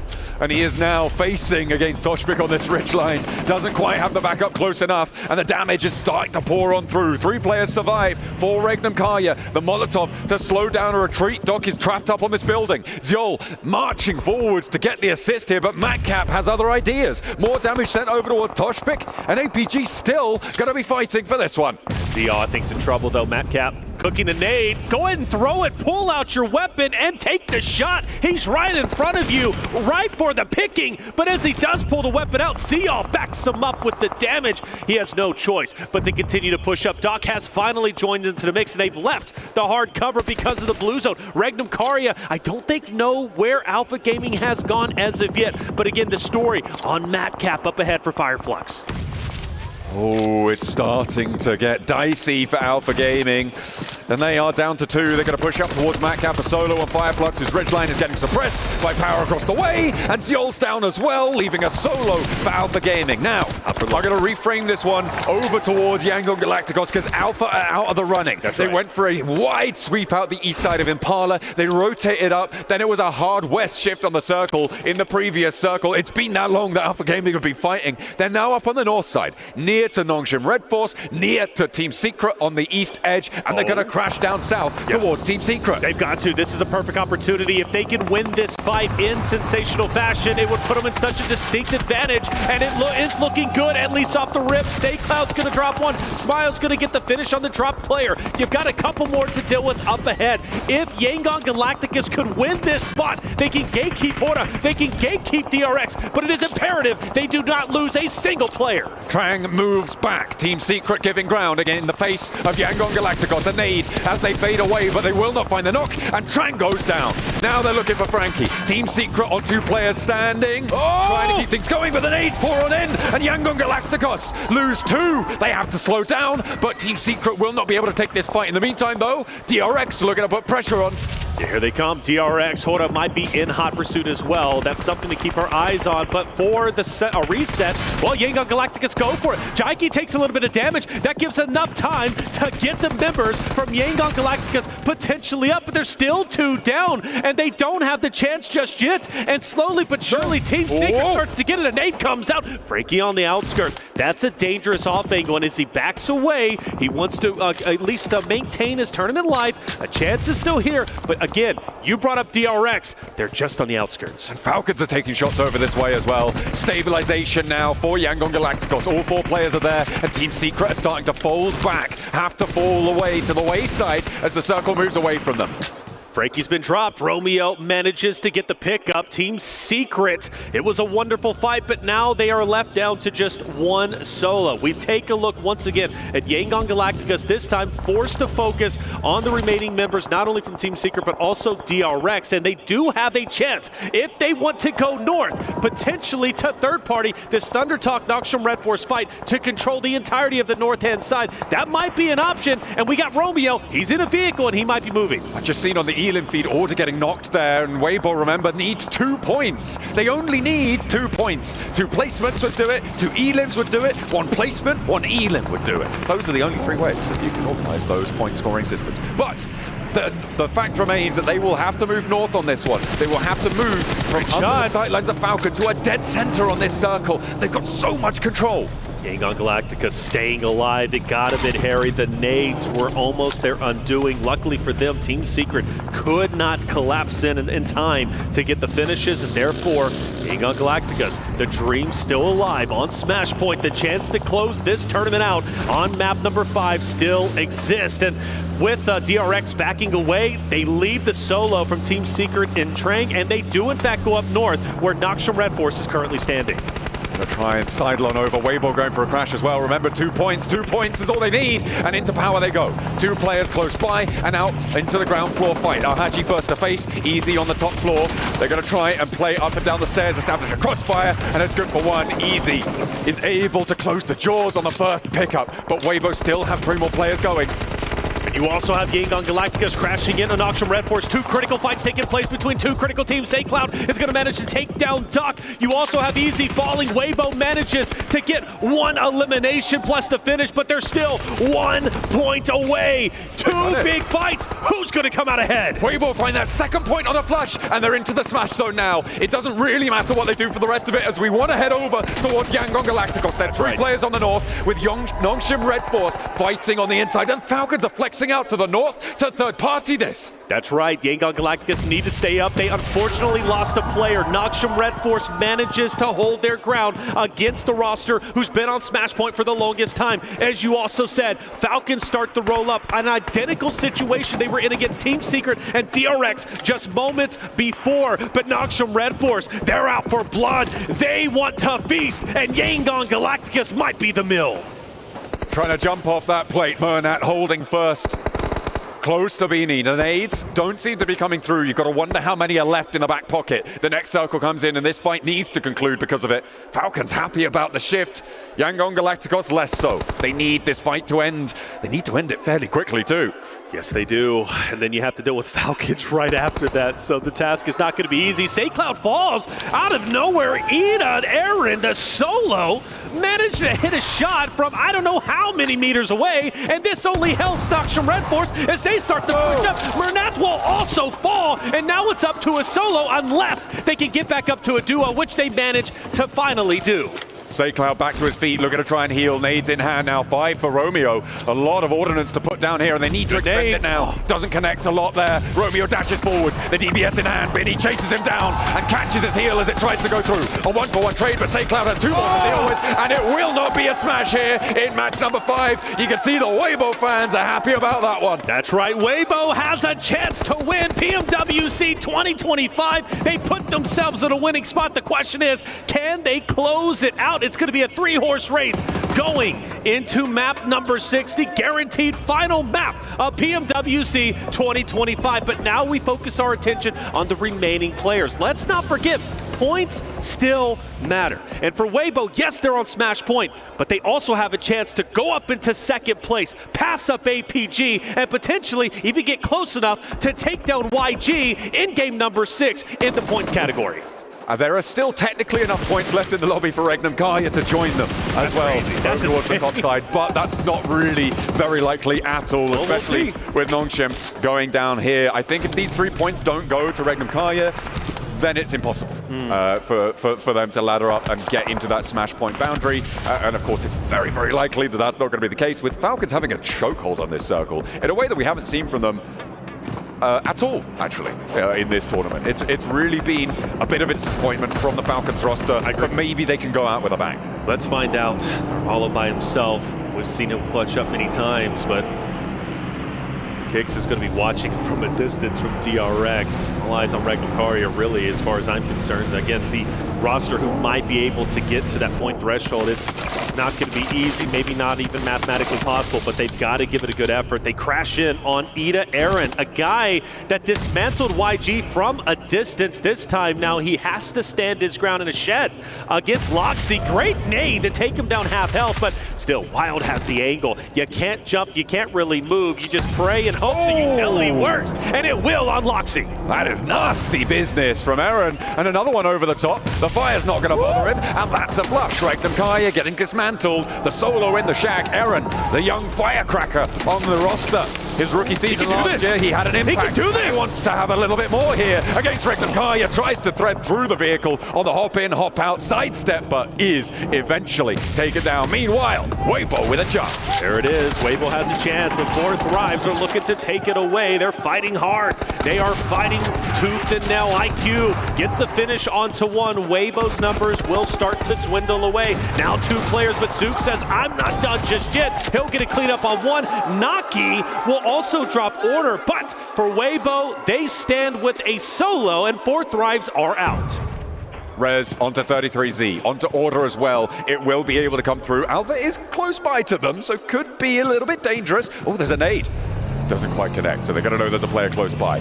This should be a Falcons chicken dinner. Absolutely. If they don't win it, Falcons back. Well, Falcons Still very close, potentially breaking up in the top 5. That is a narrative. Alpha, great shots. Hold up a second. Alter Egos becoming a narrative once again. Alpha has been the clutch master oftentimes, and well, now he has a chance to do just that. I mean, he is working these angles masterfully, and for Order up ahead, question is, can he take down Alpha? I don't know.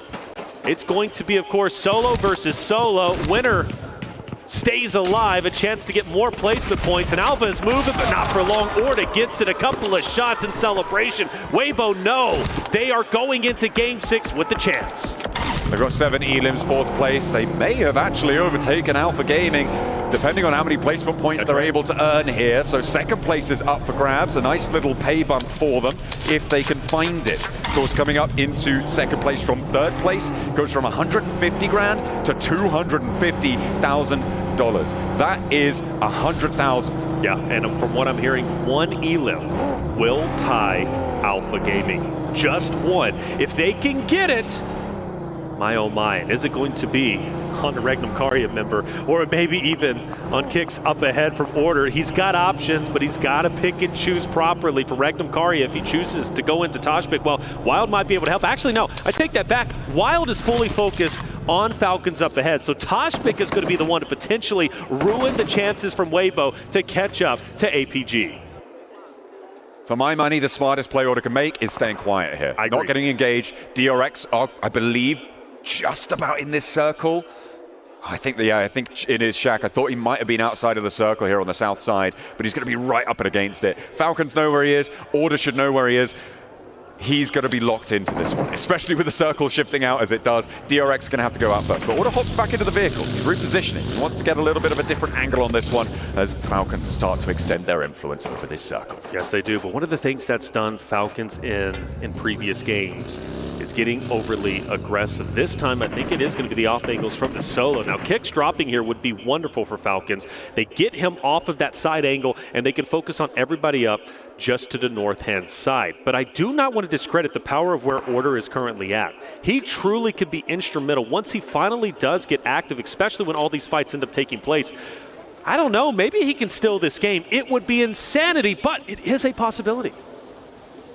He's not going to have to move before DRX have to move, before the last player from DRX has to step out into the open and get lit up by the Falcons.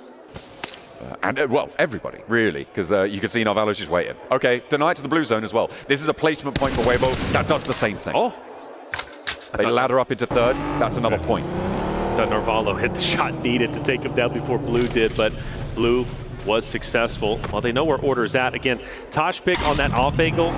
I just don't think they're ready for it. Shots are going to come through. Ralph is going to fire upon him. Toshpik is going to renegotiate his position. Wild will maintain his ground. Falcons start to move up. This is their game to take. Toshpik will fall. Wild behind the vehicle. If a good nade is thrown, it might just drop him or at least get rid of the vehicle. Wild's gone. Now, you've got the solo from Weibo. It's Order. He's looking down on Falcons. He's going to manage to drop Ralph. Like I said, Order might be able to do it, but it's not going to happen. The crowd favorite team, Falcons, finally back in the winner's circle. They find the elims, they find the shutdown. Team Falcons able to get a chicken dinner right towards the end.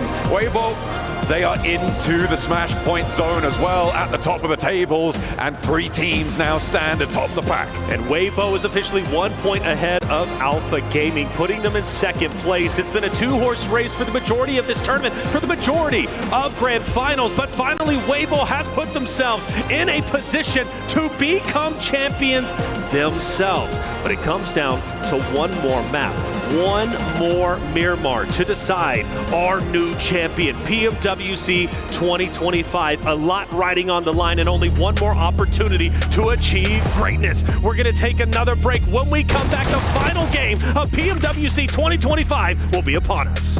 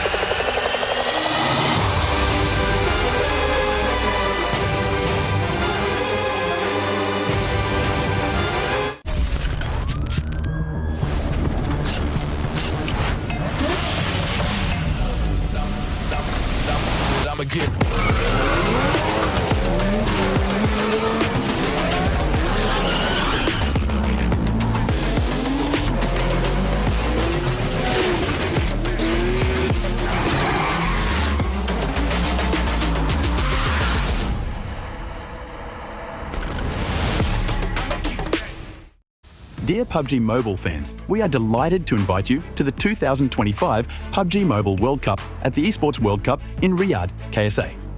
This exciting event will take place from July 25th to August 3rd at the Boulevard City. We've prepared tons of event perks, such as the PMWC Avatar Frame, Esports Passion Set, Esports Passion Parachute, and tons more items. Let's check out how you can get all these rewards. During the tournament, go to the Pandora event page via Lobby, Event Center, Esports to join the event. Mormon from SEA, Top from CSA, Pedrinho from the Americas, Silas from the EU, and Prestige from MENA will guide you through the 5 major parts of the event. They consist of tournament celebration, prediction rewards, esports shop, themed outfit, and champion challenge. Join these activities to earn rewards and collect esports tokens to redeem even more gifts in the esports shop. The more esports tokens you collect, the better rewards you'll get. You can get up to 2,870 esports tokens from the prediction event. It takes place from July 23rd to August 5th and consists of 3 stages that coincide with the tournament: group stage, survival stage, and grand finals. During the group stage, get 20 esports tokens by predicting the 8 teams you think will advance directly to the grand finals. Each correct prediction will grant you an additional 60 tokens. Make a total of 3, 6, and 8 correct predictions to get 300, 680, and 720 tokens, respectively. You'll get another chance during the survival stage to guess the other 8 teams that will make it to the grand finals. The rewards are the same as the group stage. During the grand finals, you must try and predict the ultimate champion. Just predicting will grant 30 tokens, and a correct prediction will grant 400 tokens. If you're unsure about your predictions, you can let your friends' predictions guide you. Find someone reliable, copy their predictions, and wait to be rewarded. The 3 prediction rounds take place on July 27th, July 30th, and August 3rd at 10:45 UTC 0. Rewards are issued the second day after each stage ends at 4 a.m. UTC 0. You'll receive esports tokens based on your prediction results. Note, esports tokens don't expire and can be used in future esports events. Who do you think will be the ultimate champion? Join the 2025 PMWC event and share your predictions. Invite your friends to join the predictions and watch the tournament unfold.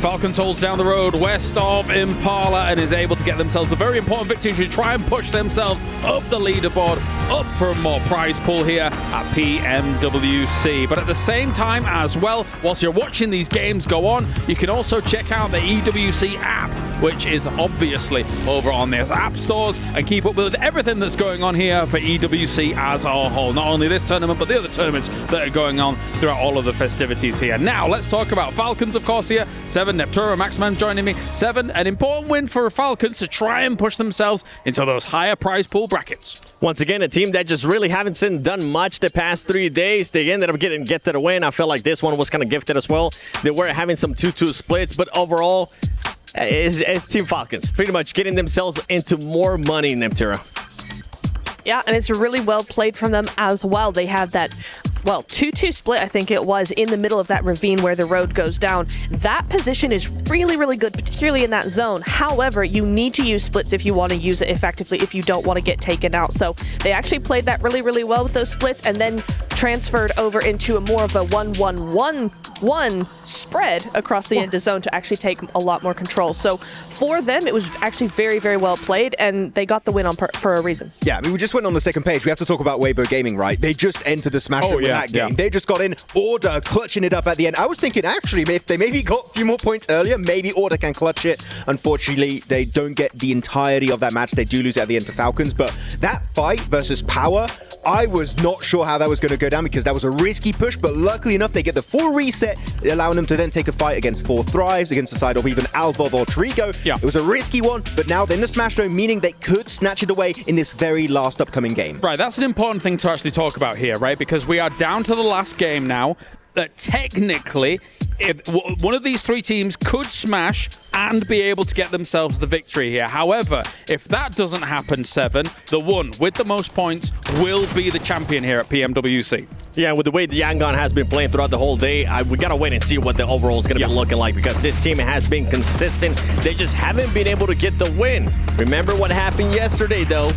this was a team that did end up getting a win with 12 eliminations, so it could happen here. And they went back to playing how they usually play. They went back to playing edge and also hunting down teams. That is the YG I want to see going into this last game. I mean, we're getting so hype here, 7if during that game. It's like, actually, they're going back to playing the edge instead of the center. This is what rewarded you with so many wins in these finals at PMWC. They're going back to the basics that was so successful in the past. Yangon Galacticos here on Miramar, they had a really good rotate. Unfortunately, I think you mentioned it, Kalaris, a little bit earlier.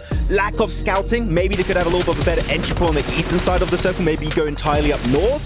But here didn't quite work out, and Nongshim Red Force were able to actually put an end to the reign of dominance here of Yangon Galacticos. I actually also like their push onto Nongshim for a different reason, Max, is because Nongshim and Thundertalk were fighting it out, and actually Nongshim is the more dangerous team to win out of that situation. If Thundertalk had won over Nongshim, historically speaking, over the last 2 days, 3 days nearly now, we haven't seen anything else from them. So for the rest of the lobby, they're not really looking like a very dangerous team to go up against. Nongshim, on the other hand, particularly today, have been doing really, really well. So if a team like Yangon want a chance at actually winning the game, they had to take out Nongshim. So for them, going up to that north side was a great play.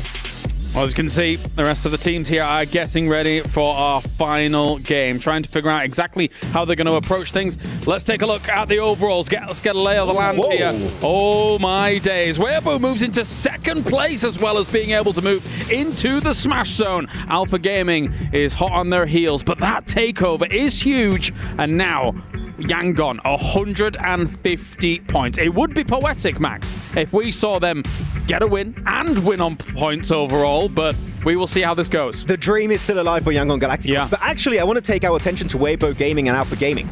They don't need to smash to win this. All you need is an early elimination onto Yangon Galacticos. Weibo would need 11 points, 12 points for Alpha Gaming to at least tie, maybe try and overtake, because you can't win the tiebreaker because they have 4 chicken dinners. So you would need technically 12 and 13 points respectively. So we could have a new champion here without the smash rules actually being in full effect. That's right. I mean, and also take a look at all those teams towards the bottom. They are going to be fighting for that money as well, for that prize pool. Everything is so close by, but going back to the top, this is all these teams throughout the finals have been able to achieve at least a minimum top 3. Some even a win with Yangon Galacticos. It's going to come down to that final match, and it's going to come down to seeing if Weibo Gaming and Alpha Gaming can get a win. I don't think Alpha Gaming like this turn of events at all. I mean, we've seen it too many times, right, across global events. It just keeps happening. They keep slipping on that final day. At least it's only by 1 point. So with the final game, maybe they can actually go, actually, we've well had enough of this. It's time to get back into second place, maybe even that first rather. And maybe that's just the fire they need underneath them to get them going. Weibo Gaming, I'm looking back at the Hong Kong Invitational. This team got saved because Influence Rage got eliminated in last second. Here, no one is coming to save you. If you are going to climb up to that first place, Weibo, it's all relying on your efforts to take this win. And I'm going to be looking at APG going into this last match. They need to take a fight and focus on that fight, not just be taking multiple fights, because earlier they were fighting Fireflux. On top of that, they were fighting Regnum and Karia, and they just weren't focusing. You got to focus on the fight, and you got to make sure you do the right rotation as well. Well, let's take a look at the top teams on Miramar once again. Our 3 teams that are able to smash or move into the point lead are right there. And whilst we're taking a look at that, before we go into our last game, let's do some predictions for the champion. We're going to start with Maxman. Oh, can I go last? Oh. No, Does you he can't. dare? I can't pick APG. I've done it too many. I'm going Weibo. I'm going Weibo on this one. China, let's go. APG, yeah. It's got to be. I started with them. I'm going to finish with them for the final day. APG. All right, and I never give predictions, but we've got to give some Yangon love as well here. Let's get this a-rolling, ladies and gentlemen. We have one final game. You can see all of these players getting ready to go. He's going to elbow drop them into oblivion here for this one. Those are the predictions coming out from the desk as all these teams are getting ready to go. I'm not sure that they're ready to jump straight into this game just yet, 7. So we do have a few moments before we get to this, but it's always nice to get some predictions out of there just before what is a bit of an insane situation here, Nepturo. Can I just, how How bad would it be if I changed my prediction to Falcons? What? The championship. Nope, stop you. Stop. I had to throw it out one last time. They did win the last match, but I know it's not going to happen. Well, cool if you want. I mean, one that you ended up picking, Max, Weibo Gaming, something that I did enjoy out of that last match from them. Remember, throughout the whole day, this team was playing slow. We were saying at one time it was a little bit too slow. With the fight that they took against Power, that aggression was there, and I feel like that's something that they need to have here. They need to have that switch coming into this last game. That's been something that has been just switched up to 11 for today. Their aggression, they're looking to take fights. They knew especially how many points they needed to get into the smash zone. They know now you don't take unnecessary fights. You need to get into the late game, get into the top 8, your top 5, your top 3, get into the late game scenario and get the actual win.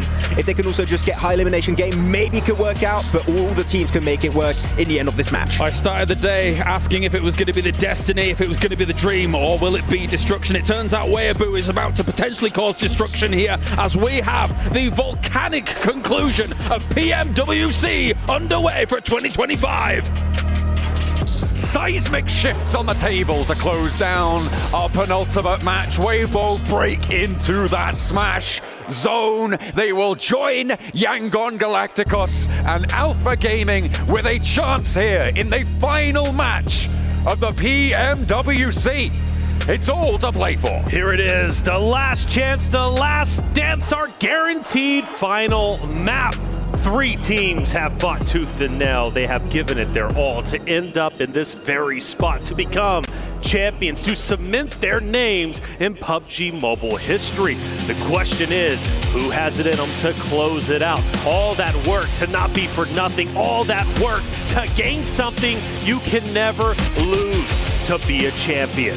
Yangon Galacticos, Weibo, Alpha Gaming, all 3 of those rosters are going for gold, and it's only going to be one of them as champions. We also had a chance to ask our talent managers who they were predicting to take this game, and it was Alpha Gaming. So Alpha Gaming pretty much across the board, not only from a talent perspective, but also from our talent managers. Now the question is, Arena, who's winning it? Is it Weibo Gaming?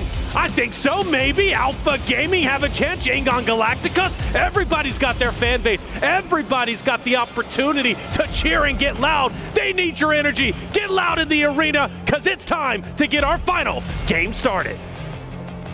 What a way to close down the tournament. A 3-team chance, a shot at that trophy. It's been glittering and glimmering before their very eyes for the last few days, and they now have a chance to raise it. Or will their key drop into the key crusher along with 14 others? It will have to remain to be seen as we take a look at where our drops are coming on through. At the moment, I'm seeing Weibo. They're out over the center part of this playing path, which has a fairly northern situation. Alpha Gaming on the south side. Okay, so for Yangon Galacticos, they changed it up before. Do they go up north, where they've been so familiar, and it looks as if they will, which again puts that narrative. Hora, Falcons potentially gatekeeping them, and this is scary. You change it up last game, yes, you go towards the south, but this time around for Hora and Falcons, maybe a bit personal. Keep them at bay, shut them down. You have to be expecting them to rotate into you. So for Yangon Galacticos, they've got to get creative, and one thing they love to do again is stay in blue and then drop down south. So most likely going to see them making their way into stage 2, stage 3. For APG, however, they are within zone, but they've got company all around them. Hey, look at that. 1 point immediately earned. Tiebreaker back on in action. I think that means that Weibo do win the tiebreaker. I believe they've got 1 more chicken dinner than Alpha Gaming, if I'm not mistaken, having earned the back-to-back that they've been able to find today.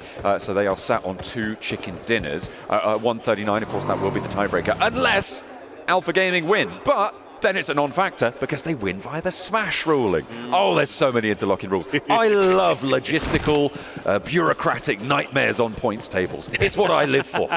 And just to confirm, it is Weibo with 2 wins, Alpha Gaming with 1. So something to take effect a little bit later on, but all eyes, of course, on these 3 great rosters. You know, you got one starting off relatively hot, of course, being APG getting a first shot, but that also puts a target on their back, right? Shots are fired, teams are getting active, which might be in the back of the mind of the other rosters thinking, I want to third party this because this is our last chance to elevate ourselves up the leaderboard.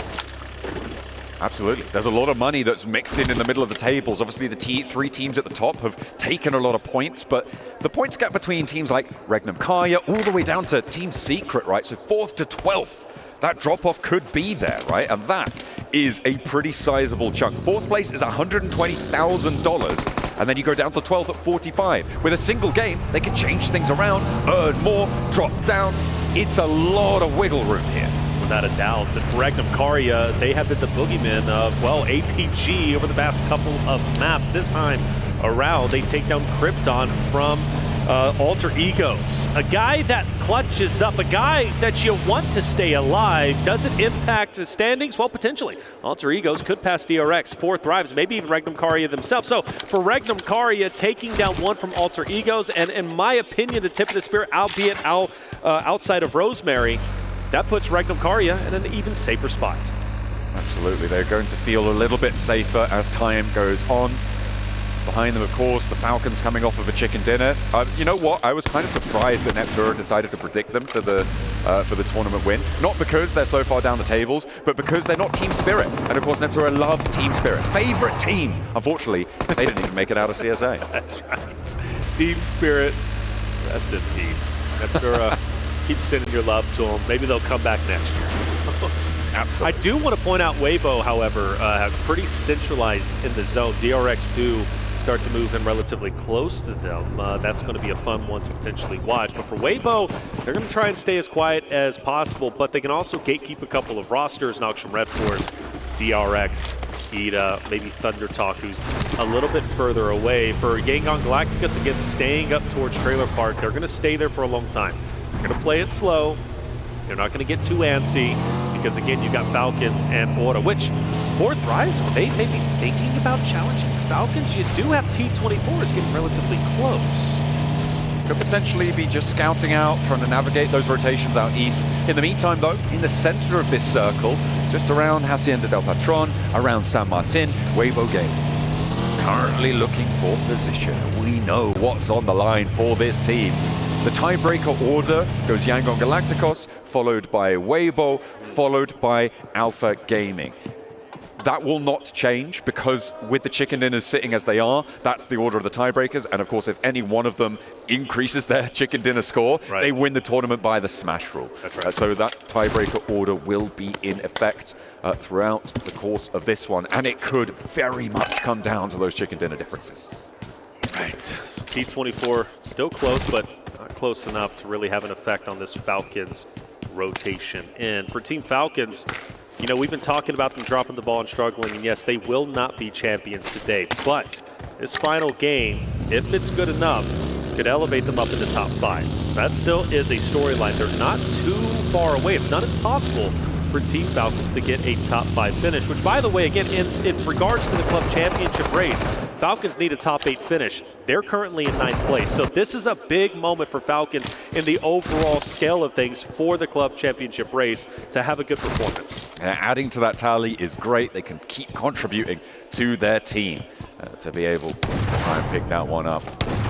You hope that they can do it. I'm sure there's plenty of fans at the arena who want the Falcons to do it as well to help out on that club championship tally. Love seeing the fans. Hey, peace to you. Great to see you. Getting excited, getting happy. Some of them getting loud. Yes, let's get it going. The final game. Yangon Galactica start to move in. This is very typical of their style, but again, you've got Falcons who might keep them at bay, and if they choose to drop south, which is their typical game plan, 4th Thrives right in front of them. They're moving on in on the west side towards San Martin for the Falcons. We're still waiting on Alpha Gaming, Yangon Galacticos to make their appearances. Of course, Yangon Galacticos, they're in the blue zone. Currently, actually, fairly close to it, all things considered, for them, certainly. They're quite close to this zone. Yangon Galacticos playing out on the south side of El Pozo and will navigate the bubbly terrain there. He bobbles his way forwards.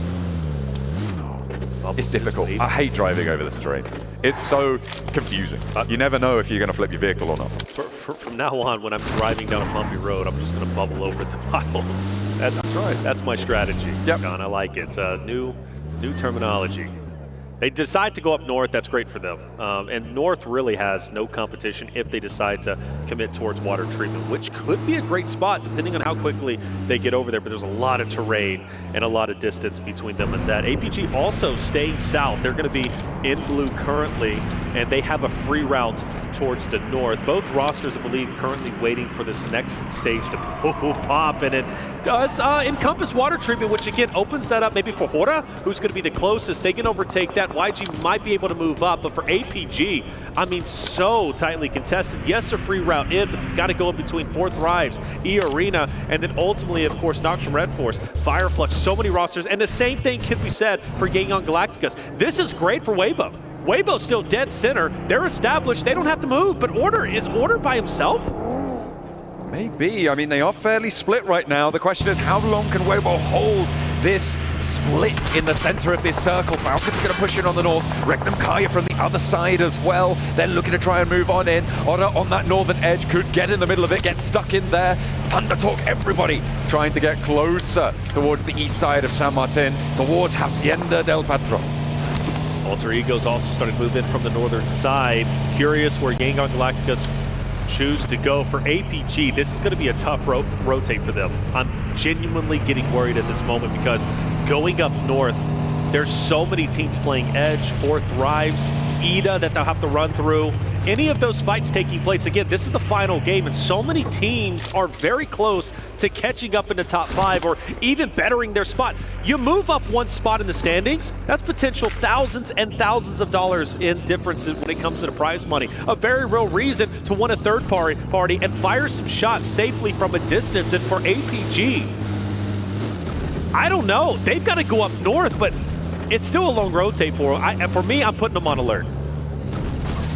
There's a lot of danger in this final match here of the PMWC. The grand finals continue to deliver on the excitement towards this final match as Yangon Galacticos navigate their way up the west side, over the top of San Martin, up and into the hills. It looks like Weibo are going to try and hold on the Manor House as well and play in the center of Hacienda. Still, that split worries me, especially if the team decides to go in between them. That's going to get quite awkward, but for Weibo, still all 4 up. Not ringing the alarm bells just yet for them. Gangon Galacticus starting to move in. They're going to be just opposite of Falcons again, who are all split. Alpha on the west side. Look at this rotate. Right. They're swinging out and could potentially backfill on towards Yangon Galacticos here around the west side of San Martin. This fight feels inevitable. We could remove one of our 3 teams here and now. Yeah, well, I mean, it makes sense, right? You go back, several maps now, and it's been Yangon Galacticus fighting against APG. The 2 teams cannot stay away from each other. Like magnets, they're drawn, but we do see maybe a bit of an audible as they start to rotate right towards Noxium Red Force. But the good news is for them, they avoid 4 Thrives, and they now have clearance to now get in to the next zone. But as they just get here, the next zone is about to shift. The question is, where does it go? But that's not too bad. That's not too bad. But Noxium Red Force is gatekeeping the outer edge, and APG still needs to go forward. They go north, they go into YG. If they go south, they go into 4 Thrives. If they go east, it's straight into Noxium Red Force. And Smile is scouting, but I hope he doesn't get too carried away. He's jumped out. Oh, Doc has been spotted, I believe, out on this western side. Gonna have to be careful, and Smile gets Doc down. He's going to find that knock, and it is just time and time again that he has dropped the ball for APG. And finally, it may be the death blow dealt towards Alpha Gaming. Said I was ringing the alarm bells, and now they are sounding as loud as they possibly can. Losing Doc hurts. But for Alpha Gaming, a chance still remains with 3 players up, but you just gave an elimination to the team you're fighting against. For Hora, they start to push in for Team Secret, trying to hold on tight. They cannot, and they will be eliminated in the final game of the tournament. Hora able to stay alive with 2 players down. The reses will come through. This circle is giving Weibo a massive in on this match. The 2-2 split that they have right now should be fairly trivial to hold as it stands in this circle. The teams that surround them, that are creating this buffer zone, not super likely to want to crash right now. So they will definitely be solid to hold this 2-2 split into the next zone. Let's take a look at this replay. Doc hops out, and I mean, yeah, hit and run. Hit and run. It's disappointing. Backs away, gets away, and it is. It is so disappointing. I know Seven is fuming right now because he's been setting this narrative, the docketing Duck going up by himself. I know doing the research coming into the global stage, that was one of the things he made sure that I remember. Duck loves to go up by himself, but one of the things they improved on is Duck started joining his roster once again, and that made them strong. But this time around, old habits refuse to die, and maybe the chances now for Alpha Gaming to win this championship have in fact gone to the grave. But again, with 3 members up, there still is a chance for them to take this, but they're going to have to work even harder. Smile's just gone down from Yango Galacticos. There's only 3 players now for Yango Galacticos. They tried to move through San Martin, but the Falcons extract a toll on the road from them. And now from the north side, potentially could move down towards Hacienda, a decent spot that Weibo have to abandon to hold this 2-2 split. So potential space there. Alpha Gaming with potentially their last rotate on this tournament. As Reefus gets spotted. Now in the firing line. He's loading up to take these shots. And Weibo across the way, taking down more players from Alpha Gaming. Xiol, the last bastion here for the team from Mongolia. Xiol. Once again, last alive. You go back a couple of maps on Erangel, or map number 4, Xiol was the last hope and dream for this APG roster. And once again, the pressure falls on his shoulders to try and carry the torch for Alpha Gaming to take this championship. But he's surrounded by everybody. Luckily, there's a little bit of space, but his chances of winning this are now slim to none. However, it would be one of the most miraculous comebacks in PUBG Mobile history if Xiol can somehow take this victory. For Alpha Gaming fans, I know you want to keep the hope alive, so I'll at least say that narrative for you. Okay, I think it is very much an outside chance here. I like this regroup from Weibo. Remember, I was talking about how you can hold that 2-2 split because the teams around you aren't likely to move. With this circle shifting down, they regroup from that east side because they know teams like DRX on their position, Thundertalk, Alter Ego, Aura on that north side, likely to want to try and take that compound on the corner from them. So they regroup, recoalesce, and play on as 4, the only team in the top 3 with a chance of smashing that has 4 players alive. But Yangon Galacticos, 3 players on their side, they also still have a chance. Yes, that's right. SaintCloud will take the advanced position on the compound. That will give free reign to Romeo and Renat to potentially move up. The only team around them is Hora. Depending on how this zone ends up rotating, maybe we do see a clash between Yangon Galacticos as well as the Weibo roster, but you still got to appreciate where Weibo is at. 4 members still alive. They now are joined together. There is no more of a split, and they're staying tried and true to what has worked for them, taking center zone. 4 Thrives versus Power. What's at stake with this fight? Well, 4 Thrives are currently 5 points away from catching up to Regnum Karya, which would put them in a better spot for more money, knocking them down. But it's not a guarantee.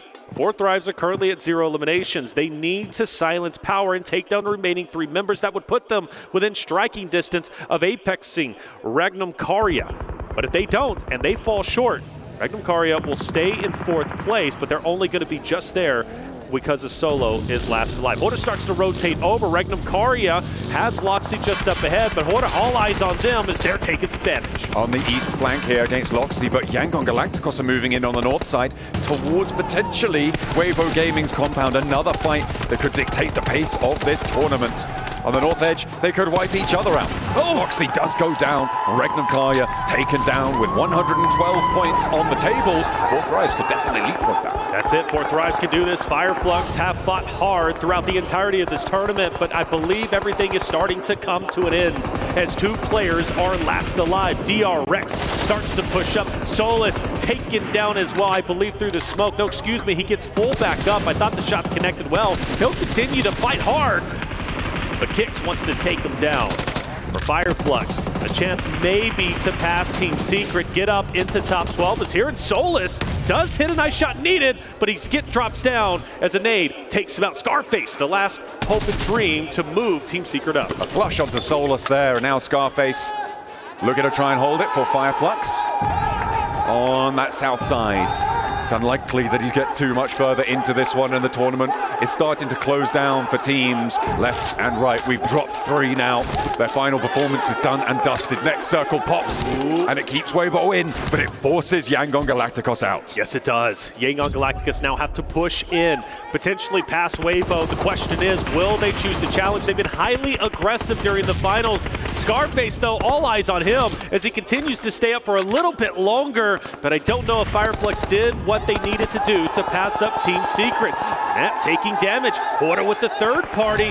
Yangon Galacticos might be getting taken down relatively soon. They've got to play this carefully. Ooh, 4 Thrives on the inside, looking to try and overtake as DRX are going neck and neck with them, bouncing back and forth on those tables, both trying to overtake Regnum Karya here. Let's talk about scenarios. Alpha Gaming has a solo live with Zeal. Still within zone, he's staying quiet. Yangon Galacticos, obviously a chance to win this game with 3 members, but they got a tall task ahead of them with Weibo just up ahead. Water off to their off angle. Falcons obviously still around. Now, for Weibo, let's say Yangon Galacticos does get taken down. Weibo could win in 2 ways. A winner-winner chicken dinner, or just getting enough points to surpass the point threshold, which is currently at the moment around 150, 152 for Yangon Galacticos. So for Weibo Gaming, they need 14 points. That's what's going to be needed to surpass Yangon Galacticos as it currently stands. Let's not forget YG is still alive. The last time a PEL team were able to win a global title was back in 2021, and that was with Order over on Nova. If they can take it back here, what a story for the player. A 3rd global title, a resurgence for the PEL onto the world stage. Plenty of fans waiting for that to happen. Murnat under pressure. As Sleepy takes a toll over him. He's trapped behind a burned out tree, but he has a sliver of HP left, and they don't quite have the angles to squeak the bullets around the edge there. The heal comes through, and Yangon Galacticos stay as 3. Still a tough spot, though. Falcons start to move closer and closer to Noxium Red Force. Maybe a fight breaking out between the 2 rosters there. Remember, for Falcons, top 8 for the club championship race is important. They're 5 points away, and the team in front of them is the one they are trying to surpass. They beat them, they have a very real chance to elevating themselves up into the top 8. That's going to be a close one we have to watch. Another zone shift is about to occur in just about 50 or so seconds. DRX getting taken down. 4 Thrives, another roster that is looking to elevate themselves up to top 4. The chances here, they're hitting the shots needed, but they do have a down player. 4 Thrives is putting up a wonderful fight, but DRX is fighting back as well. IQ and Co need to buck up and obviously play this well. With only a solo left, 4 Thrives' job becomes even harder. IQ has such a tall task, and he's down, and 4 Thrives did not do enough to break in to the top 5. And with that, DRX need 1 more point. The placements haven't kicked in, but they will jump up to be drawn with Regnum Karya. I'm not too sure who will win that tiebreaker, but if they get 2 more points, they will be free and clear. However, let's reframe over on this northern side of the circle. Pops very, very shortly here. Of course, 4 players alive for Weibo, 3 for Yangon Galacticos. Aura have an off angle onto the Yangon Galacticos position, and everybody has to move. It is a mad dash to the south, and Ida sits slap bang in the middle. That's right. Ida have such a great position here. Such a great opportunity with 3 players last alive. Maybe even break into top 8 themselves. A big game is needed, but the possibility is there. Remember, winner chicken dinner is 10 points. That would put them at 94. They already have 2 eliminations to their name, so a very real chance Ida can break into top 8 over everybody else. Narvalo has fallen. Narvalo has fallen. Ralph will fight once again. Narvalo fully down and out now. Falcons down to 3. Such a pivotal fight between Falcons and Noxium Red Force, and potentially the final fight for both rosters. Yangon Galacticos maybe try to third party this as well as the Falcons go down to 3, but Noxium Red Force seem to be bleeding as well. E-Arena across the way could try and have an impact here with 2 players looking to heal on up. It's up to Doc to hold the corner, but Koa wins the day. Another frag around the edge, and it's going to be Noxium Red Force continuing their bleed out. Koa drops down and away from danger. Yangon Galacticos wasting time here. Not going to be allowed to approach as TZ, the last got the high on ground. the high ground to find Ralph. Will get one. Redox now with a chance to hold it down for the Falcons as Ko has fallen as well. Last player for the Falcons alive, and they cannot make it. Top 8 denied. Nongshim Red Force with 2 stand too fast in their way. Nongshim Red Force, not the healthiest team, but still top 8. We look over now, and Hoarder starting to crash in. Weibo are getting broken apart. Sook has moved deeper in. Yangon Galacticus are also taking damage, but they can still third party Nongshim Red Force. Question is for Sook, all by himself. What's going to happen here? The placement points are kicking in now as well, so for DRX, they're looking good to overtake Regnum Kaya. Sook moves fast and out into the open. A pivotal position here for Weibo Gaming right now. Yangon Galacticos could potentially take the hillsides away from Falcons, who are gone already. Nongshim Red Force from E-Arena as well. That western side could get dangerous, but Zyol is still playing, by the way, as solo, and he's in the circle. St. Cloud's down, he can't get picked back up. Burnett has to move forward. Order is starting to go in on to Yangon Galacticus. They're collapsing in. Weibo wants to silence the Yangon Galacticus roster right here and now. But can they get their teammate back into the fight? They need to be as healthy as possible to try and catch up in the points category. Order taking a lot of damage, sleeping from a distance, might be able to mow it down. He goes forwards, but he meets a wall of bullets sent out his way. And Weibo are throwing away their position on the northern side. They try and mad dash up towards Yangon, but it is not enough. They were 11 points behind at the start of this match. They are now 13 points behind. And the placements are starting to add up. They need a lot more than they can get with only 2 players alive. This may be the close down of the tournament. I think so, brother. 33Z. I don't know, does he have a chance to get heat? He has crawled for the longest possible time, and 33Z is now in a vehicle, and he is going forward. Now, the narrative for Sook, I mean, Horda's got him pinned up. He's taken over this shack, and from one thing that I know, brother, from watching all these tournaments, once you have to go into the shack, it then becomes a death shack. I'm worried for Weibo Gaming. Yangon Galacticos surviving is a nightmare for Sook right now. Oh, there's 4 players from Horda. You bet they've got an aid, and they are going to post it right through the window here. For PL, their hopes may be dashed. That 3-peat for Order slipping through their fingers. APG finally go down, which means that Weibo are locked in at second at a minimum. This is it. Yangon Galacticos can lock in the tournament right here and now.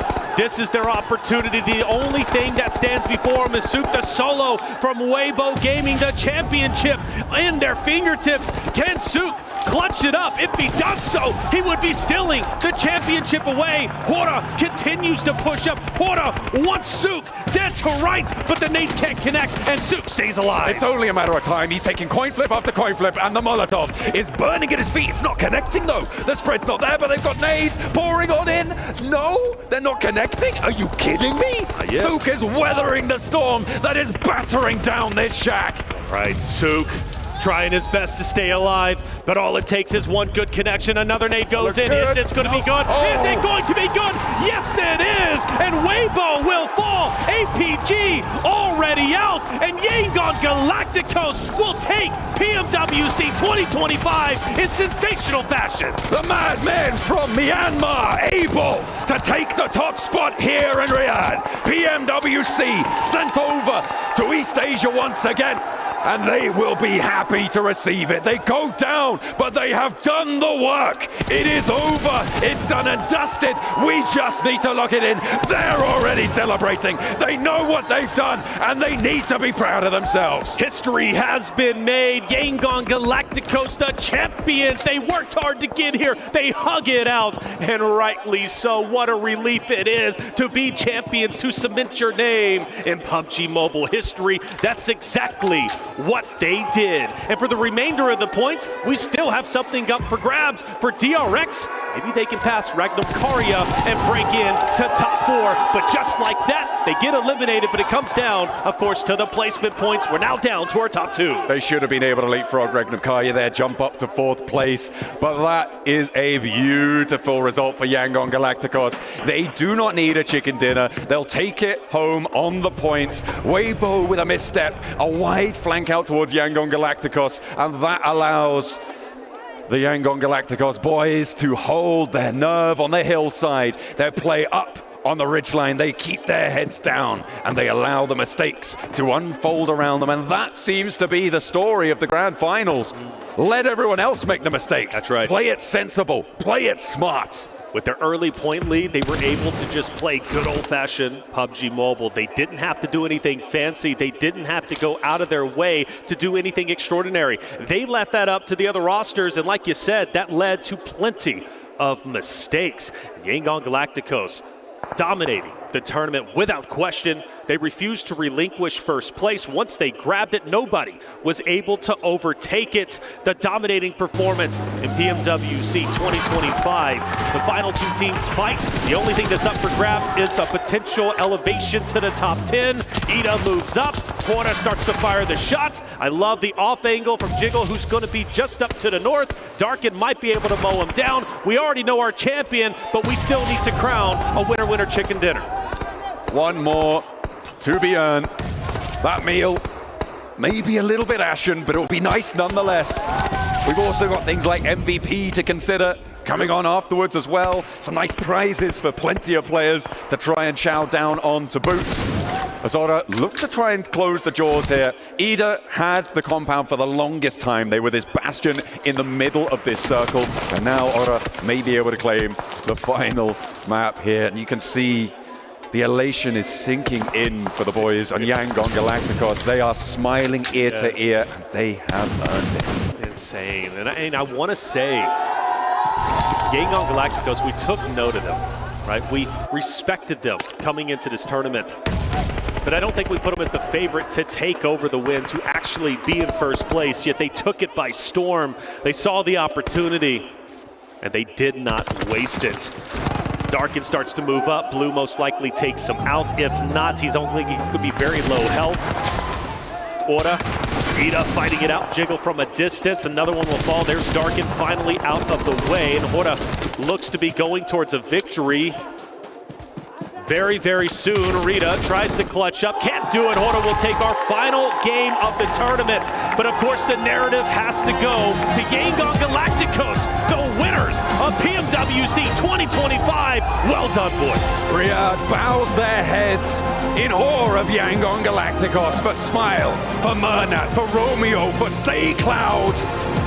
This is their moment. They have done it. That trophy sits in the middle of the stage. It's only a moment before they'll be able to ascend and lift it in the face of everybody who would take it away from them. Those keys crushed, and only one will be locked into that trophy. 16 keys started for this championship in the grand finals.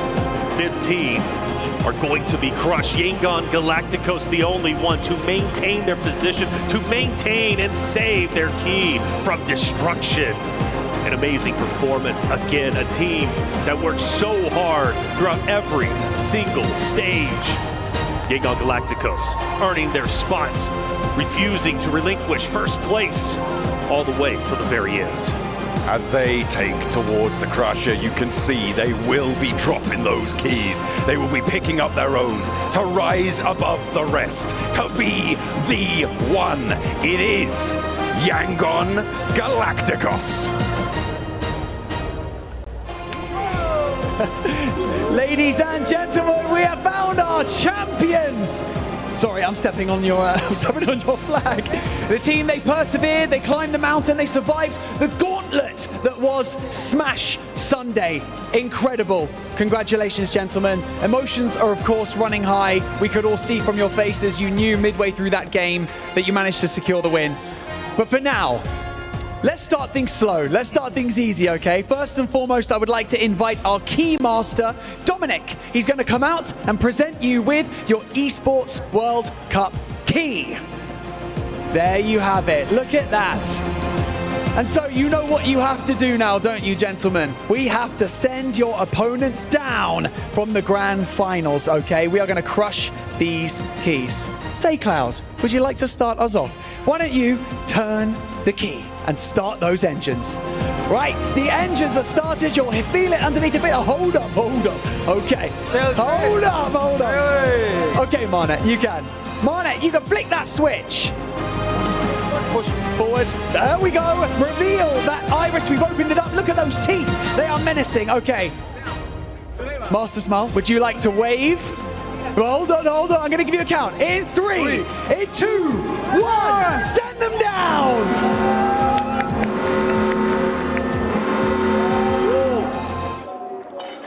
All those keys destroyed in the Crusher. Your enemies have been defeated. 15 teams' keys have been sent down into the depths. And now that your key is the only one that is left intact, I would like you to take your PMWC trophy key and place that into the center of the trophy and go and claim your prize. Walk that golden road, cement your legacy. Yangon Galacticos as our champions of PMWC. Congratulations.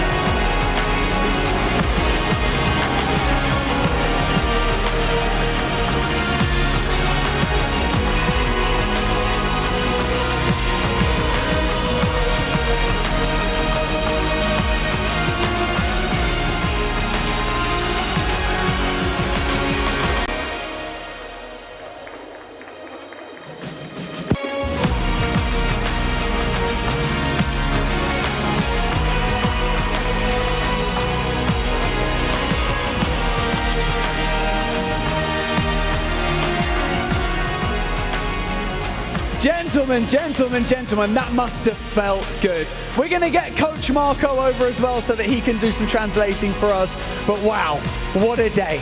There's a lot of emotions that you guys are feeling right now. Please try to put into words how you're feeling at this moment, Romeo.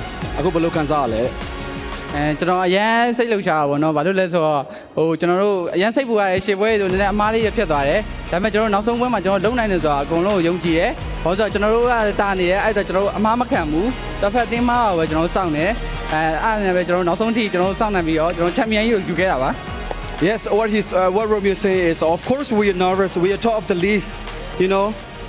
We just like did some mistakes the previous rounds, but you know, like we just wait. Like we just play our own game and then wait their mistakes, and then we know that we can do it. We have a confidence to make it happen. Yeah.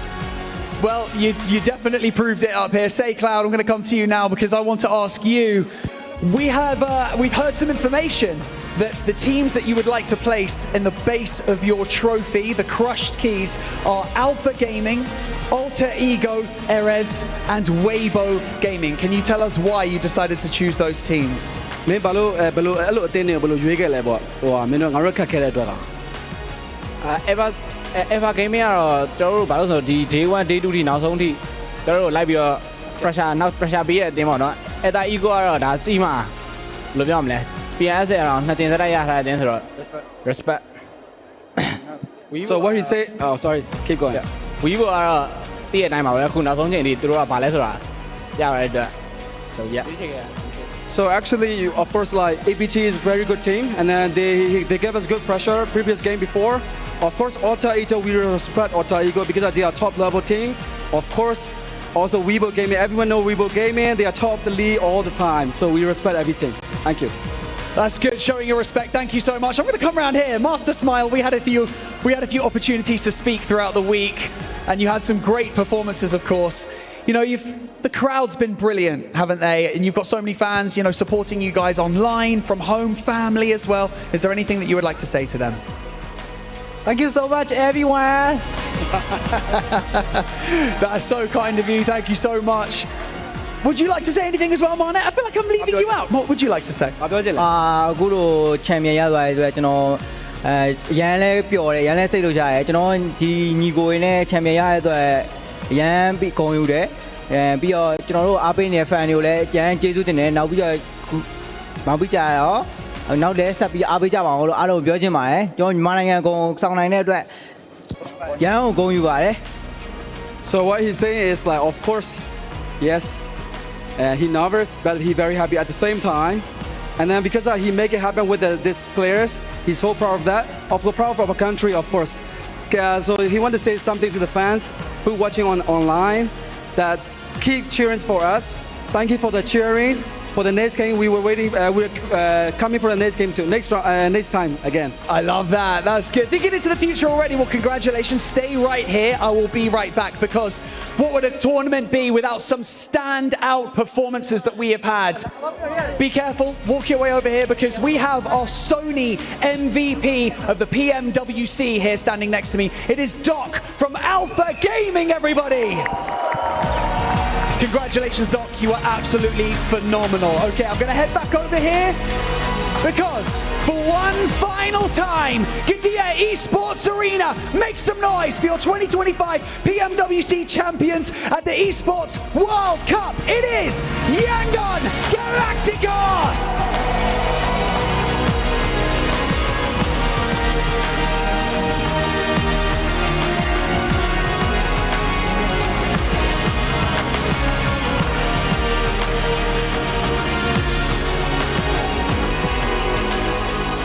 A dream come true, written in gold. Yangon Galacticos becomes the champions of PMWC 2025. What a moment for those four boys here, being able to conquer adversity, launch themselves into the stratosphere as Yangon Galacticos is your champions. Joining me here to talk about everything that has gone down, Seven, Neptura, Maxman. Seven, this is their moment, a moment that they will remember for a lifetime. A moment that nobody expected them to be here. This is a team that qualified through PUBG Mobile Challenger South Asia Cup. For them to be able to go that route and not really have that much global experience. Only 3 of their players had PMGC experience in PMWI, and that was back in 2023. What an amazing performance, Neptura. Fantastic coming in from them. It's so nice to see some fresh faces in here, faces we've not seen in a while, coming in onto the international stage and absolutely dominating. Taking down giants here at PMWC, outliving Alpha 7, taking down Weibo Gaming, Alpha Gaming at the very end here, at this very last match. Truly just making a statement that anyone can dominate in PUBG Mobile Esports, and here Myanmar is the one to take it home. It's a true underdog story, and you don't get them often in esports, which is so exciting for me to watch, for us to witness, for everybody at home to see as this team can rise to the occasion. And as you say, Max, the fact that anybody can do it, if they persevere, if they're able to put it on the ground, get win after win against all of these teams. And here is your confirmation here. Number 1, 157 points at the very end, 7. They take PMWC. They take it, and they also, the eliminations were there, the placement points were there. This team definitely deserved this championship, but we got to give some credit to Weibo Gaming. Nobody was expecting them to be in second place. Today, on the final day, Max, they decided to show up, and boy, did they with the second place finish. Weibo Gaming, I am begging you, keep this roster. You have so much potential. If you can re-qualify to PMGC with this team, and you just play the way you did today in your next tournament from the get-go, I really believe this squad could be taking home so many trophies. Winning Hong Kong, coming into today, us thinking it's only ever going to be a 2-horse race, Neptura, and yet Weibo comes along, gets back-to-back chicken dinners, and then continues to make it happen as well. The meteoric rise we saw from Weibo today gave me chills. Absolutely, same here. I mean, it's so nice to see. Even when they weren't winning, they were getting those second places. They were getting those top 5 performances with a decent amount of elims as well, right? So I wholeheartedly echo what you were saying, Max. Keep this roster, keep it together, re-qualify, and we're going to see. This is definitely not the last we've seen of them. How about APG? We got to give this team some credit too. As much as I've been hating on what happened today, amazing performance, especially in the finals. It came down crumbling at the end. And once again, guess who's the one getting that Sony MVP award? No. That's right, Doc. Doc, he just keeps doing it, man. He just keeps being MVP after MVP, and the team just can't win a bloody trophy. It's just not happening. Look at this guy. Wow. 31 eliminations on his lonesome here in these grand finals over the course of 18 matches. Doc is truly a legend, and the only thing that could really get over the fact of being an MVP would be possibly winning a tournament, but that has not happened today. But at least now the hopes are open, Max, that we could possibly get one player just winning all the global MVPs for the year. If this team is able to qualify for PMGC, even if they don't win the championship, we know one thing's for sure, Doc will be contending for that MVP award. I'm actually very excited about one cool thing. East was talked about to possibly be joining the squad, replacing Reefus, who might be a sub, and Baron becoming an actually a content creator. If that happens, this squad might be that might just be the one extra change they need to go and win one of these international events. Nepturo? No, I agree. I think it's going to be interesting to see how that roster evolves. I really hope that they don't kind of split up or disintegrate completely for me, because I still really like them. We've been very frustrated with them over the last couple of weeks, like very frustrated. But at its core, this is a very good team who knows what they're doing. I just want to see them not crack under the pressure, because I think today at least, as soon as they got close to actually being able to get that win, they went back to old habits. They started splitting up too much. They were way too slow to rotate, too timid to take, decisive plays that would have won them games. They just fell back on old habits. Well, let's take a look at those individual awards coming in here from PMWC as well at the Esports World Cup 2025. And we have, of course, Doc being the grenade master. Is there anybody else that's going to take that? Doc being the field medic. All right, he can't do everything here, guys. What's going on, Max? How is he field medic when he's away from his team? I don't know. He's never there. This guy, I genuinely mean this. I think that Doc has been the most enigmatic player we've ever had in PUBG Mobile Esports. Despite us being so critical, he keeps performing and getting these awards. But of course, Smile will be taking best in-game leader here. Is there really too much surprise? 7. Yangon Galacticos was able to push them through to the absolute forefront. And an aggressive IGL as well, right? 29 eliminations. That's, what, 4 less than Doc got? So while everybody sings Doc's praises for being such a massive eliminator, you've also got Smile there with 29. That's not bad either.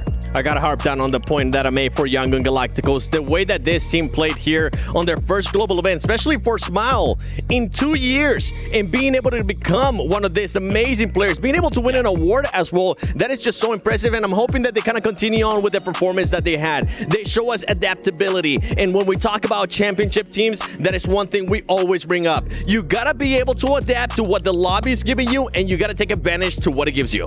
Well, let's take a look at the Honored dominations as well coming in from today, because I can only imagine... Oh, yeah, of course. Actually, this is, I think, across the entirety of the grand finals here. So Doc with 6 triple elims here. Ketch for Fireflux. We saw him early on in the grand finals, Nepturo being able to position himself, and he kept on going. It's one of those things where it's like, well, at least there's some representation somewhere, right? We think everybody expected a lot more from that team. There's a lot of big names on that team, so it's nice that they're able to be on a leaderboard somewhere. Well, we've still got to talk, though, a little bit more about our champions here for PMWC. As Yangon Galacticos, you can see every single win, every single emotion etched on these players' faces, Max. Just fantastic stuff for them. And we heard it during the interview. They said, we'll be back. They've got a taste of glory, a taste of success at PMWC. Now they know what to expect next time as this roster. If they make it into PMGC, the sky might just be the limit. The emotion, all of this adventure through PMCL to make it to this point. A true underdog story that actually found its culmination here on this last day. Underdogs, absolute challengers these players are. They were able to qualify through that at Challengers Cup. It sends a widespread message to anybody that wants to become a professional player for PUBG Mobile Esports. If you ever dreamed about it, now is the chance. We just had a team being able to win it, and I can't wait to see what the rest of the year is going to be like. Absolutely. I mean, imagine having this win under your belt, going back to your regional tournaments, being able to once again potentially qualify for PMGC now, and going, we can do this. We've already done it at PMWC. We can do it again. What a feeling that must be. Particularly amazing considering, yes, there were some circles that went their way, but at the same time, where did they really thrive? As we take a look at them now walking over towards the totem here to completely solidify themselves here at the Esports World Cup. But as I'm saying, Max, not only central plays, also edge plays. This team had the full package here in the grand final. Genuinely, despite us seeing them for the first time as this roster on the international stage, their edge play was the best, and it was not even close. They would find the path of least resistance in the circle every single time, while not losing a single player almost. They're making a statement that edge play is the way, and for them, it was enough to claim the title. And it wasn't just the edge play, it's the way that they were able to just gain control of all the ground near them. They were either, if they were in the north, guess what? There was not going to be a team anywhere nearby. Yeah. Every single time we saw this team, they either had a 1-2-1 split, they had a 1-3, sometimes they would end up inverting them too if they found a position that was great for them. This is the adaptability that I'm talking about with this team. I'm hoping it continues on and even progresses going into the next global event. I think a big marker for how good this team is watching the rest of the lobby adapt to them. They weren't going, oh, you're doing something, but actually we can get rid of that and make you change to us, right? No, it was the other way around. The rest of the lobby, all other 15 teams had to go, you know what? You're right. Have your space. We're going to do something else. They made these global teams change everything to suit them, and that is the mark of a dominant team. And every player stood out in different ways. Say Cloud, the utility, the scouting was so impactful. Smile, the IGLing on the edge has been absolutely fantastic. Marnet, Romeo, always putting himself in danger for the greater good of the squad. Every player had their impact, and that is why they were crowned your PMWC champions. And there we have Mike McCabe here, the COO of the Esports World Cup Federation, or the Foundation, and of course Yangon Galacticos now being able to position themselves here in front of the totem. It's a special sight as they will start ascending the totem. Ladies and gentlemen, boys and girls, PMWC has not disappointed. And now we get to see as Yangon Galacticos will not only etch themselves in history, but etch themselves in Esports World Cup history as well here at PMWC. And for one more final time here, the dream has come true. Yangon Galacticos goes absolutely galactic here, live from Riyadh, Saudi Arabia. They are your PMWC champions!